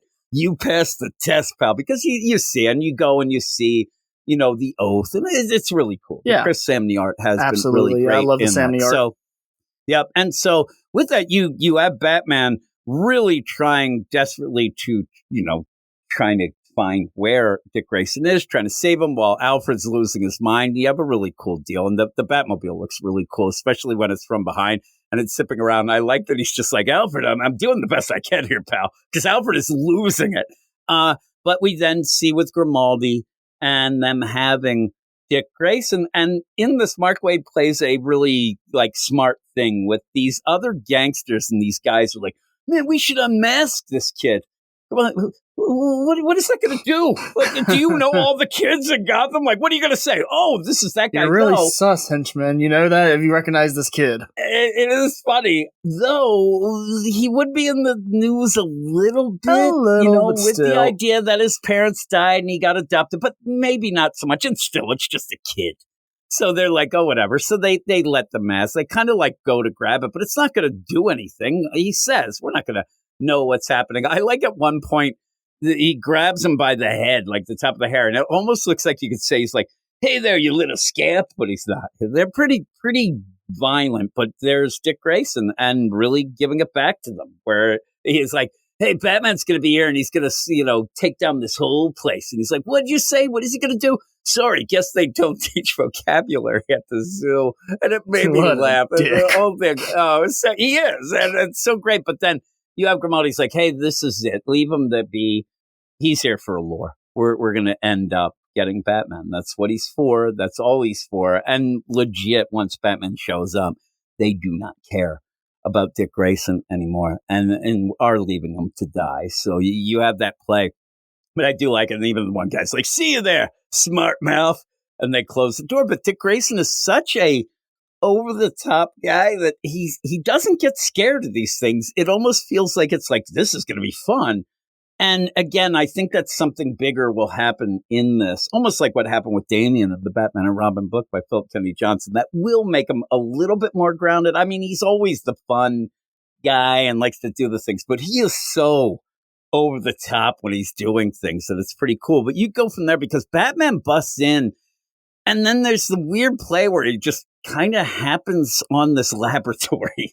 And it's kind of a weird, he's there to save Robin, the Grimaldi, all this stuff, but he does go into this lab and you get pretty much Toxic Avenger is what is going on there, which is pretty cool. But you go from there because, Batman's kind of sneaking in and sees these experiments going on. Yeah. So we just see this bat-shaped figure crash through these windows, and then we're like, oh, it's Batman, shoot him, and all the guards start shooting, but it's just a glider, and it's a decoy, so he snuck in through another way.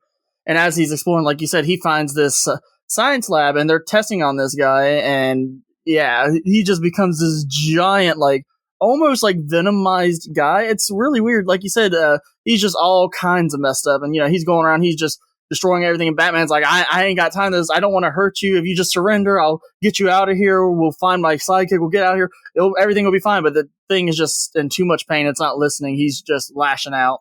And while Batman's trying to hold it off, the other scientist called Grimaldi and is like, hey, Batman's here, he's screwing crap up, we need to get out of here. And he's just like, all right, grab my dad, grab anything that could prove us guilty. Implicate us, thank you. Yep. And he's like, and then we're going to get the hell out of here. And they're like, well, what about the boy, boss? And he's like, what about him?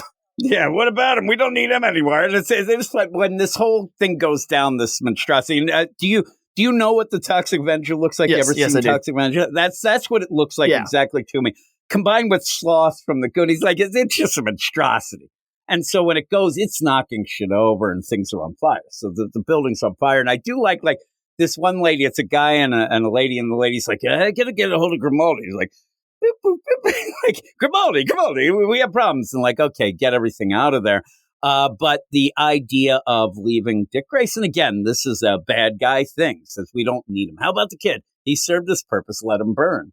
And again, that is a loose end that they're just going to let burn. In the meantime, Dick Grayson, who doesn't quite know he's in trouble like that yet, he does this thing and he's like, oh, these morons, you call these nuts. And legitimately, when you see how much rope they did tie around him, it's ridiculous. Yeah. But then he does this little ta-da at the end that made me giggle. He's so over the top, like everything's a performance, everything's fun, it's a game. And he's like, hey, next time, try trying to somebody who hasn't trained with Dibney, the contortionist, da, da, da. And then he sees, okay, how can I get out of here? And Mark Waid uses the landscape here very well. Yeah. He's very high up. He has rope. Well, down's not an option. Tight roping. Yeah, and he says down's that we're going to go up. And he's just going to take the rope with him. And it ends in a pretty funny moment, but it also gives you that idea of what makes him different and what he can do and why, after they really stress, this is weeks after his parents got killed, he's already able to jump into it. Unlike, say, Jason Todd, who did need more training. And that's come up recently. The idea that Dick Grayson almost was just all ready to be Robin because of all of the Flying Grayson stuff. He could really do that. But the problem is Batman is having problems having him, again, kind of pulling him back, realizing that you can't just run right in, because this is what happens in this where Batman's desperate. You see him desperately trying to find Dick Grayson. But by the end, once once you find out, it's the same with anything. If your kid's missing or you don't know where they are, you're desperate to find them. The minute that you get them, you're pissed because of what happened. And Dick Grayson is legitimately like pretty much destroying every bit of like leads that Batman has, but we don't get that to the end because Batman at this point is trying to avoid the Toxic Avenger, and this thing is humongous. And in the meantime, also things are on fire. You end up explosions, and it's good action. It really is like, and again, it's very comic booky, but it's really cool, and I do really, really like the art. And Batman legit is not trying to hurt this guy. He's not trying to take him. He's just trying to avoid him and maybe try to save him, even though this guy's, not wanting to be saved and is a monstrosity. But the whole place just blows up. And then Batman ends up like, oh, my God, I got to find Dick Grayson. I got to find him. Where is he? Where is he? And he starts, yelling, and he's yelling in the comms. He's doing all this. And he's even saying to some of these guys as he runs by and beats them up, the idea, if you hurt him, I'll kill you. Like, he is really incensed by all this. But you also see it's funny because you have like 80 guys that look like they're coming down to get out, but also Batman has to get through them. And he's just running through them because of how upset he is. But I'll give it back to you because Dick Grayson is actually, and you see this throughout, you see that Dick is making it to the roof that he said, I'm going to go up. And it's really cool where you do get like a water spout that he's going to use that as a hook because he's going to make a tightrope, and it's really cool. Yeah. So like you said, he gets to the roof, and he's trying to improvise because he doesn't have his utility belt. So he takes the rope that they tied him up with, and then he like breaks off one of the water spigots on the roof, and he just creates like a makeshift grappling hook, and he throws it across, to another building at first time. And I like that they show he didn't make it the first time. It's like, okay, let me try again, because it's not always going to work the first time. He gets it on the second go, and he's managed to tie it. And as he's walking across, he just sees Batman in the window. He's like, where have you been? You took the bus or something? And they're just like, God, you are such a dick. Like, he's been going through hell for you, dick. The idea that he calls him dude, too. He's like, about time, dude. You take the bus or something. And in that, Batman is actually pretty impressed. He's smiling. He's smiling. He's happy to see him. And I think he's impressed with his ingenuity and what he's doing. And as you said, one of the good things about this is that little miss that gets him, and he misses not because he's not capable of doing it. He just underestimated the distance, and now he throws it again, knowing really it, and gets that it. They included that, and that's a cool play because that shows he's still a rookie. It's not Robin God, right? It's Dick Grayson. He's a rookie. Based on the trajectory, I got to throw it at a 3/4 angle. Exactly. Yeah. Next thing, he's jumping off the moon. But yeah, there's Batman, and Batman's happy that he's alive. So they go back to the cave, and I'm telling you, Alfred needs a vacation. Yeah, he is like, dude, like you gotta stop this. I can't take it. I was like, I'm going to bed. We'll talk about it tomorrow. Yeah, and I love where Bruce is leaning on Alfred, saying and using that play of Alfred, you kind of raised me, so what should I do? What's the appropriate punishment? He's like, he says, how do I handle the punishment? And Alfred's like, that depends on how much more excruciatingly worried you want me to be. The stress and worry I have, please. And then you end up, Bruce says, Alfred, I never meant to. And Alfred actually cuts him off. Now, in that, Bruce doesn't seem as concerned. And he's like, yeah. And he looks over, and I like the play here where they're doing that. They're on the steps. Robin's below, but he looks so small. You actually really show that he's a kid, a little kid. You kind of forget that at some points. And he's like, so am I fired? Again, if you've read Robin Year One and say, this happens constantly. Yeah. I mean, it's always going to happen. He's like, not yet. I'm having Alfred install thumbprint activation at anything that can be conceivably called a vehicle, but you're not fired, but you cost us. And this is a really good line for this. He says, you cost us. And Dick Grayson goes, what do you mean? The bike? We're rich, bitch. He goes, no. I'm rich, bitch. He said, and that's actually like a lot. That's shit talk for Bruce to say that to Robin. But I think the idea he doesn't want him to think, oh, you can do whatever you want and we can always change it with money. But he doesn't mean the bike. He says, I ended up, and he says, Grimaldi had a lab, and now I don't know why. I knew where to find him, and now I don't. You have really messed up some things with this. And this happens at one point with Jason, who goes up with these drug dealers. That actually is kind of stopped in that story by Dick Grayson, who shows up and says, oh, I went through this. And so it really does work out. And why I do like this, when you see this Dick Grayson, and what I think the clever thing is, you have to keep in mind not just what happened before, but what happens later, and tie it all together to get this accurate deal. And while we say that Dick Grayson he is over the top with his, while Batman's talking, he's legitimately doing splits and handstands. He's doing and a stuff workout on routine. rails. Yeah, he is not paying that much attention, but he is paying. This is the thing.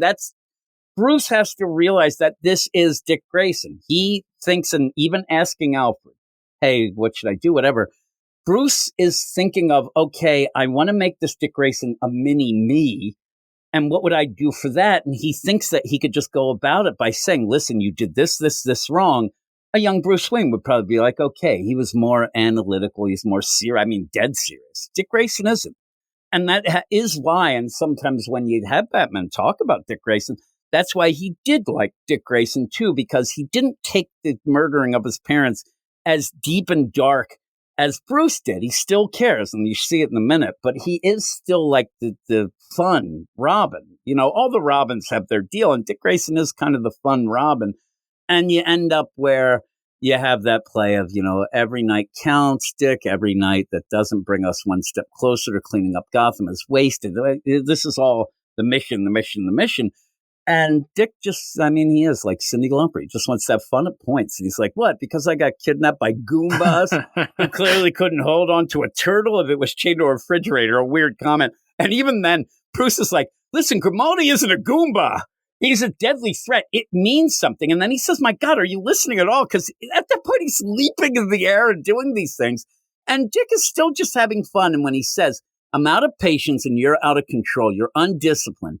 And that's where Dick Grayson stops and says, what the, like, how what the dare hell did you just say? Batman's like, careful. It was. Yeah, I'm telling you, he's like, what the F did you just say? And he says, I trained discipline. I ended up training my ass off. I ended up from this young age with the Flying Graysons. And again, me and Eric would laugh at the idea that if anything is outdated is the idea of the Flying Graysons, the world's greatest aerialists, because I don't think many people listening right now would say, oh, right now the greatest aerialists are them, because it's not something that's way back, but it's still cool and whatnot. But it says, I put in work and I ended up doing tightrope when I'd fall constantly and I kept doing it. I had cramps, all this stuff, and says showmanship is hard.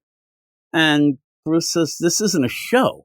If you aren't going to take it seriously, maybe I made a mistake in taking you in. And the look of anger.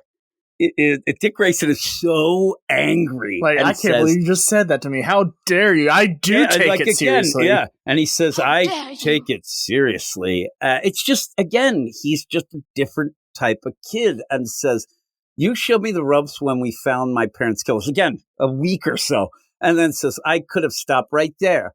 But now I know there are evil people out there just as bad as Boss Zuko was, and they're everywhere, and I don't want anybody to go through what I went through. I'm going to stop them, and really spells it out, which is really cool, says, you can fire me, but I ain't stopping.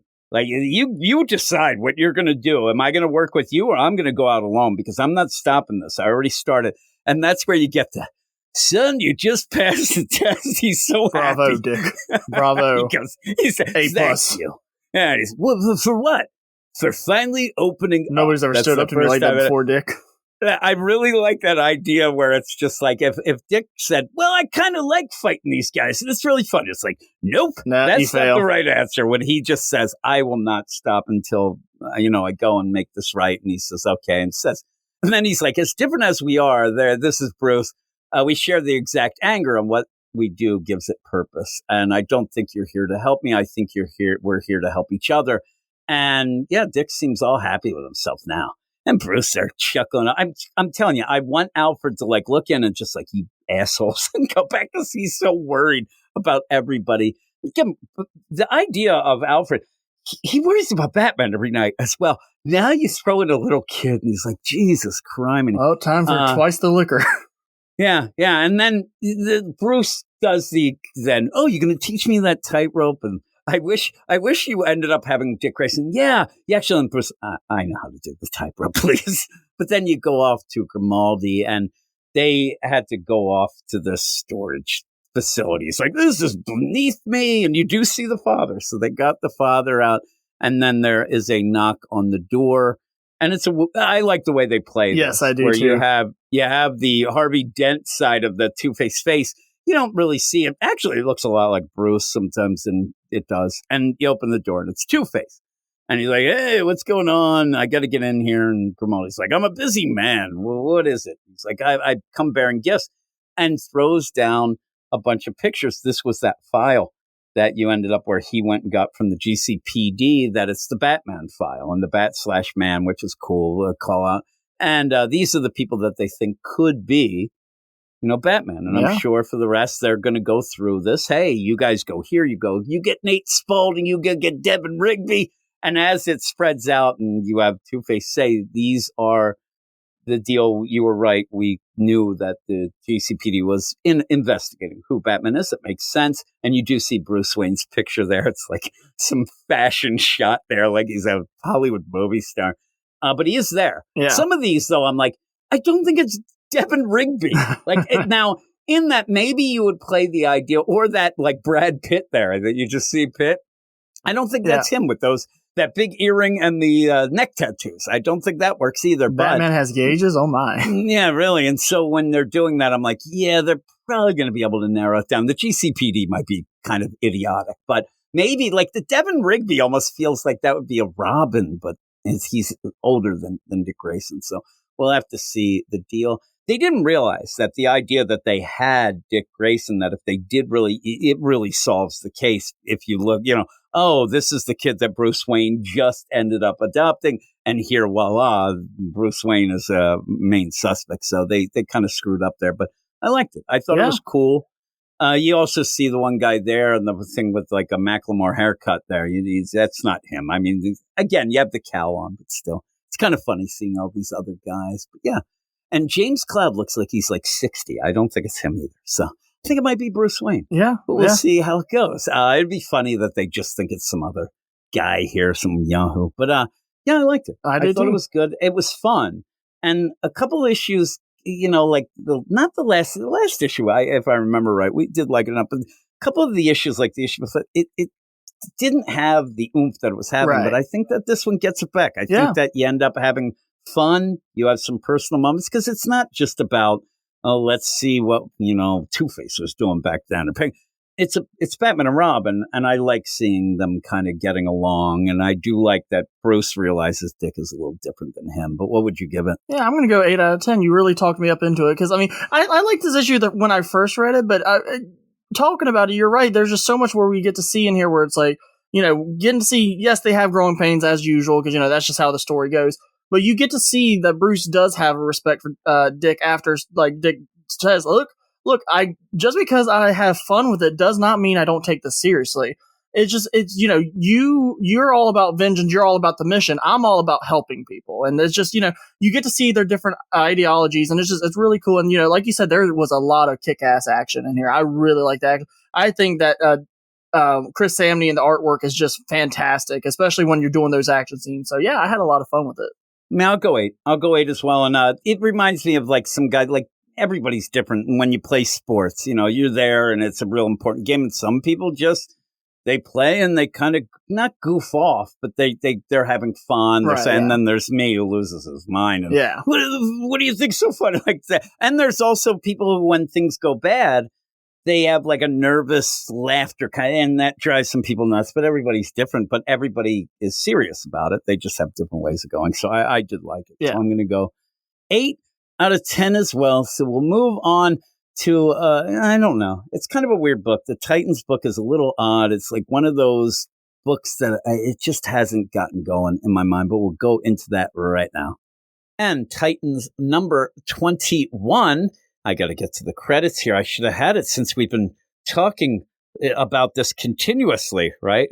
Oh yeah, absolutely. Yeah. We have not stopped since we last stopped. I mean, why would we even bring that up when we just finished the year one? Oh my goodness! I think people are figuring out that we. I got the credits right here. You want me to do it? You could do the credits. With that, we took about a day and a half break. So here we go. What are the credits? All right, we got John Layman writing with Pete Woods on art, and he's the cover artist. Wes Abbott is the letterer with Amy Reeder, Ariel Olivetti doing the variant covers, and then Bernard Chang did the cover. And then for the editor, we got Chris Rosa. So is there not an inker on here, or is it just Pete Woods? Okay. All right. So Chris Rose on associate editor and Brittany Holzer on senior editor. One of the times I ended up having a goof up, Juan Ferreira, who I really do like, and most of the Get Fresh crew really like him. I ended up where I said, oh my God, like he's a triple threat. He does the inks, and he got a hold of me. He doesn't do inks. His art does not have inks. He's an inkless arter, he says. All right. Does the pencils and then colors, and it kind of does that kind of deal. If Pete Woods is listening, I'm sorry. And maybe it will be that. I don't know. But yeah, sometimes it's that weird play. I never know. Art's one of those things that is like beyond me. I can't see. But we go into this, and you end up having this play with Psycho Pirate. I think that John Layman jumping on this book, it's been, even though it's not much happened, like not much has really happened since he jumped on, but we've gone through the idea that, oh no, Clock King's the big bad. Oh, wait a minute. Deathstroke's the big guy. Oh, that's pushed aside. Oh my God, Psycho Pirate. Like we have kind of shuffled around what is the big bad of the story, or at least the couple of issues and whatnot. And it is Psycho Pirate. And I will say Psycho Pirate, pretty big. The idea that I think the last thing we would have had would have been like Night Terrors. We ended up having his men, like things like that. Yeah, I remember him. Or was it the Night Terrors? No, I was going to say it's Arkham Tower or whatever. Yeah, or he was Arkham Tower as well. I think you might be fully right with the Arkham Tower, but it was around that time in the tower and stuff like that. But he's kind of, I don't know. He doesn't feel as crazy, like the idea that he's not a threat. It feels like he's just like kind of goofing off. It almost feels like he's punking the Titans to me a bit more than say go off, but he is trying to have them go against each other, and he's manipulating the emotions that are already wacky, especially with Raven. And when you start it out, you do have a play where there's Arsenal, and he ends up where he's like, these are my friends. They're my best friends. I love them, and I'm going to kill them. And I swear to God, it reminds me of that, hey, call an ambulance, but not for me. And I don't know why, but it made me, every time I read this part, I'm like, that's what it feels like. It's such a dupe to go into this thing, and you didn't need to do it. It's kind of funny, but you end up where, they're all attacking. It's not even him anyway. So the play of all this with Psycho Pirate and all this with Raven, you don't really get, like, the big play really is that idea that, Deathstroke's up to things and whatnot, but in this, it just ends up feeling like Psycho Pirate just wants to, Psycho Pirate wants to have fun. Psycho Pirate wants to cause trouble, and he's going to go, and he has Raven, and he wants to end up then souping himself up through Raven in a way that I don't really explain very well. It's very hand-wavy. So in this whole deal, like, it's weird. It's one of those books that seems like if you page through, things are going on. Not a lot going on. You do have little things, because you end up Roy, who did get conked. And again, that was kind of a play where they say, oh, you don't get it. Roy ended up getting knocked out in the park. And then Central that's Park. Where Psycho Pirate took place. But there was no way you could have ever seen it. And there didn't seem to be a time frame really to do it. But he wakes up. These kids are poking at him with a stick. It's kind of funny. I like when they're yelling out, run away, zombie superhero. And he calls Cyborg and says, hey, you gotta, zip me back. Boom, he'll be back, dude.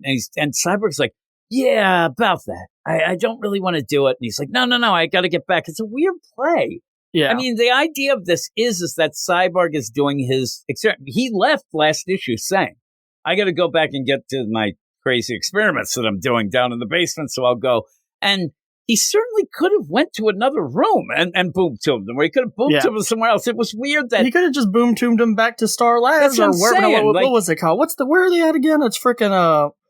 It's like Mercy Hall. Yeah, Mercy Hall, thank you. So you could, and again, he's in the basement, but you could, if you need to go right to him you could just go up like some stairs and say, okay, here we are. And why did you boom-tube me into the shower with you, Cyborg? Something like that. Something goofy, right? Drop the soap, Roy. But he doesn't. And then Roy's like, come on, let's go. Let's do it. But you could just kind of do it different. It's forced. Cyborg could boom tube to him in Central Park. Yeah, and hang. They can go get like a food just want it truck. so they can have this confrontation with his experiment. You have to see what the experiment is. And this is the play, at least on our podcast. And if people don't, remember, I'm going to now do revisionist history anyway to make myself look good. But I do remember what happened. I ended up saying to Eric, it can't be that Venadia.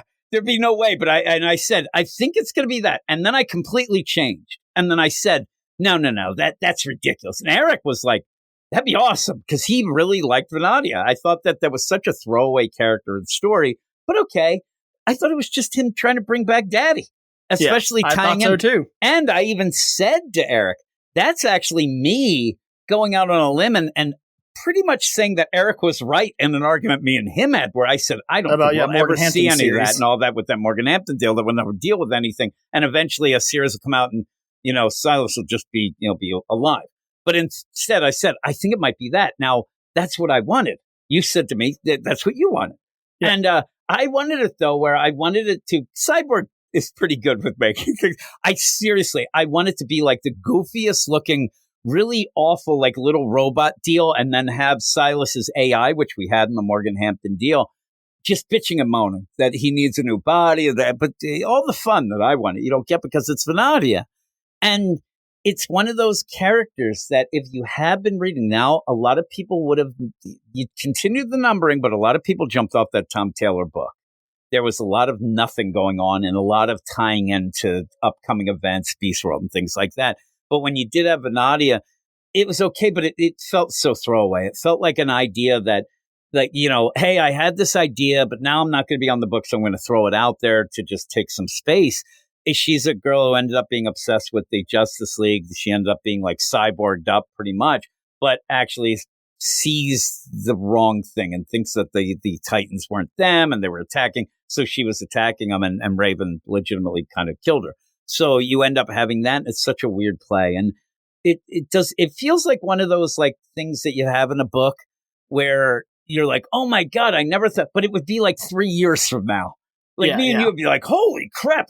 Like 3 years, not 3 months. Yeah, exactly. It's like one of those things where when I see Harper Row now, I get all excited. Like, oh man, or if we see, if me and you did some Marvel stuff together, if suddenly we had a book, Joe Garrison, Punisher shows up, which he did in a bit. And we're like, oh my. But again, when you end up having her, it feels too soon to be the coolness of the call-up, but it plays out okay. And it was a shame what happened to her and things like that. And I'm sure me and you aren't the only ones. So we think that it might be maybe I don't want to say a love doll because it is a person, but the idea that Cyborg's like, I'm kind of lonely. I'm going to make a cyborg girlfriend. And it just happens that it's Venadia, but we'll see.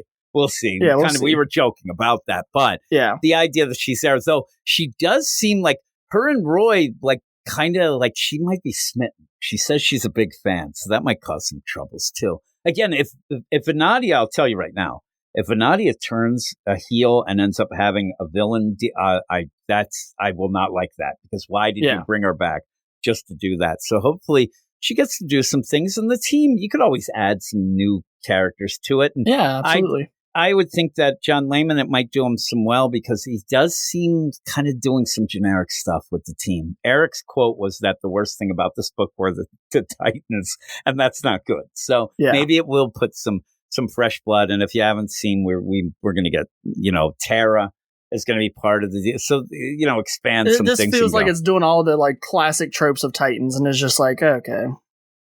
So, we got Deathstroke, we got Tara, we got Mammoth, it's just like, okay. I mean, like, yes, they're staples, but it's like, it feels like we're not doing anything fresh. No, they're not doing anything fresh. The freshest thing they were doing was suddenly the Clock King had weird powers that he ended up getting, and then he disappeared. So even Psycho Pirate, but Deathstroke looming in the distance, that's very, cliche for a Titans book. And the idea of Roy, like, oh my God, I think I kissed down, like, okay, but you need to get a bigger story. And legit, why I'm saying this too is we're leading to what the main thing in this issue is that Psycho Pirate, get this, Raven, she has a dark side and a light side, and he wants to get them so that he could get that dark side to take control and end up taking over Raven and make her do things that she doesn't want to do, which is pretty much 100% what we just got out of. I mean, it's almost 100%. Yeah, that's how he ended his run. It's exact. And the idea that it's been referenced so many times. I mean, in this, I even made fun of the idea that Roy, remember Roy would, each issue kept saying, whoever he was with.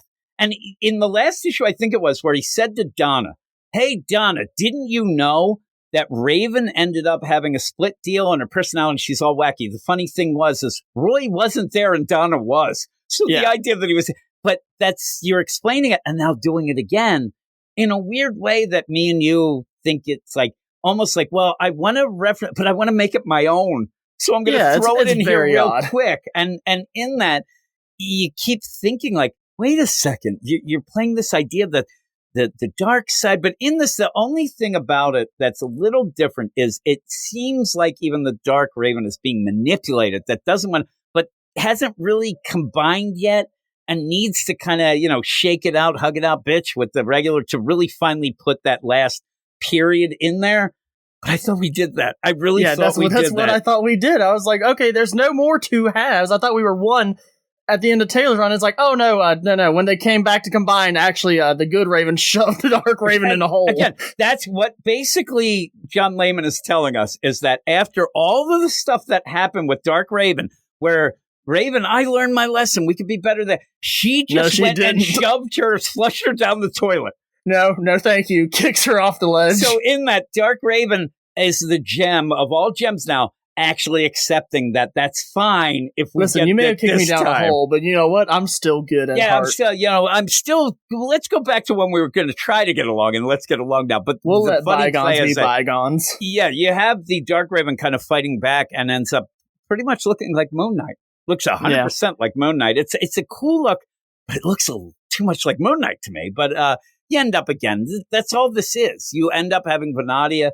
Oh no, there's Raven. She killed me. And Raven's a little wacky because of this both selves deal and says, you're back. Oh my God, I killed you once. But goes and attacks her, not knowing that and kind of going to trigger, but it all feels very artificially forced. The idea Venati is there, that triggers Raven, that then Raven realizes, oh my God, the dark self is just real. And it's really good. And all that going on. And even when you had the play where Raven is in the eyes, like their windows, and she's banging, how many times do we see it? But it was the gem that you usually see that she's doing. We had that so much in that story last. So it's just a weird play to redo that concept again, to kind of just say, oh, well, that's the last bit of it. And now it almost feels like John Layman's like, oh, I told this story. I got that. But it's a weird play. It's a very weird play. A lot of dialogue. The word bubbles are packed at that one point because they're going back and forth. But the idea is accepted. If you accept me, then you do this. I'm like, God, we did this before. But you end up having a cool play with like a different like look and things like that, which is fine. Now, with all of that going, it's kind of like once Raven kind of gets a hold of herself, Psycho Pirate's done. I mean, he just gets knocked out. And then he falls like a house of cards. Yeah, he does. He's just done. And so when you do this too, I like Bumblebee. I like it, but she wasn't needed. She was just there at Mercy Hall so that they can go and they could look in the thing and get Raven on the thing, but did really nothing. But it was kind of okay. And Roy and Star, okay, they're there and with Donna Troy. But at least in this issue, they're not like, hey, I'm supposed to be the leader. You're not supposed to be the leader. Yeah, they're not at each other's throats other than when they're controlled, yeah. And they're controlled. And like Dick isn't like, I don't want to step on anybody's feet, but I'm going to step on your feet here. Listen, I don't want to speak for Donna Troy, but... So they have, really. So they have that going on, right? So all this, and I'm telling you, we're going through it not that quick because this is all that happens. And there's a lot of fighting. It looks good. I think the colors are really cool. I actually didn't think that I would like Venatia as much seeing her back. And I'm like, I'm open to it. It's not like I'm pumping my fist, but I'm like, let's see what that leads to, whatever. But I hope it's not like Bumblebee.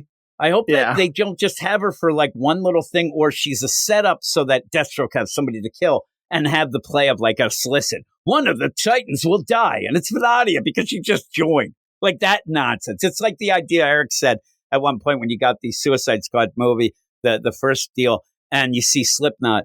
Oh, you're going to die. Like, Slipknot's not making it because he's Slipknot. But in this, I hope that there's more to it. But really, through all this, they're having all the... And then at the end, it plays off in my mind like a Scooby-Doo type thing. It's not it wasn't a ghost. It was but it plays off like the idea, oh, now that we're done with that, let's get to that Deathstroke. And like, you have just been doing whatever, and that Deathstroke just got pushed aside to now be like, we're going to take care of this Deathstroke. We're taking the fight to Deathstroke. Yeah, I'm like, do you even know where he is? Like, the idea, I don't even know if he's freaking alive. Last we saw, it looked like he died. Legit.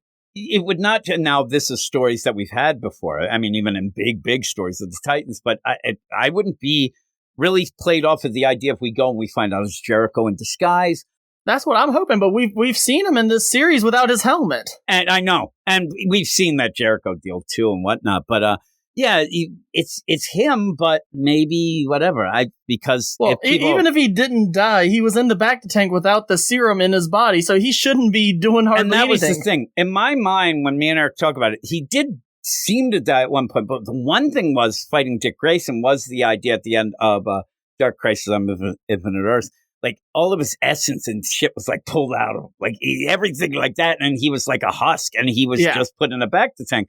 And so we were wondering, how is he going to come back? And really me and Eric what we thought was going to happen, and kind of points out to Tara coming back. We had this theory that we talked about off air, actually thinking of, what do you think they're going to do? We thought that he would be in the back to tank and you'd see some shadowy figure go and reactivate her or get him and cure him. And you don't know if it's Rose, you might be Jericho, but then we thought it would be Tara. And then they announced Tara, but he's already back. So I don't know. Yeah. It would have been pretty cool. Would have been pretty cool. Though Eric said, and why we never really talked about it a lot, was Eric kept going with the ideas like, they'll never put Tara with Deathstroke in anything because it brings up some real sus shit that went in the back.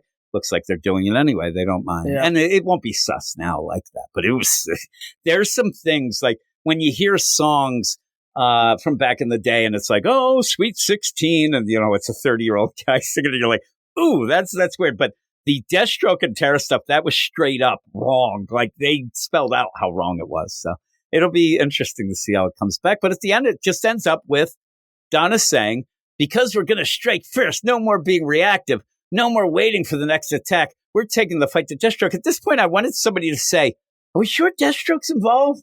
Because we keep fighting weird people and stuff like that. I mean, even the idea of Mammoth and Shimmer and things like that. Like, yeah, okay. Donna looks like she doesn't skip a leg day. She's bulking out there. But again, she's stepping forward to say that. Dick Grayson looks like he's going to say, like, well, and then they're going to fight again. Can you imagine? He's little Dick's like, you want to talk about that? She's like, Donna, I don't know if you know this, but me and Deathstroke, we've got history. Yeah, I should be taking charge of this one. And she's like, I am the leader, you jerk. And then you'll have Beast Boy just tell Raven how much he I don't know if you him. know this, Donna, but he was complicit in blowing up Bloodhaven all them years ago. That is true. And I still owe him. I want at one point Raven to really continue to be pissed off at Roy for talking shit on her for all this time, though he was right. He was right about her being emotionally compromised, and then that happened. But what happened and where I say about this book, the book feels like it's harmless. It feels like if you like the Titans, you better like generic Titan stuff. Hopefully it gets past that, but we have Deathstroke stuff going on. And just at the end, like in this issue, they took out Psycho Pirate. Raven ends up split again, comes together. You end up where we see that Venadia, she is back. And, and even in that, like all the, and it didn't feel like it meant anything. No, it felt really. Like you just kind of shrug and go, oh yeah, that was cool. It never feels like it has weight to it going forward. Like, oh my God. Like, can you believe that? Venadia is cool, whatever. But even the idea of Raven, like, we're not sitting there going, oh, man, like, that was the biggest thing and awesome. It just was like, we did it again. And it just felt weird. It felt weird. It always feels a little off, a little behind. Like it's like a C-list book thing when it should be very much higher because it's the Titans. And the art looks really good. But what would you give it?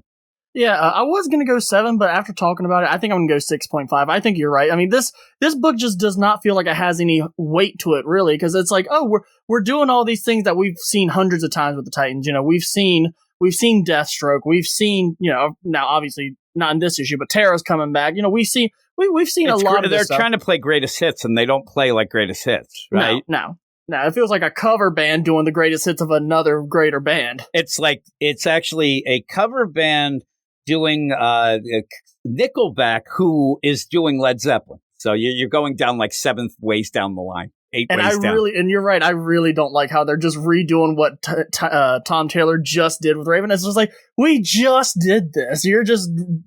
Would you laugh? Would you laugh if all of a sudden Wally shows up and he's gotten shot and he's like, oh no, I think somebody shot me from the future. Like they keep reading. Oh my God, that Tamaranian from Beast World is back. Yeah, they have that. And then next thing you know, it's like, oh no, we got shit going on Beast World. I'll just go through all of it. I'm still mad about that shot Wally West thing. We got nothing from that shit. Didn't make sense at the end. It was a cool setup of a deal. But yeah, it's weird. And this is some of these books and I said this, I forget what other book like this, but there's a couple.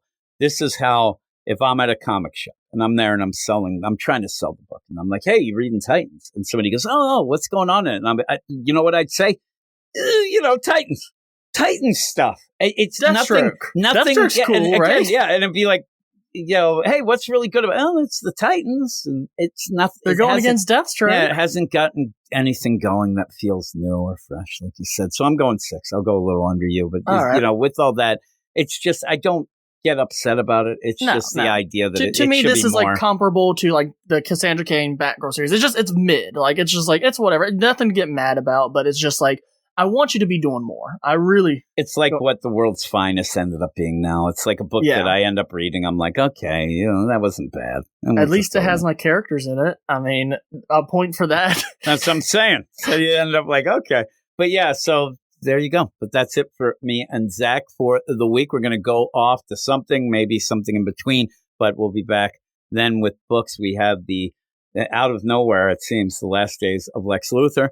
We have that with me and Tom, and then me and Matt will finish up with World's Finest, as I said. And that's the other thing, too, as we record these, everything with all the people, it's also disjointed that I keep bringing up stuff, and I'm like, Oh, that's later. Like you'll hear that later, not before, and thinks that it's all wacky. But I keep saying in a lot of the sections that we'll tighten some things up, and people will be on specific books, so you can look forward to hearing. Oh well, when that book comes out, that's Zach. So you'll know that and stuff, because I know that some people when they read, they like to think like, oh man, like Jim and Zach are going to lose their mind at that and stuff like that. That's always right. Cool. Yeah, I always like that when people say that. So.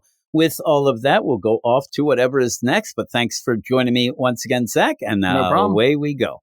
All right. And we're here with the last couple books. And the first one here is my man, Tom. What up, Tom? Hey, Jim. How's it going? Oh, lovely. And we have Superman, The Last Days of Lex Luthor, Book 2.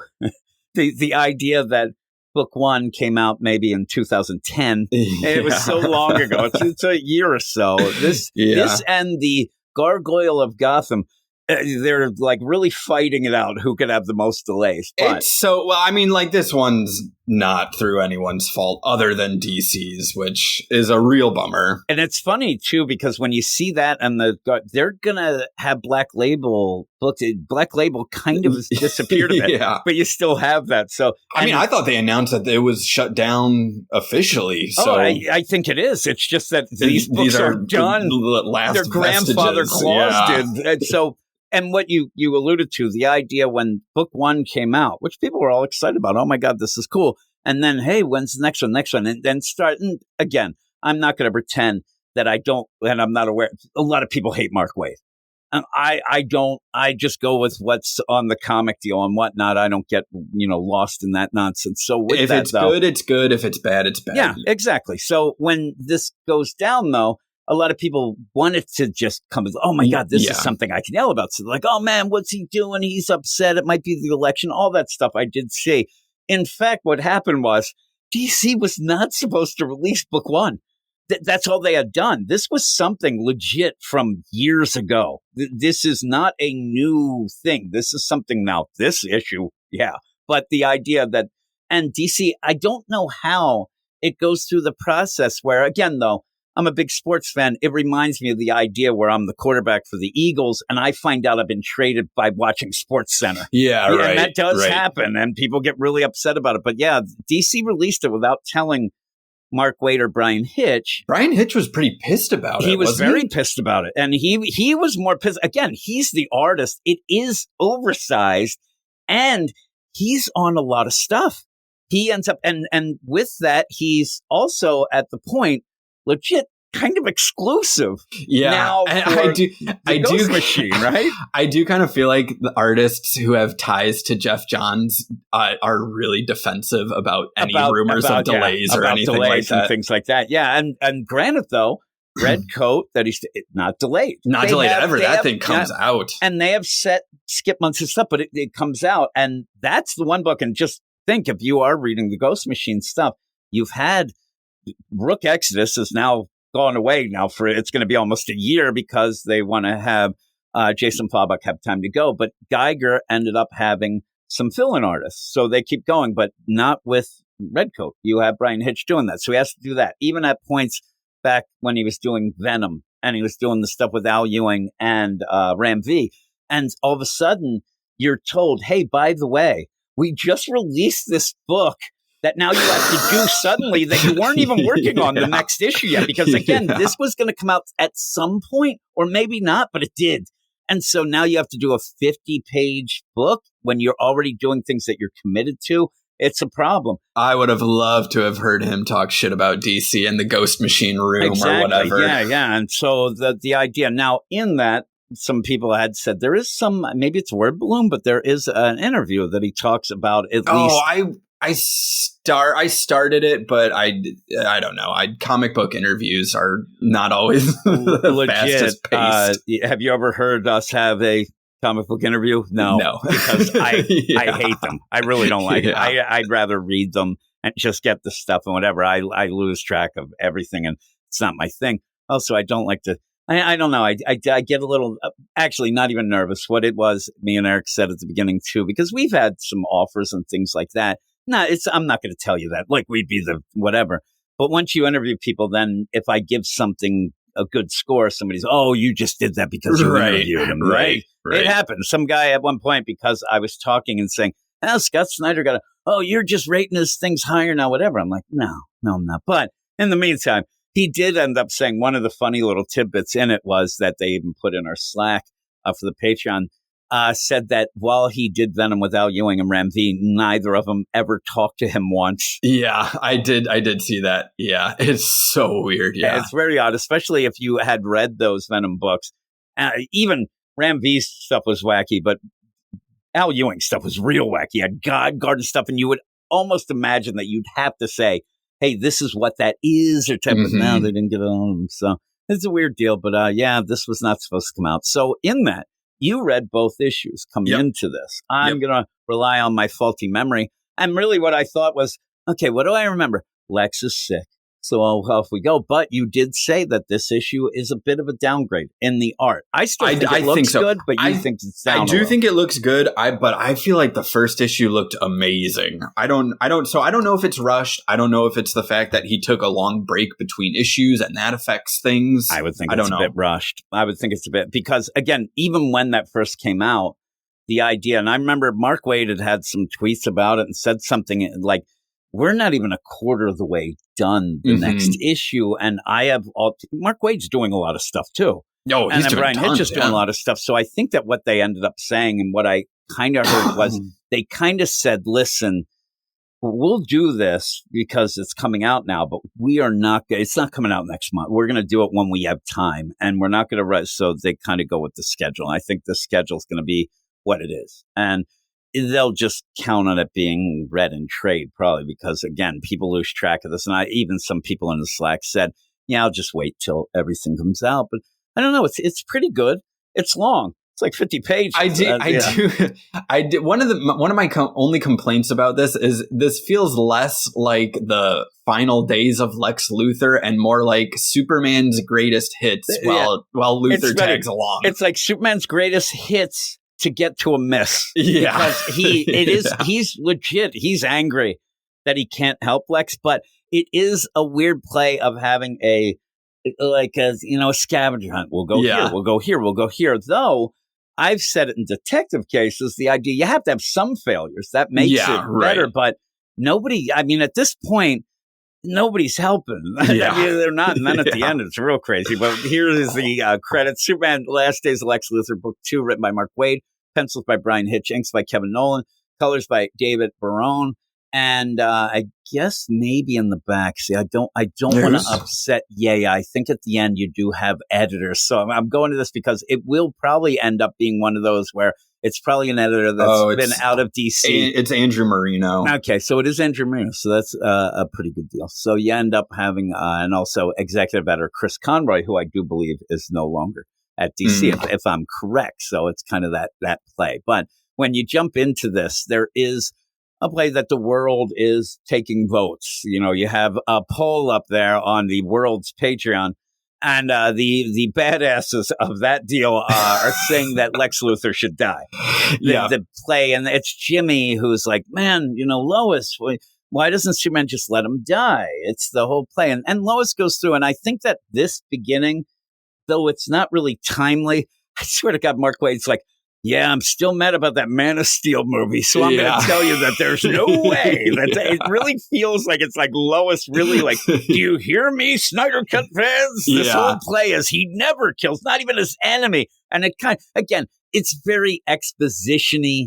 It's just a quick reminder of last issue, because last issue, the whole play was that Lex Luthor taped and broadcast Superman saying that he would help save him, and kind of like blackmailing him into making him do it. But he was still going to do it, though. I wish that this poll was played off that it was a 900 number, and it was like the Jason Todd thing that you call in, and it's like, oh my God, they really want that Lex Luthor dead. I don't think those exist anymore. No, I don't think so. 1-900 big jugs or something. I might call that tonight. Maybe they do. I don't know. They might. I don't know. I might make a song. You end up where, again, she's going to give Jimmy the idea. It's funny where Jimmy looks pissed at the end. He does, yeah. Jimmy's just like, I don't understand. Like, it's Lex Luthor. Like, he's the worst. And that's where you get it. It's like, Lex Luthor's a special case. And then she says, is it? I imagine Superman gets tempted, but a man who can turn literally anybody in that, she can't do that where people will stop. And then the funny thing is, Superman starts talking about it a little later as well. So it's kind of like, okay, we get it. This is something that always happens. And I thought that we were going to get more of Lex saying, like, you really don't care about me. You just want to prove that you're a good. Yeah, and he kind of skirts around a lot of issues. And throughout all this, you do want to believe that Lex is on the, down low. He's doing some sort of trap. And I'm telling you, I thought by the end of this issue, I thought legit that Lex Luthor gave himself an incurable disease, that he has something, and almost to the doors, death's doorway, and then just to get Superman's identity. Yeah, that's what I thought it was, and it wasn't, but maybe. But you end up having, somebody else involved. But in that, you have Lex in the fortress, and he's like, "Hey, don't you have somewhere to be?" He's like, "I'm not leaving you alone here." And then that's when we go off to, hey, a who's who of Superman's buddies and things like that. And it is the greatest hits. It's the greatest hits of characters and people that he had a relationship throughout his life. And it ties in with him being best friends with Lex when they were in Smallville. And in this issue, we see when all of that fell apart, which happens to also be when Lex it does the deal with the fire. It's not Superman going and trying to blow out the fire and having it go on Lex's head, so Lex never forgives him. But the idea where you do get bald Lex out of this, I do like seeing old school Lex with the full head of hair. It makes me laugh. Now, do you real quick? Do you like Smallville Lex, or do you like him meeting him in Metropolis? Here's the thing. As a guy, I think it's like, how could I say it? I think it's cute when he's in Smallville, but I think I like it better when he feel like it lessens. I feel like it lessens Lex a little bit that he also is from Smallville. What they're going to play is it does make that play of his dad being awful. That was one of the big things in there. Remember, it's like he's a freak there. And that really affected Lex. But I do like in this where Mark Waid he kind of plays the deal because he says Lex, when he went to Metropolis after this accident, things like that, he pretty much wiped Smallville out of his mind. Right. I'm never going back there. I don't care. Yeah. I don't mind that.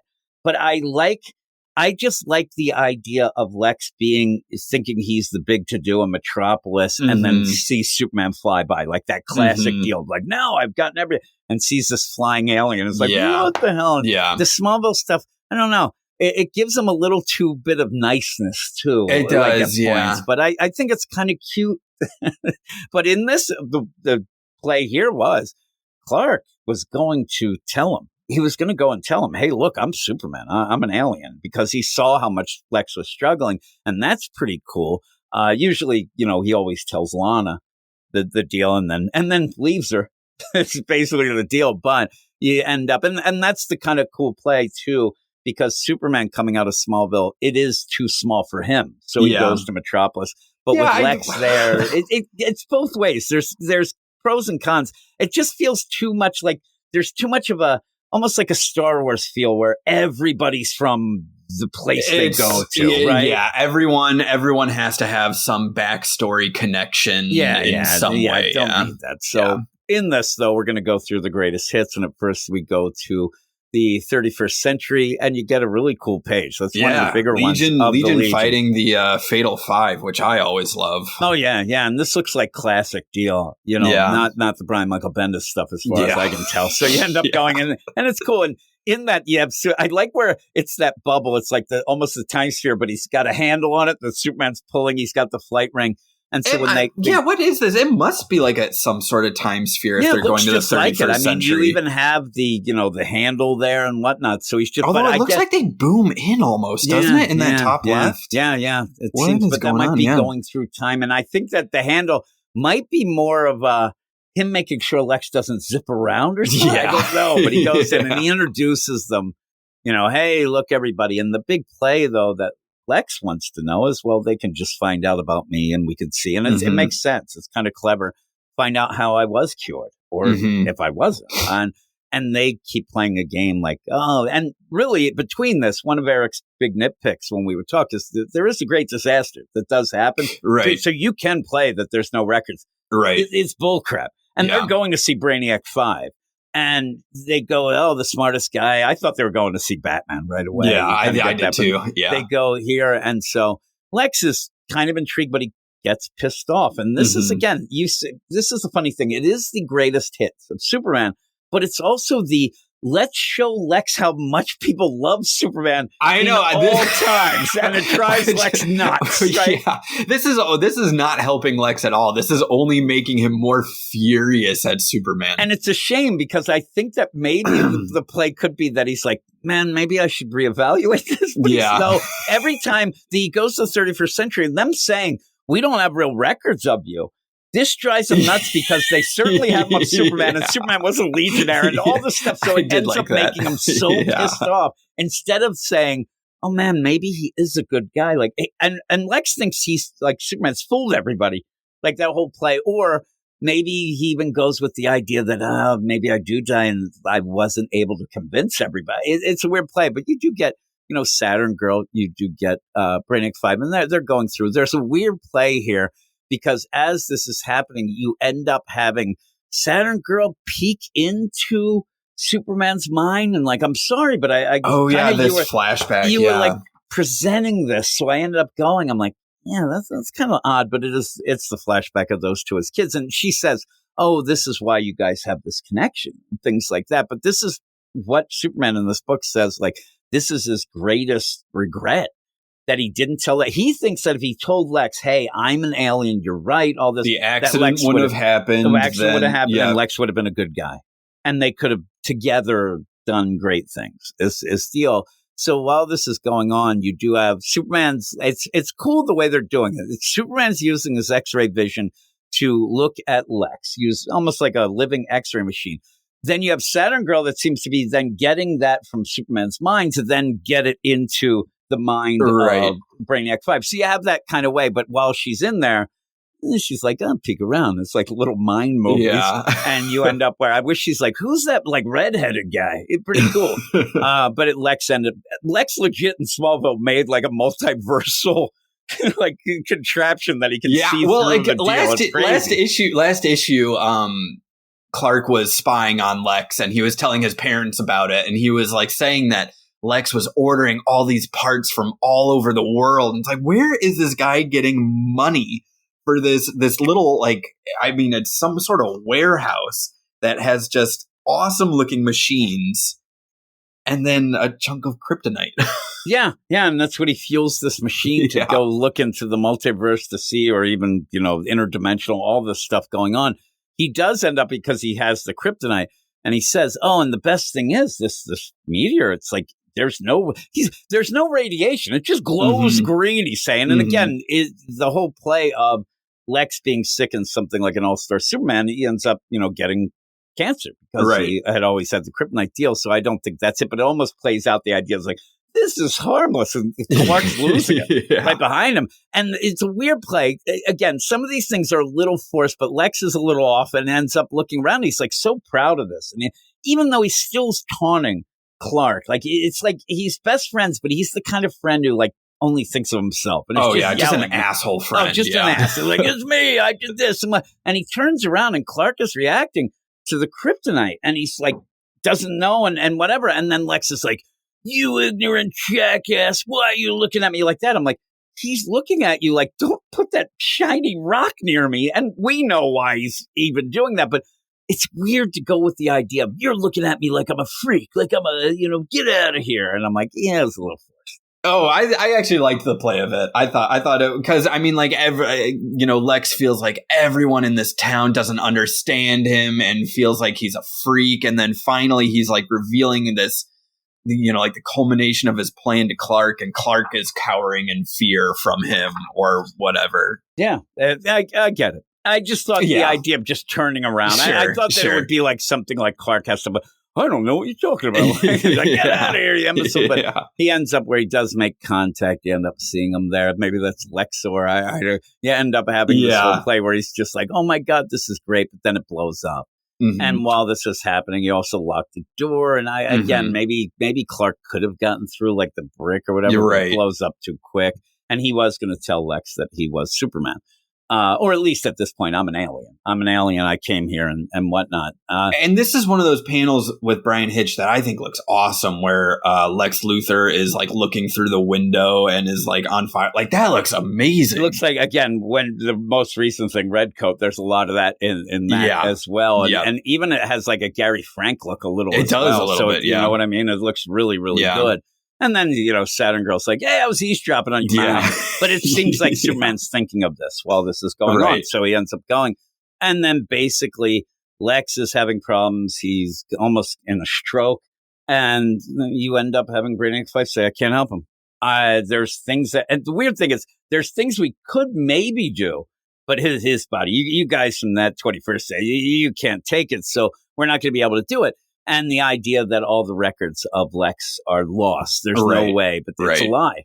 Saturn Girl even says, well, why'd you lie about that? And he's like, well, I didn't want him to find out what really happened. So it's crazy play.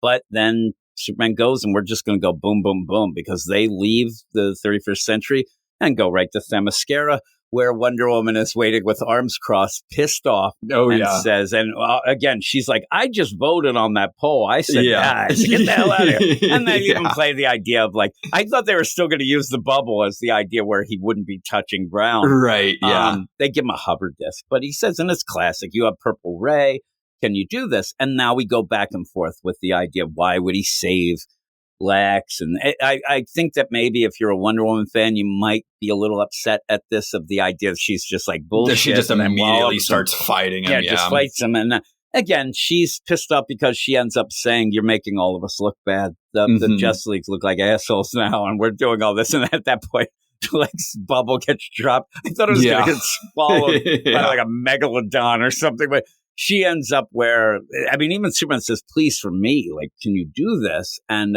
she doesn't want to, and then they have that weird like clenching fist kind of wrestle type deal. And then says, please just, and she's like, okay. And she goes off. Now, in that, you do have them there, and you have that Purple Ray going, but I swear to God, at one point I was like, I don't really think she's even trying to do anything, but they are.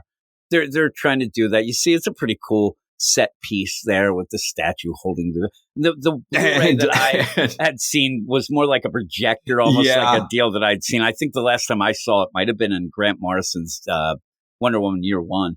It was when I saw it, and it would look like just almost like a Phantom Zone projector that you just sit in the chair and get it, but he's bathed in it. And then you get this play of the lasso, and now he's going to give you his theories of like, it's not just the idea, and even not telling Superman what they talked about, because it does come down to being, scared, Superman stuff and whatnot. And then when Wonder Woman says, you just want to end up ruling the world, he's like, oh, no, that's too small. I want to rule everything. And he's telling the truth. And he said, I'm on the cusp of mastering interstellar travel. This puny mudball. And that's the thing. He keeps saying, he said it when he was a kid, I want to leave Earth because you guys are all assholes. I want to go and, be with people who are my intellect.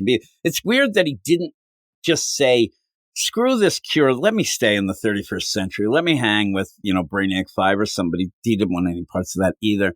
But he did say, like, he thinks Superman's an asshole because he's kind of immortal. He thinks he's immortal and he looks down on everyone. And I like that. I like that Wonder Woman points out that he's projecting, because so much of Lex Luthor's disdain for Superman is his own, internal his insecurities, I guess. Yeah. And also, like, Superman says, and Clark, you could have done so much more. You could have been better. But Lex thinks that, man, if I had Superman's powers, I'd be able to do this. I want to do. It's not good stuff, but he's like, I really want to do that. And you have that play where it goes back and forth. And Wonder Woman starts talking about what makes Superman tick, and that he thinks humanity's the hero, and the idea that paper thin tissue, paper skin is. And we went to the moon. And he's going around looking at things, and he's there at what looks like a birthday for maybe a veteran. They're going through all this stuff.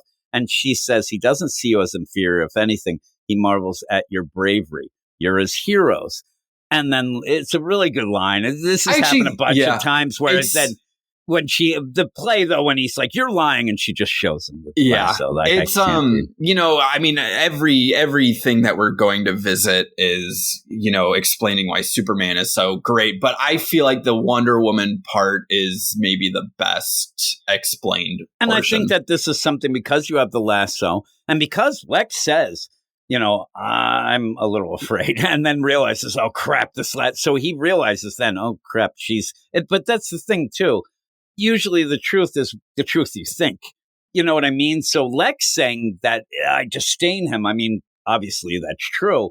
But even that, like, you're not getting that tropey deal of, I love Superman. I wish he was my brother. Like, you get Lex being Lex. And then Superman just comes back and says, anything going on? No. and what I do like is that Wonder Woman was like, while he's in the Purple Ray, you need to go help because Flash doesn't know shit about doing anything. And then Clark just goes to the Daily Planet. Like I'm sure off panel he went and helped, but it's just funny that now he's looking and laughing. I guess it would be Barry in this. I can't remember if they even showed him yet, but I think that's the stuff that Hitch does. But the idea of all this where you have it. That's true. Because I think it was the glacial, like you had the icebergs were melting or something. Oh, maybe it was that. Yeah. How dare you? And you end up where Barry has no idea what to do. He's like, all I do is like friction shit. And I can't just run around and grab the shit. I need help. Yeah. And what's Superman going to do? It's crazy. But yeah, it was that Flash is a goofball. He couldn't figure things out. And when Superman's like, you couldn't like get a hold of Batman or something. But it does work because you kind of want Lex and Wonder Woman. And then when Wonder Woman ends up saying about the lasso at the end, it's kind of funny the way that she ends up saying the deal of, she says, what most people don't realize about the lasso is that it's not only extracts the truth, it tends to make one receptive to it. I swear to God, she's winking at Lex because of what they just did. It's like that little, see, Lex, we have a little inside conversation we had. I'm not going to tell Superman what you said, but wink, wink. Like, you might be receptive to it. You might actually become a good guy. And Lex is like, bullshit. And they go. So, boom, boom, boom. And then you get that play where, hey, Wonder Woman says, and legit, this is a thing too. She says, it didn't work. I don't know what's going on. He goes, oh, well, I guess we're going to have to go magic. Lex in this deal is like, sounds like a 6-year-old. Oh, but also, I kind of consider, I know it's God stuff, but that purple ray in my mind is almost magic based too. I don't know if there's been much explanation behind it. Yeah. I don't know. I haven't read up on it. But it feels more magic to me. It does. Yeah. And then you get the play of like, you could have Superman when like, because he says, not the first time I've heard that today about the idea that it didn't help. Hey, if I can't use science. And Lex goes, magic. You're talking about magic. You hate magic. I hate magic. No, wait. That's the thing that you hate. I love magic. I'm like, it was a weird thing for Lex. It sounds like a little kid. Like, wait, I hate magic. No. Magic's the only thing that hurt you. I love magic. The thing is, I wanted Superman to say, listen, let's solve this right now. Like, it's not that I am overly set. It's that magic can hurt me like it does everybody else. Yeah, right. It's the idea that when it comes to magic, I'm kind of like a human. Like if there's a magic bolt, it's not hurting me any more than it would hurt you. We're both dead, but it can affect me. And there's that play. It's Martian Manhunter and fire, where it's like, oh my God, the one weakness, fire. Like, I'm kind of weak to that too. If I get thrown into a fire, I'm going to burn too, Martian Manhunter. It's more of him having PTSD of the idea that everybody burned. But again, it kind of is that tropey deal. But they're going to go. And again, I like this where at first we're going to go talk to the smartest person I know. You think it's Batman. So you're like, okay. And then even in this, I like Lex. Lex looks like he's like straightening up a tie. Are we going to go see Zatanna? Yeah. And I was like, okay. And then Dr. Fate. And I'm thinking, okay, who are they going to go to? Because they're saying that. And I'm thinking, well, maybe Enchantress, maybe Constantine, maybe something weird like that. And Constantine, in my mind, might have been a good play because Constantine gets involved in some real wacky shit. Yeah. And he'll make weird deals. And it might get to, but it ends up where, again, it's like, oh, we think it's one. Oh, they're going to Atlantis. I would like them to see someone who doesn't just absolutely adore Superman too. So it would have been cool for Constantine. Would have been cool. And Constantine might even be like the idea of, liking, like it would be weird because Constantine obviously is not like the straight up great guy himself. And then you could even have like the idea where Constantine's smoking, and even though Lex is dying, he's like, seriously, that stuff will kill you. So you'd have some jokes or something like that. But they end up, and he gives Lex a suit, and they go down, and they're going to go down old school Atlantis. And you have the Atlantis as a continent. We're going to Tritonus, and we're going not for Aquaman. We're going for Laurie, who has come up big in the Mark Waid stuff. He's doing that in the world's finest, right? Oh, yeah. They are. I don't care what you say. The idea where they are like, you could tell me they're doing a little Eskimo nose rub or they're doing their mind meld. It looks like they're about to start making out. Oh, dude, King Ronal is. Ronal's being coupled. He is. That's all it is. And I swear to God, they should show him. He's like peeking behind Coral. What's going on now? And it'd be great. The play here, though, is maybe this is more effective. The idea, they are. I mean, if they had. I don't know what it went on. Even where Lex says, "Oh, I thought that you were a Lois Lane man or whatever," which is an odd kind of play anyway. But the idea where you have this going, and I think they would make sweet love, and it's weird. It's very weird. Odd. But the play here is that King Ronal, even with that, he still likes Superman. He still thinks he's a great guy. And you sit there and look at this, and it's basically, it's bad enough where it's like, oh, this guy, Superman, he pines for my wife who he dated in the past, whatnot. But the idea that she looks like she would leave for Superman and he's okay with it. He's a cuck, as you said. But this must have come before the world's finest. Yeah. Again, the story was set up a while ago. So maybe it was like the idea like, hey, now I'm doing this. Well, I'll go. Oh no, now we have to do this. But it's okay. Laurie's coming up big lately. Yeah, kind of cool. So you end up where there's this whole play. They have to get this fruit, and Superman says, "I'll go," because Laurie's going to go, but it's like a death deal, and he goes down. It's very good. He gets it, and Lex actually even helps him out as well because he says, "What do I have to lose? I'm going to die." So you get this crazy I don't even know what it looks like. It's just some sort of wild sea creature. Yeah, some deal, and you don't know if it's safe. And then Lex says again, "I'm just going to eat it. What the hell do I have to lose?" And then he goes and he ends up having this crazy vision that I think could have been a little more explained or a little more going, because it seems like he's seeing Laurie and Clark in the deal, because that's her with the and we were going to do it as one of the, didn't win in the poll, but the first appearance of her. And she ended up showing up because she was a mermaid. She was in a wheelchair with a blanket over her. Here's how stupid I am. I was like, why are they showing Clark Kent wheeling Oracle around? Yeah, there you go. Oracle. Then the weird thing is you see that, then you see it's like other things. And then I thought, okay, that's Lois, but it does look like you're seeing that Clark. Now, here's the play here. This is a weird idea that Lex is seeing this. And the whole play is, oh my God, Superman was in love with this Laurie and ended up, this is Clark. So he has to be true. Like, he has to be sitting here and like, holy crap, Clark Kent's Superman. But you don't do that because later Superman in this issue is going to tell.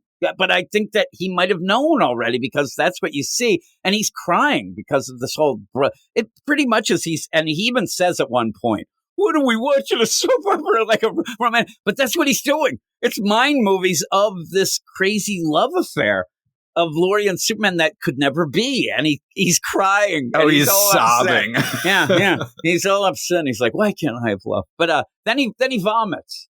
And he's like, this is the worst. What the hell was that? And so in that, Laurie's just basically like, oh, yeah, we weren't trying to cure you.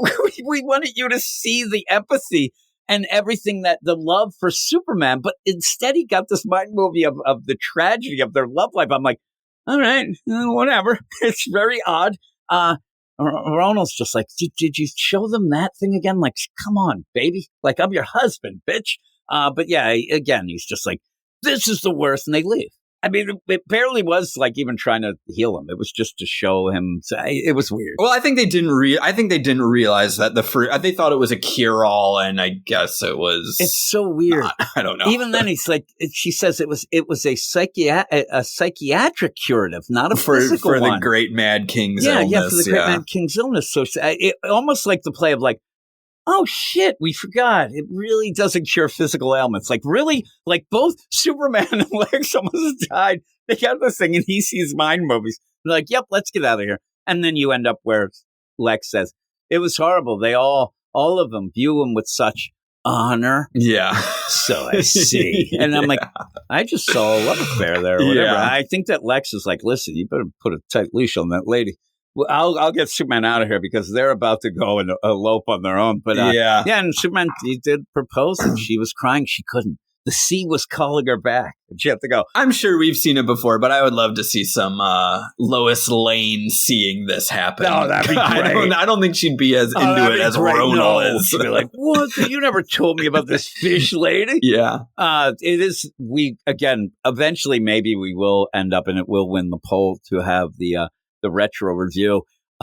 It's pretty funny. It is pretty funny. All the things that Lori's like trying to go through to not reveal that she has, a fin, and then she's in a wheelchair, and all Clark keeps thinking of is he's gonna find a cure to her big, and it's like, oh, your enable deal there, Superman. But it's funny. And almost at one point, he almost seems proud. He's like, look at me. I don't mind that she's in a wheelchair. I'm like, oh God, stop it. But it's very Silver Age-esque. It's really funny. But they end up leaving. They end up going. Now, again, this is the weird play of this. When you end up, you go to Wonder Woman and the purple ray doesn't work. Okay, you move on. But magic should still be open. Like, there are a lot of different types of magic. Yeah. There's a lot of things going on. And they just like, oh, well, they go off and like, what are we going to do now? And then they do show. I mean, they do go to the Guardians. That's pretty funny. Yeah. They they go to Rand. You have Adam Strange. You have a bunch of things that are cool. But again, it's like a who's who. And one of the things that I thought that was going to be saved, I thought that eventually they would go to Apocalypse or New Genesis. But we actually see that. And again, there's Metron. You just ask the guy, is there anything? He's like, no, you give it up. But you have a bunch of crazy characters, and it does show even Mixelplick. I'm surprised that they don't have them have an actual scene with Mixelplick. Yeah. Again, some of these would have been pretty cool. To see them a little more than what you see. I like too where when Lex he's on Ron, and Adam Strange has like got the gun.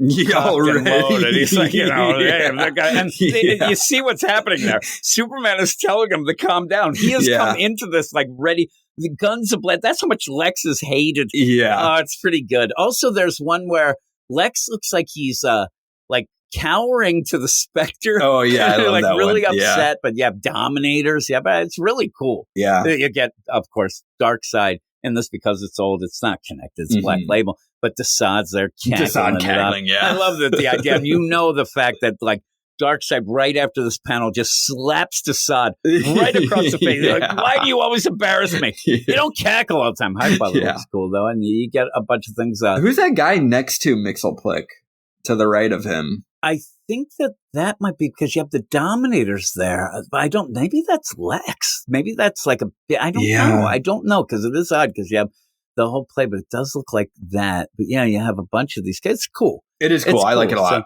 So with that though, nothing's working. And Lex actually is really looking bad. He looks like Michael Stipe from REM. And that is not a good look back in the day or even now. But you end up where actually I've seen Michael Stipe recently. He's grown into his old man look and actually looks okay now. At one point, it just looked like the guy was going to fall over and die. Yeah. So he ends up where Superman ends up like Lex is going to die. So here it is. And this would be where you would have the big play of would Lex go so far as to give himself a disease that he knows nobody but him can cure at the end. I mean, at one point, there was a play where Lex was told you could never do anything good, ended up to prove Superman wrong, came up with a cure for cancer, and then destroyed it. Yeah. He just wanted to prove it and then destroyed it. Like he could have saved it. He's like, nope, I proved it. Boom. So would he go that far? And you kind of play that game where Superman then says, okay, you're looking like Michael Stipe. So here you go. Here. And he doesn't tell him, he shows him. He like walks in with his suit and stuff. And Lex says McDonald, and you have that from the beginning. Is E-I-E-I-O. It's kind of a cute little thing from the past of them.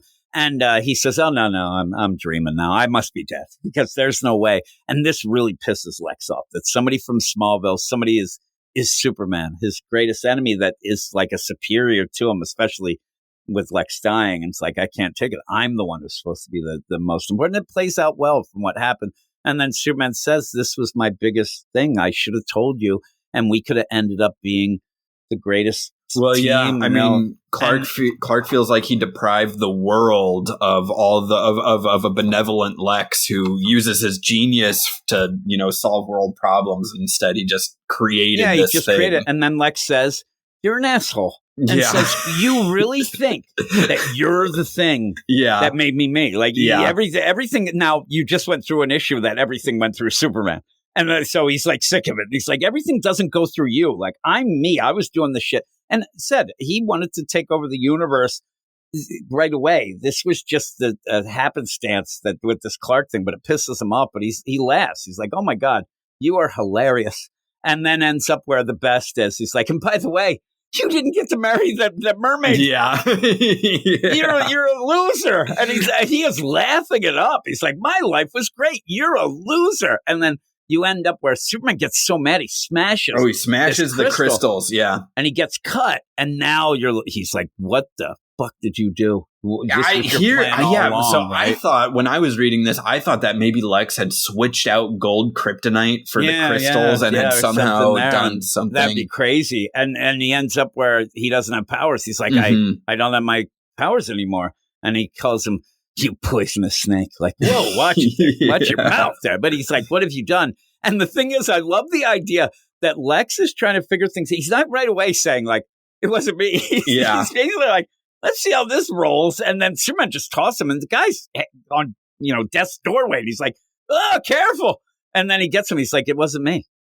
And you end up where Clark is just going at it. You tricked me. I fell into you. I trusted you. I wanted to help you. And everybody said not to. And I fell into your trap. He's like, listen, I'd love if it was me. It's great, Lex. Like, I wish it was me because that'd be so great. But no, it's not. And now with that, Clark is freaking out because he does end up saying at one point, I think when he left Wonder Woman, the idea that he is monitoring, or maybe it was even the 31st century, but he is monitoring Lex to see if he's lying, see if anything changes in his body. So but now he can't.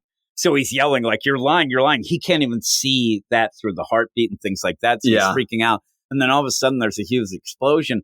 And then Brainiac shows and says, no, he speaks truthfully. It is a trap, but it's mine. I'm like, holy crap. Yeah, I thought that was an awesome reveal. This is a long issue, obviously. But when you get to that reveal, I'm like, all right.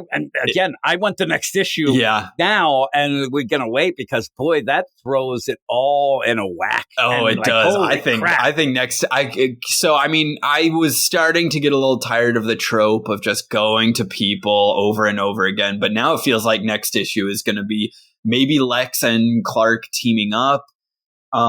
This is the last days of Lex Luthor, so this is some sort of conclusion to Lex Luthor's story. And again, could it be the last days of Lex Luthor because Lexi Luthor, the good Luthor, who learns his lesson? Like, you could play it off as it's the idea of that Lex is being left behind. Well, this has a lot of parallels to whatever happened to the Man of Tomorrow, which, had Clark, Alan Moore's story, Clark, eventually retiring and getting his life. First up, everybody should read it. Yeah, that's a great story. If people didn't, it was Alan Moore asked before John Byrne ends up rebooting, can I tell this Superman's last story? And then when it reboots and the stuff that they redid, then you go with it. It's really, really good. It's great, yeah. Alan Moore is great. So you end up where in that, though, I get, it's weird. First off, Brainiac always does look like Lex. With just the thing. So he's there, and I'm like, are we going to play something with that? Then I'm thinking, how did Brainiac get the powers out? And now when you see it, there's it's not red sun, but it may be something. It might be something, yeah. But whatever he did, he might actually be coming there and saying, listen, I'm not coming as a threat. Like, he just says the trap wasn't his, it's mine. Mm-hmm. But the idea where you can't, as Brainiac, just show up at the Fortress of Solitude and not expect to get walloped right away. Right. So maybe you depower Superman so that then you can approach him and say, hey, I need to help. Maybe you heard about Lex. Maybe there's a deal. I don't know. Because it is an odd deal of just Brainiac himself. Usually you don't get like full out like personal deal. You'll have his Brainiac ship and you'll have all these things going on. So I wonder what it is and what this is all about. It's really cool. And it could go a bunch of different ways. But I think it might be like a twist type thing. But I don't know. I don't know when. And even if somebody said, oh, didn't you guys know the next deal is it's listed in June or whatever. I won't trust it. So we'll see when it comes out. But with that, what would you give it? I think I would give it an 8.5. I'm really liking the story, and the cliffhanger is awesome. If it was a little tighter, yeah, maybe if we went to, I guess the Legion was pretty cool, Wonder Woman, and then did something else instead of just now we're going to Atlantis and stuff like that. I would have been a little higher, but I think I'm going to go 8.5. I'm going to go, and actually I want to go a little higher, maybe a 9. Really? No, I was going to go like 8.8 because I really do like it. But, there's too much. There's, like you said, though, it is a scavenger hunt for a bit. But each bit you do learn a little bit of, but it's all, what you learn about with Lex is this. He hates Superman. We know that. Yeah. But it's a shame that you kind of like Wonder Woman, given the wink of like, sometimes people learn things about things like that. Yeah. I thought, okay, maybe we'll go with that. But when he sees that vision, he kind of pulls back from it. So, yeah, I'll go 8.5. I'll go 8.5, but I could be convinced to go a little higher. If it weren't quite such a rehash of the first, or like a copy of the first issue, maybe I could go higher. But it's written really good, well, right? It's written really well. And just as an aside, I think this week of DC is a pretty good week, including the Absolute stuff and things like that. It's actually pretty strong week for the DC, which is cool. Overall, not that I loved everything. There's a book, that we might have talked about already. Yeah, I was in a couple. But in the meantime, which one? there's actually which 3? I would say like maybe 2 were really off, but some of these are really good. So with that, it's a pretty cool week to be a DC fan. We'll see if it keeps on because I keep saying I like the all-in stuff, but then there's the books that keep popping up, and they're mainly the minis that are throwing me off. It's the minis, like that. And it's one of those where I'm like, either make them mean more, do something to make these characters cool and stuff like that. Some of the ongoings aren't perfect, but if you didn't have the minis, I think the line would be fairly tight. Yeah. So I mean, there's always going to be like a weird Harley Quinn. Which, in fact, next week is the fart issue, and I do believe we will be panels. I do believe we'll be covering that. Actually, me and Simon might be talking about these farts special. I'm sure that'll be a hoot. But that's it. That's it for the last days of Lex Luthor. Hopefully, it comes out quick. And if people don't know, and it's kind of a cool play too, because it is kind of an Elseworlds type story. It's a Black Label, and me and Tom do our Elseworlds podcast on the Patreon, but also are talking and thinking about doing a Triangle era Superman thing as well, that we might mix that in and stuff like that. It's almost like the idea, because Gray, me and him do a Grant Morrison podcast on the Patreon, but then he said, I really want to do a Saga Yojimbo, so we kind of mix it in every other week. So we might do something like that at some point. So with that, though, thanks for joining me, Tom. And we're going to go off. I believe it'll be me and Matt talking World's Finest. So we'll be talking Lori again, and we'll be doing that to end the podcast. All right, and here we are with the final book, and I'm here with my man, Matt. What up, Matt? What up, Jim? Happy to be here. Yeah. I thought you asked me. I was going to say no. Here's the thing. I'm happy.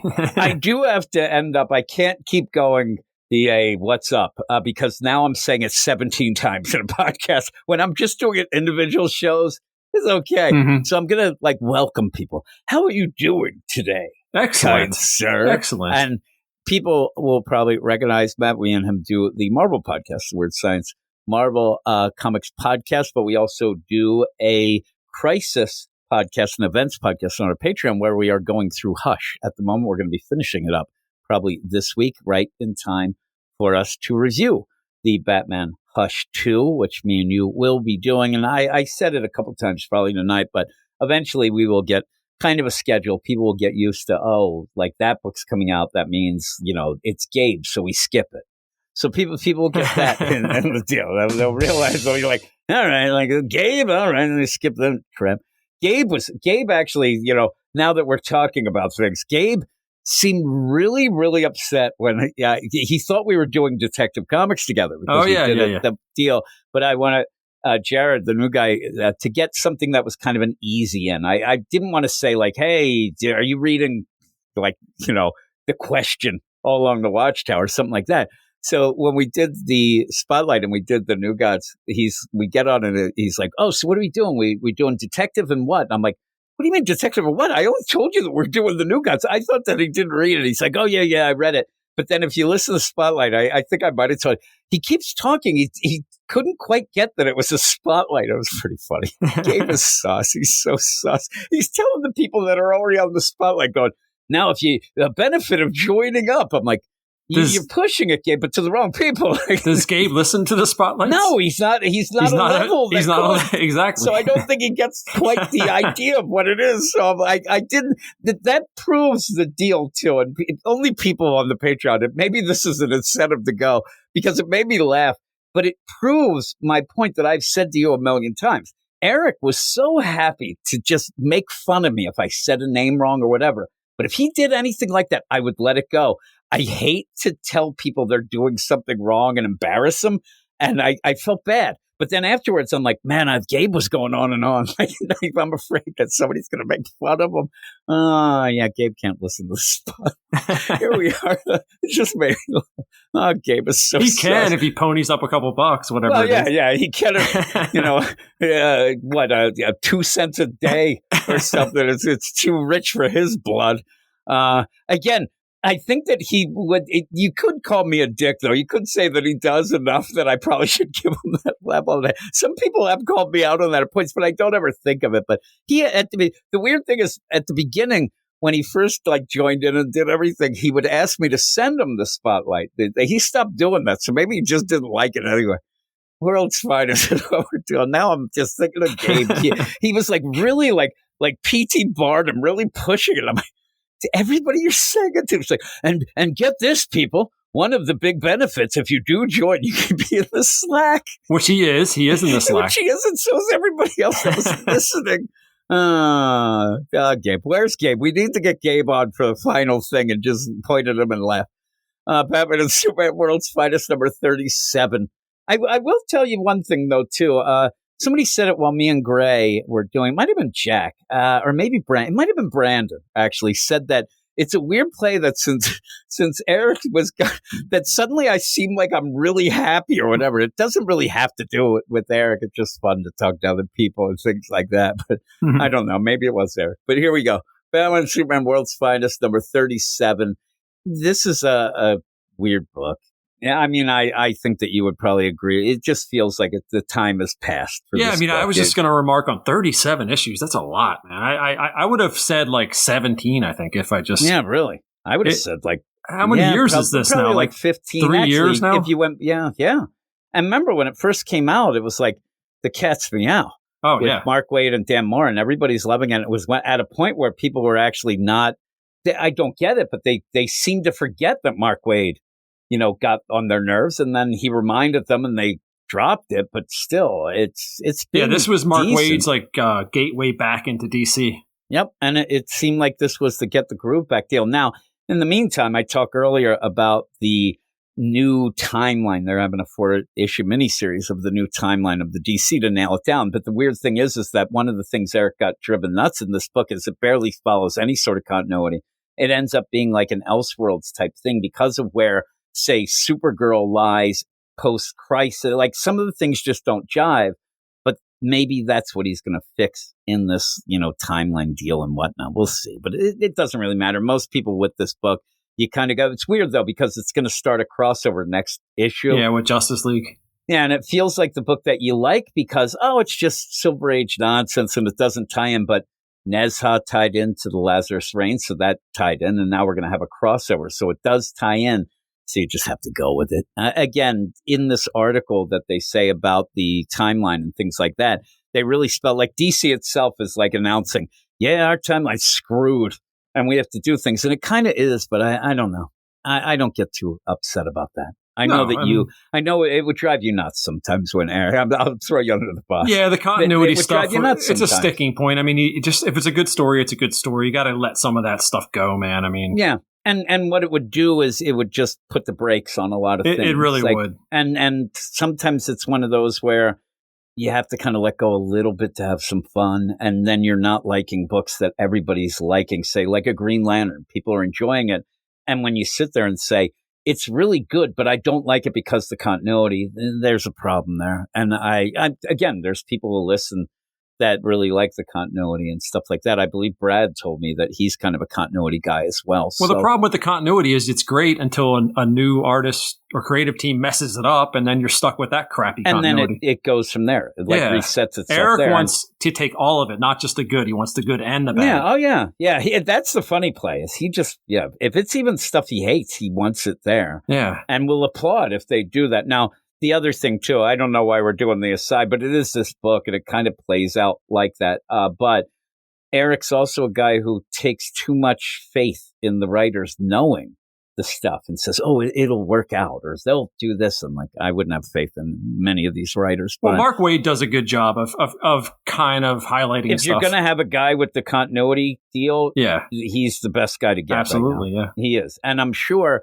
that, again, he probably would do DC better if he was an editor again, and that he was a main editor, and then people could rely on even editor-in-chief, even whatever the top one is. Exactly. So that would be the deal. But it's Mark Waid writing, Adrian Gutierrez on art. I like the art up to this point. I thought it was it's not Dan Mora, but it's not wonky art. It's wonky storytelling in the fight scenes, and it's hard to tell what's going on. Yeah. Matt Herms on colors, Steve Wands on letters. You still get a Dan Mora cover, and you get associate editor Chris Rosa and Paul Kaminsky as the editor. So Chris Rosa is doing probably not much. I even said this about Mark Waid on the Batman and Robin year one. I don't think you have to be much of an editor for Mark Waid since he was such a big editor, but that's cool. And really what they should do is kind of get some newer editors and maybe learn that from Mark Waid as well. But that's not our business because we're going in and it's a Woodrue story that we've had. We end up having a weird little synergy, oddly, with the last days of Lex Luthor, where Superman goes and sees Lori Lemaris, and that's what has been happening in this. But in the meantime, she's smooching with Superman, which is causing all sorts of problems. And then it becomes a weird thing, especially if you've read that last days of Lex Luthor, in that you have King Ronald say, I get jealous a little, but I'm not that jealous because Superman's great and he's the awesome guy and he's the greatest thing ever and everything. And then it's almost like the reverse, that he feels very threatened. He feels kind of jealous, but thinks that he's not good enough for Lori.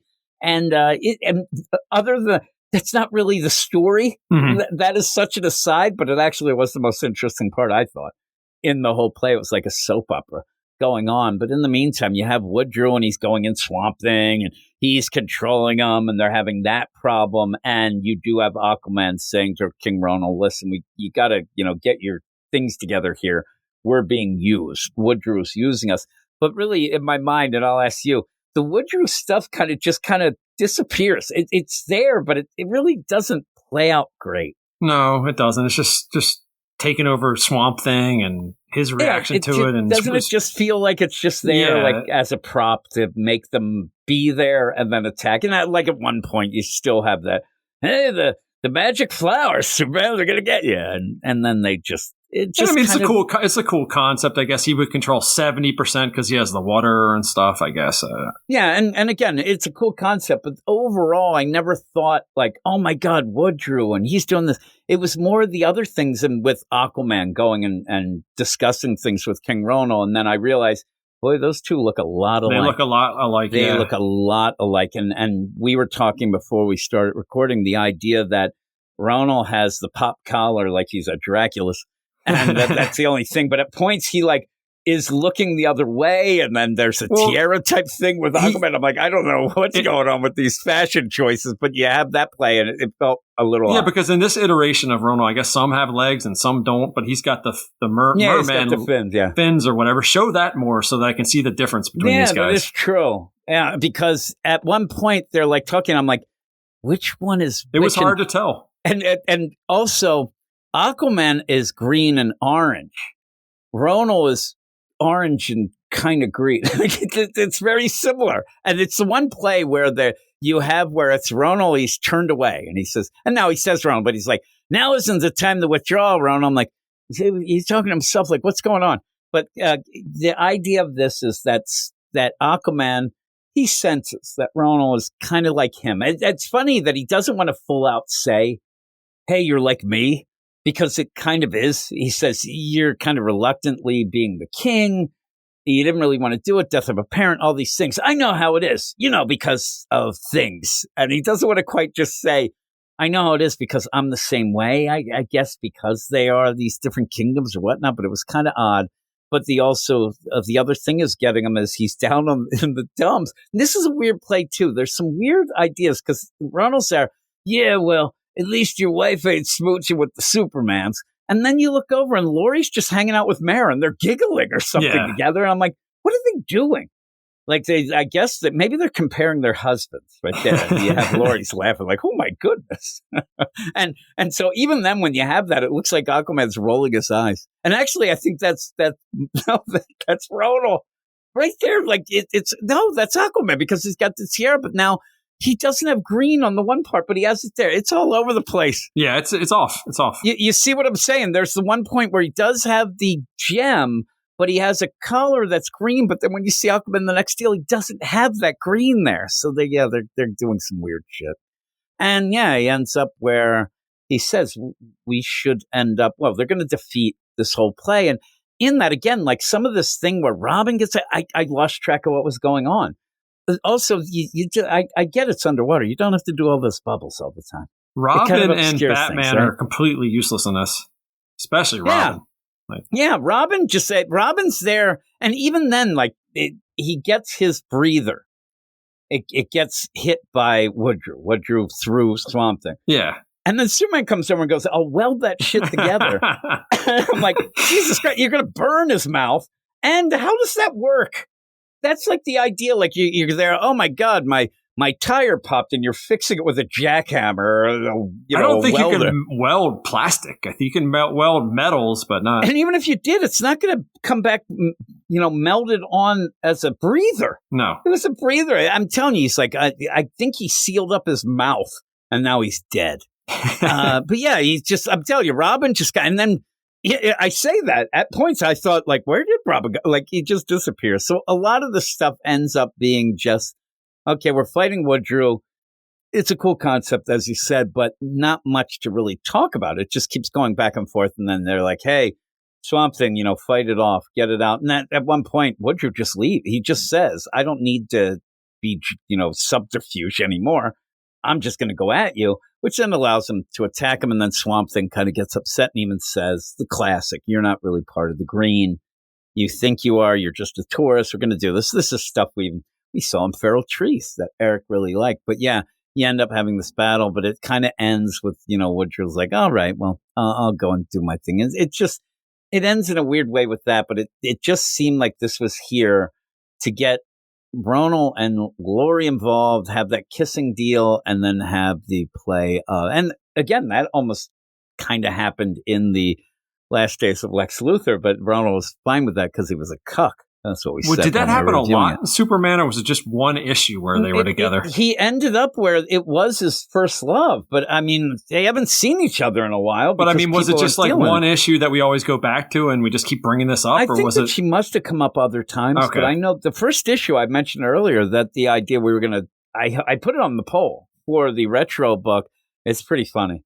It is Laurie just pretending that she's in a wheelchair and has a blanket over, and both of them canceled her and Superman. But yes, it just kind of like then ends because then Superman ends up using his heat vision. Everything goes, and you end up where it's almost like I'm melding as you end up having Woodrow kind of there, and you have your hubris, Woodrow. It's staggering. You use the green, but you're not part of it. And this will be there, and then Superman uses freeze breath. Boom.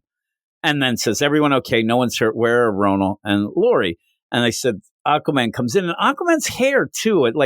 It changes like a weird hairstyle. He looks sometimes weird, his hair is shaved on the side, sometimes it's not. And then other times it's like got this like almost like a skater's puffy thing. I think these guys, they both are kings, right? So they could almost like swap out. Nobody would know the difference. Oh yeah, actually, I thought that's what I thought that what was going to happen at the end. And I'm not even joking, because he says, Ronald, I get it. You want to be an adventurer. You want to go off. I thought he was going to say, listen, how about part of this truce? I will play the role of you for a week each year, and you can go out, but I get to nail Laurie. And he's like, she's making out with Superman. I don't care. He's doing everyone. But I thought that's what was going to happen. Or it was going to be like, they're just going to have like a wife swap or something like that and go with the deal. Because that actually happened to Aquaman with Mara's sister in the New 52. People weren't so happy. Aquaman was not aware that he was kind of having sex with somebody else. It was a little shady. But that happens. Yeah, I've seen videos. So you end up where all this go, and then you have where they go back. Laurie and Ronald go back to, their kingdom there. And the problem is it makes it look like Ronald's about to, get physical.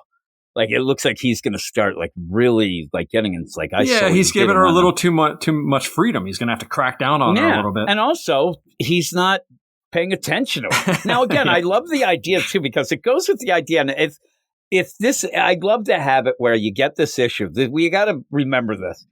You give this issue to 3 ladies and 3 guys. There's going to be a lot of difference of opinion because the ladies are going to be like, you know how it is when the men aren't paying attention? Like, yeah, you might go and kiss or whatever. And the guys are like, that bitch should be thrown. I'm telling you, they'd be like that because she did just kiss him, but still it was kind of nonsense, Laurie's completely innocent in her mind, but Aquaman or the Ronald's so mad. Laurie tries to explain it in a way that at first it seems like she's apologizing, but no, she's blaming Ronald for everything. She's like, You just don't pay attention. We used to mind meld, and you don't do that anymore. And I just feel alone. So, yeah, that's why. But I am sorry that I tried to. She's sorry he didn't kiss her back. And then she's like, oh, we used to see each other in the mines. We do this and that, and how much of this greatness. And because he thinks you just want to go off to be with Superman. And so she's like, here, come here, commune with me. And then he looks and he sees, and he's like, that's how you see me? And I love he's crying underwater. He bubbles. And he's like, that is how you see me? And then he says, Laurie. And then she says, I know. And I had the weirdest idea what this means. I wanted to, but it was kind of funny, the idea. But yeah, it's that he sees that she loves him. Now, in that, she still kind of stepped out a little. And I'm telling you, the idea isn't the, oh, I just kissed him. No. He didn't kiss you back. This could have went, further than that. Absolutely. But Superman with, you have all that going on. So he wasn't going to do it. So Superman's the only gem here. She's, pretty much, I don't want to get into the words that we could call her, but she's a little easy down there under the water. So you end up where then later, and it just ends up with, hey, Swamp Thing, you're pretty cool. Shake on it, and then nobody talks about how it works, the whole matchup with the fins and not having fins, how that would physically work. Yeah, that's true. That's like they're like Superman will figure out a way. Also, the idea, I guess, one of the things would play out because they are so deep in the deal that the stronger and take the pressure that she might be able to take a pound. And, but you end up where Ronald and Aquaman are like, hey, maybe we should do this together. We'll address both kingdoms together, and this will be great. And even then, where they were saying to Ronald, like, you kind of think that you're a jury, like they do respect you. You're Aquaman says you are a good guy. You don't want to really be king, I can tell, but the idea that the people of your kingdom, they do respect you, and it's fine. And then Laurie, it shows. I mean, again, she's thinking of these things because she needs to. It's cool to be the queen. It's not cool to be the easy lady who, gets kicked out of the kingdom and then thinks it'd be great. She like goes with her wheelchair off to see Superman. He's like, I'm married. I told you this. But yeah, they're together. And then Laurie and Superman. At one point too, did you think at one point that it was going to be I swear to God, it was going to be like a Starfire thing where she's like, don't you get it, Ronald? I haven't talked to Superman in a while. And I was on the surface, and I really learned that you can really learn a lot of people by making out with them. Like she was going to lie or something. Yeah, that's how it works. Everybody's doing it up there. You make out with everybody. Everybody's making out. They're all talking with that making out. Let's do it. But yeah, it's okay. Yeah. What was up with the Aquaman at the end with the baseball stuff? Yeah, I don't know. A callback to something? I'm glad you said that. Who knows? I know you would hate it. The idea of the guy, I think, he's losing it. Because they're like, hey, we're going to get going. And Aquaman goes, well, first off, he says, tell the Justice League that's basically, you're talking to Batman and Superman. You know what I mean? And they know you have stuff going on. That's the Justice League. I mean, if you're saying, like, also remind Wonder Woman, you don't really have to tell the Flash anything. You know what I mean? It's not like they're going to go back. Oh my God, is it okay, Flash? You just told the heavy hitters. You told the people in charge. But he's like, go tell the Justice League. We are the Justice League, punk. Yeah. Who am I going to tell? Martian Manhunter in the Watchtower? And they're like, I'll tell Martian Manhunter. But he don't have that, all of his mind reading. So screw that. I don't like talking to him right now. It's a pain in the ass talking to that dude. And also, and then he'd say, I tell the Green Lantern, but I don't know which the hell one it is now. Like, there's so many that come back and forth. But again, this is in the past. How much would this blow Eric's mind if this went right into the crossover that's coming up? Like, right, this continuity right into current continuity. Like he tells, hey, Justice League, I'm not going to be a part of that crossover that's about to happen. Now, that would be good. I thought you just meant the idea that it isn't. Eric even had a little argument with Mark Waid about the continuity because it doesn't quite match up. So I'm saying this is Mark Waid is saying that this is actually current continuity. Oh, I love the idea that what this is that with the whole Aquaman book by Jeremy Adams, it's going to have to take a break because now Aquaman's forming a baseball team. I didn't know what he was talking about at first. I really was like, what is he saying? Like, and maybe, just maybe, a ball club? What? And he takes this, stalactite or something? Yeah, what it looks like a stalactite type deal, and hitting a conch shell. Disgusting shell. And I swear to God, I thought he was, ripping it towards Batman. It'd be funny if it hits Robin in the head, and he's like, now they have to solder something else to his face. You're like, Jesus Christ. Oh, that'd be great. What is... I don't know. Is it a joke with Batman? I don't get it. There must have been the first issue of this arc. Maybe he had something going on with baseball. I don't remember it being anything with baseball, though. And again, is he warming up for the Tritonus versus Poseidon, the softball game? It's so weird. I don't know. Maybe it's probably, I'm telling you, I always run scared because it's probably, I said earlier in the podcast, it's probably another one of these hex and violence things that I don't get. But it was the Spotlight, because in the Spotlight, Renee says they call this dog they get Crispus. And I'm like, what? I forgot that Crispus was her partner, but they never say it in the. It's things. Well, for the record, I want to go on record as saying you were right about hex and violence. So yeah, it was bullshit. Is that what you're saying? It's total bullshit. The name, everything about it. Yeah, it was nonsense. Yep. Thank you. See, Eric, take that. Take that, Eric. It'd be funny. Also, I was right about a lot of other things that came up recently. And each time I kind of smile as I read them. I'm like, I told Eric that. And I told him that. And he told me I was ridiculous. But, what would you give this? I think I still like this series. It's just fun just to see different things going on. Yeah, don't take it too seriously. I'd give this one 6.5, I think. Yeah, I might. Yeah, 7? I'm going to go 7. Yeah, I'll match you at 7. I treat it like Superman treats Laurie. It's my side piece. It ends up where it does feel like it's, and also that's mentioned in that Lex. There's some weird dialogue in that, but in this whole play, it ends up being a book that never really gets me mad. I'm happy it exists. It'll probably go to 50 issues, you think? 50 maybe? See, and here's the thing. This is where I'll go right out, and I'm only talking to Jason right now. This is the sort of kind of Silver Age, melded in, play a little. It has a little Silver Age tinge. It has a little post-crisis deal, but it has that fun of all the characters and whatnot. But it's still able to tell a story that doesn't feel like a joke. Though at the end with that baseball, it was ridiculous, but it still feels like, okay, this could have been a story back in the day, but it still works now. That Metamorpho in my mind just is like a parody type. Well, it's interesting you're saying that too, because it's almost like a Silver Age story with modern art. That's what I'm saying. Like Dan Mora or whoever else. It's just cool to see Mora something so different too. Yeah, and so it feels like an updated version of a Silver Age deal instead of a modern comic that's trying to be a Silver Age deal. And with the art as well, so you have a double whammy: the bad writing and the bad art. That Metamorpho, it's like you just every issue I expect Austin Powers to just show up and yell, "Yeah, baby," and shit about it. That's a Jason. Man. You're going to be on that from now on. Yeah, he doesn't even know it yet. He's going to find out right now because we have it next week, and he is definitely going to review it with me. There's no other person I will review that book with but Jason. And it's going to end up where I will admit that when me and Jason ended up doing the Avengers Inc., I lost my mind at the beginning. Al Ewing's book that really it wasn't good and it got canceled. By the end, I was upset it was canceled because me and Jason were kind of having fun trying to dissect it and see what it was all about. It made no sense. So he's the perfect guy to talk that metamorpho nonsense. You are not an Al Ewing fan, I don't think. You might like the Green Lantern, hopefully, but who knows? Yeah, I hope I do. Yeah, and that's in a couple weeks. We're going to get that. I hope I do. And I was just going to tell you all the things I like from Al Ewing. There isn't any. Because people love that Immortal Hulk. I thought it was okay. I thought it went on way too long. And that issue 25, ooh-wee.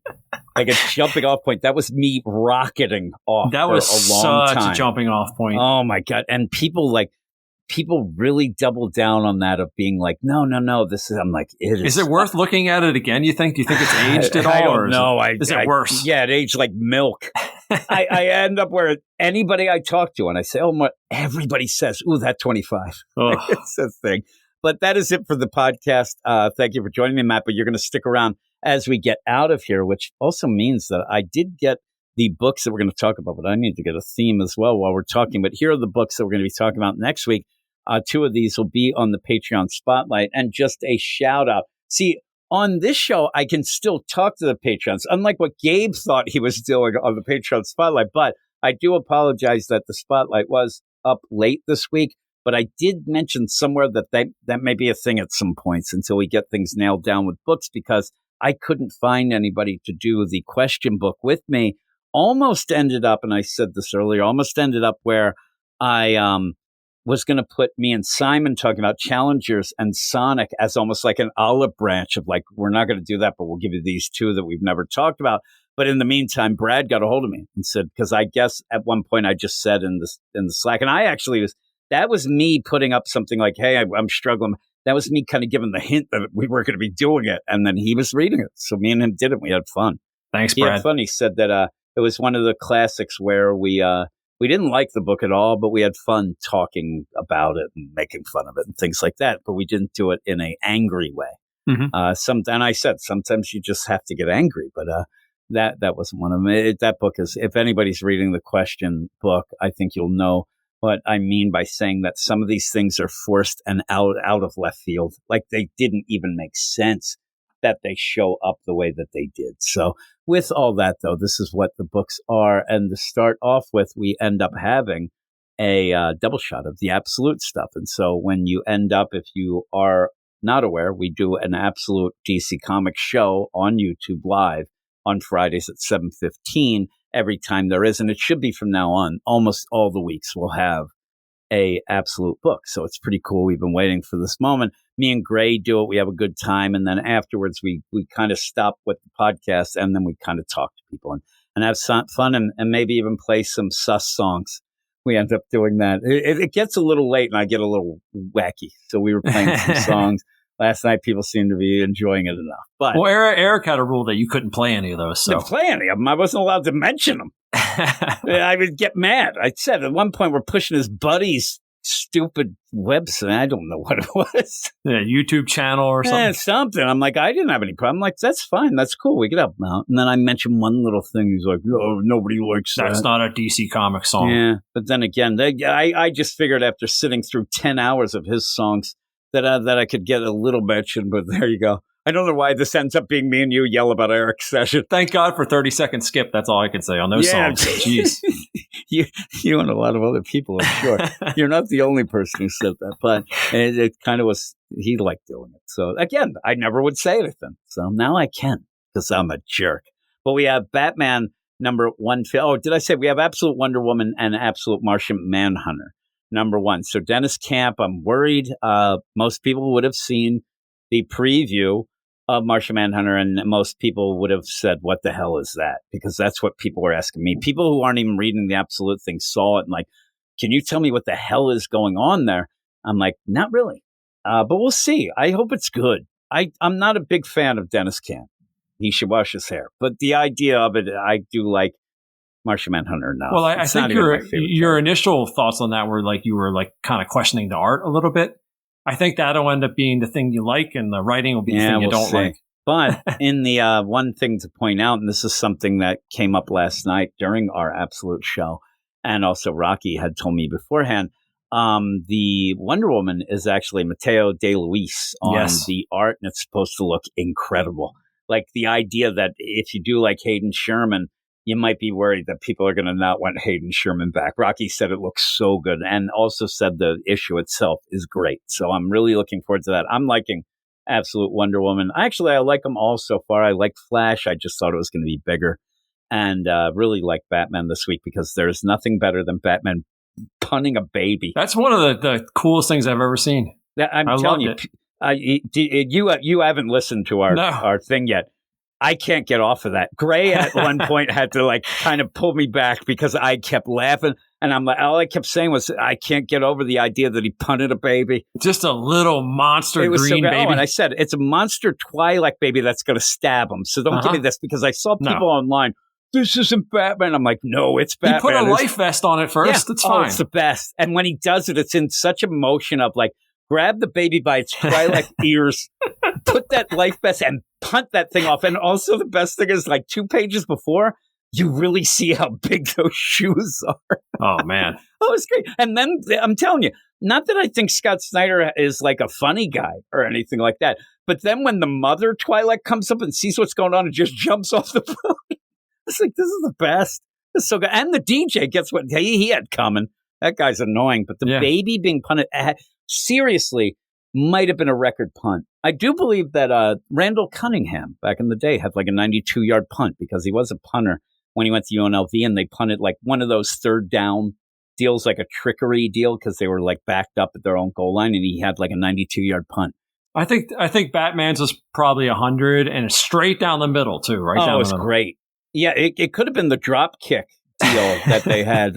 Again, I think that Flutie might have been the last one to do that. I'm going to throw my football deal with Flutie Flakes, I believe, or when now maybe when actually I think it might have been when he was with the Patriots. I can't remember, but I remember Belichick got a kick out, so it was probably that. But yeah, so there you go, punting the baby. And really, if you haven't read the Absolute stuff and you haven't been, you might want to just check out this Batman.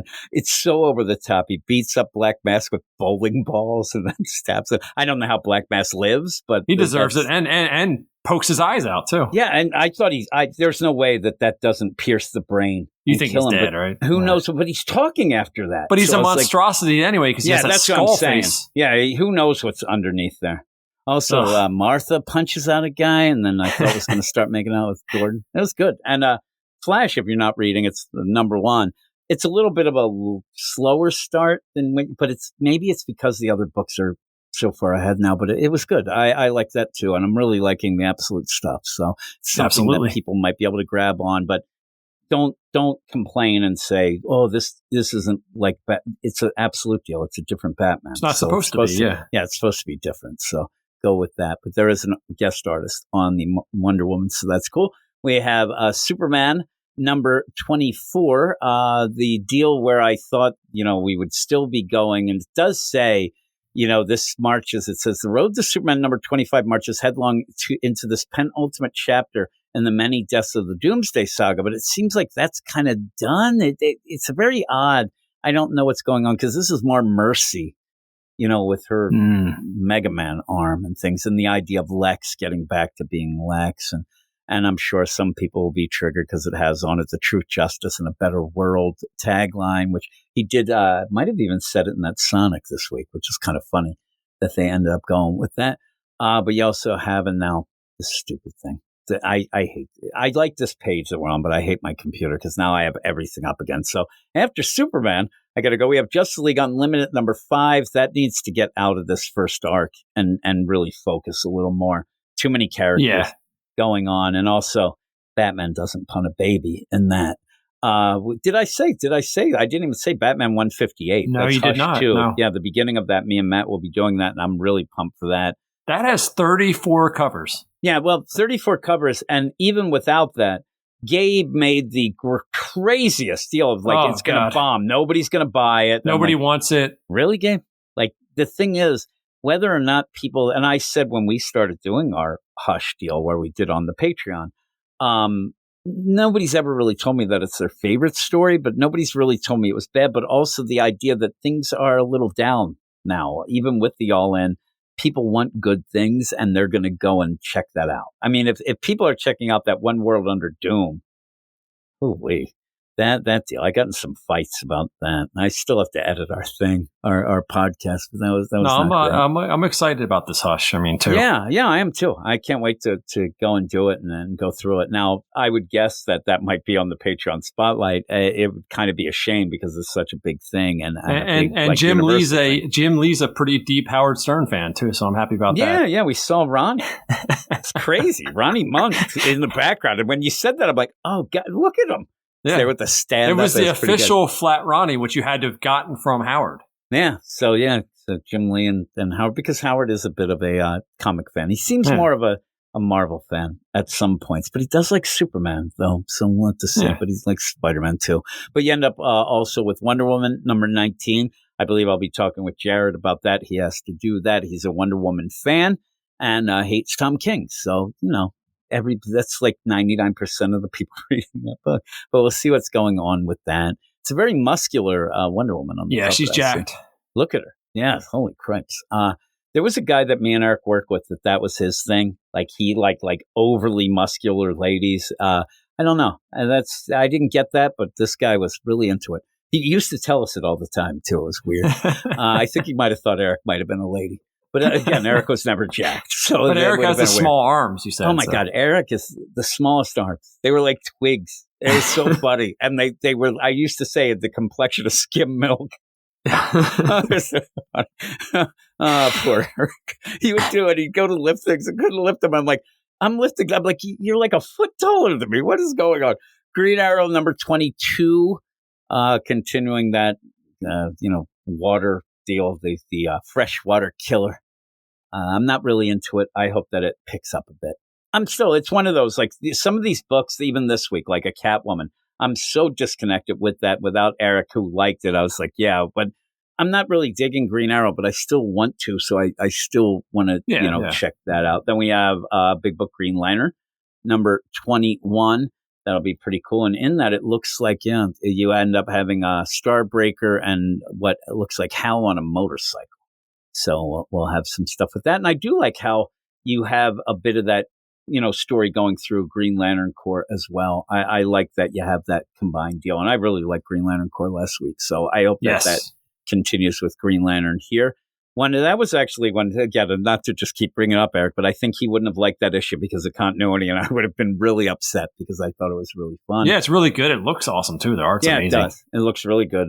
Some of the other things that we don't talk about that are coming out, like a Harley Quinn or a Black Canary Best of the Best, though Rocky has tried to convince me to review that again. I don't know about that. We'll see. I might be missing things because I have everything going. Flash, we're not doing anything. I think that Power Girl. Power Girl, Metamorpho. Yeah. Okay, Power Girl number 19. I guess Simon will talk. That book ends at 21, and it can't come any sooner. And Metamorpho, me and Jason. He doesn't even know it, and I don't even care. He might be on bird watching vacation next week. He's doing that book with me. Is he allowed to substitute Ruben if he wants to? Is that an option? Maybe, but I don't know that Ruben really cares about this book. I think it's more Jason. I think that Ruben now, if it was, I don't know, what's his name? Kieran Gillen, then Ruben would be all over it. Yeah, that's true. Al Ewing, and Jason is an Al Ewing fan. He does like Al Ewing a lot. One of the things I heard them talking on their X-Men podcast is the debate of that he still thinks that Ben Percy has a great sense of humor. And I keep telling him, that guy never smiled in his life.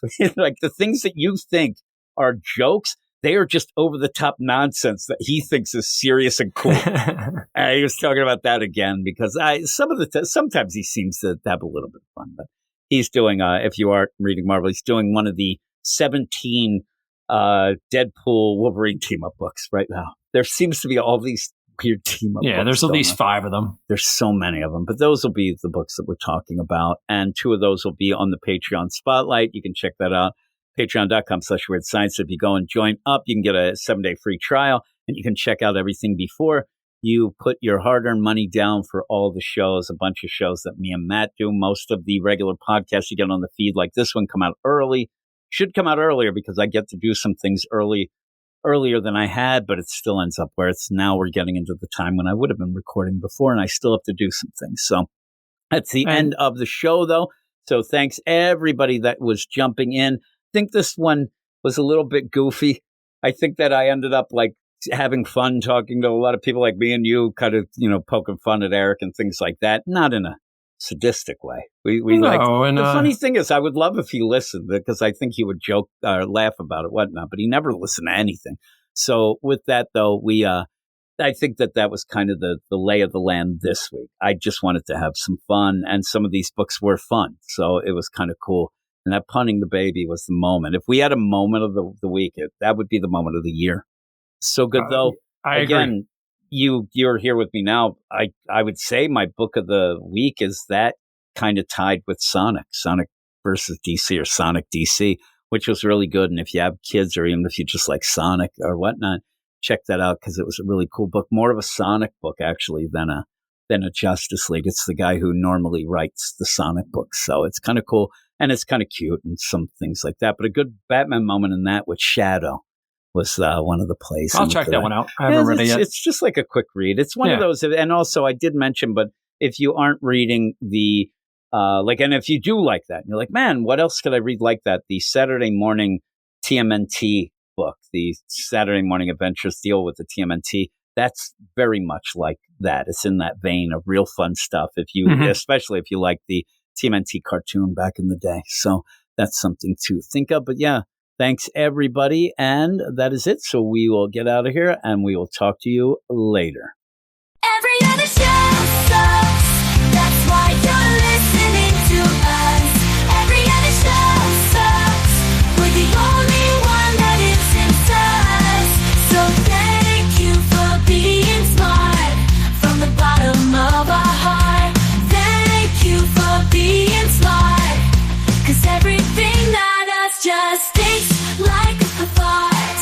They stink like a fart. Thinks like a fart, like a fart. They stink like a fart. Let's go! 2, 3, 4, 5. Has read comics, most of his life. 9, 8, 7, 6. Jim can really act like a shut your mouth. Every other show sucks.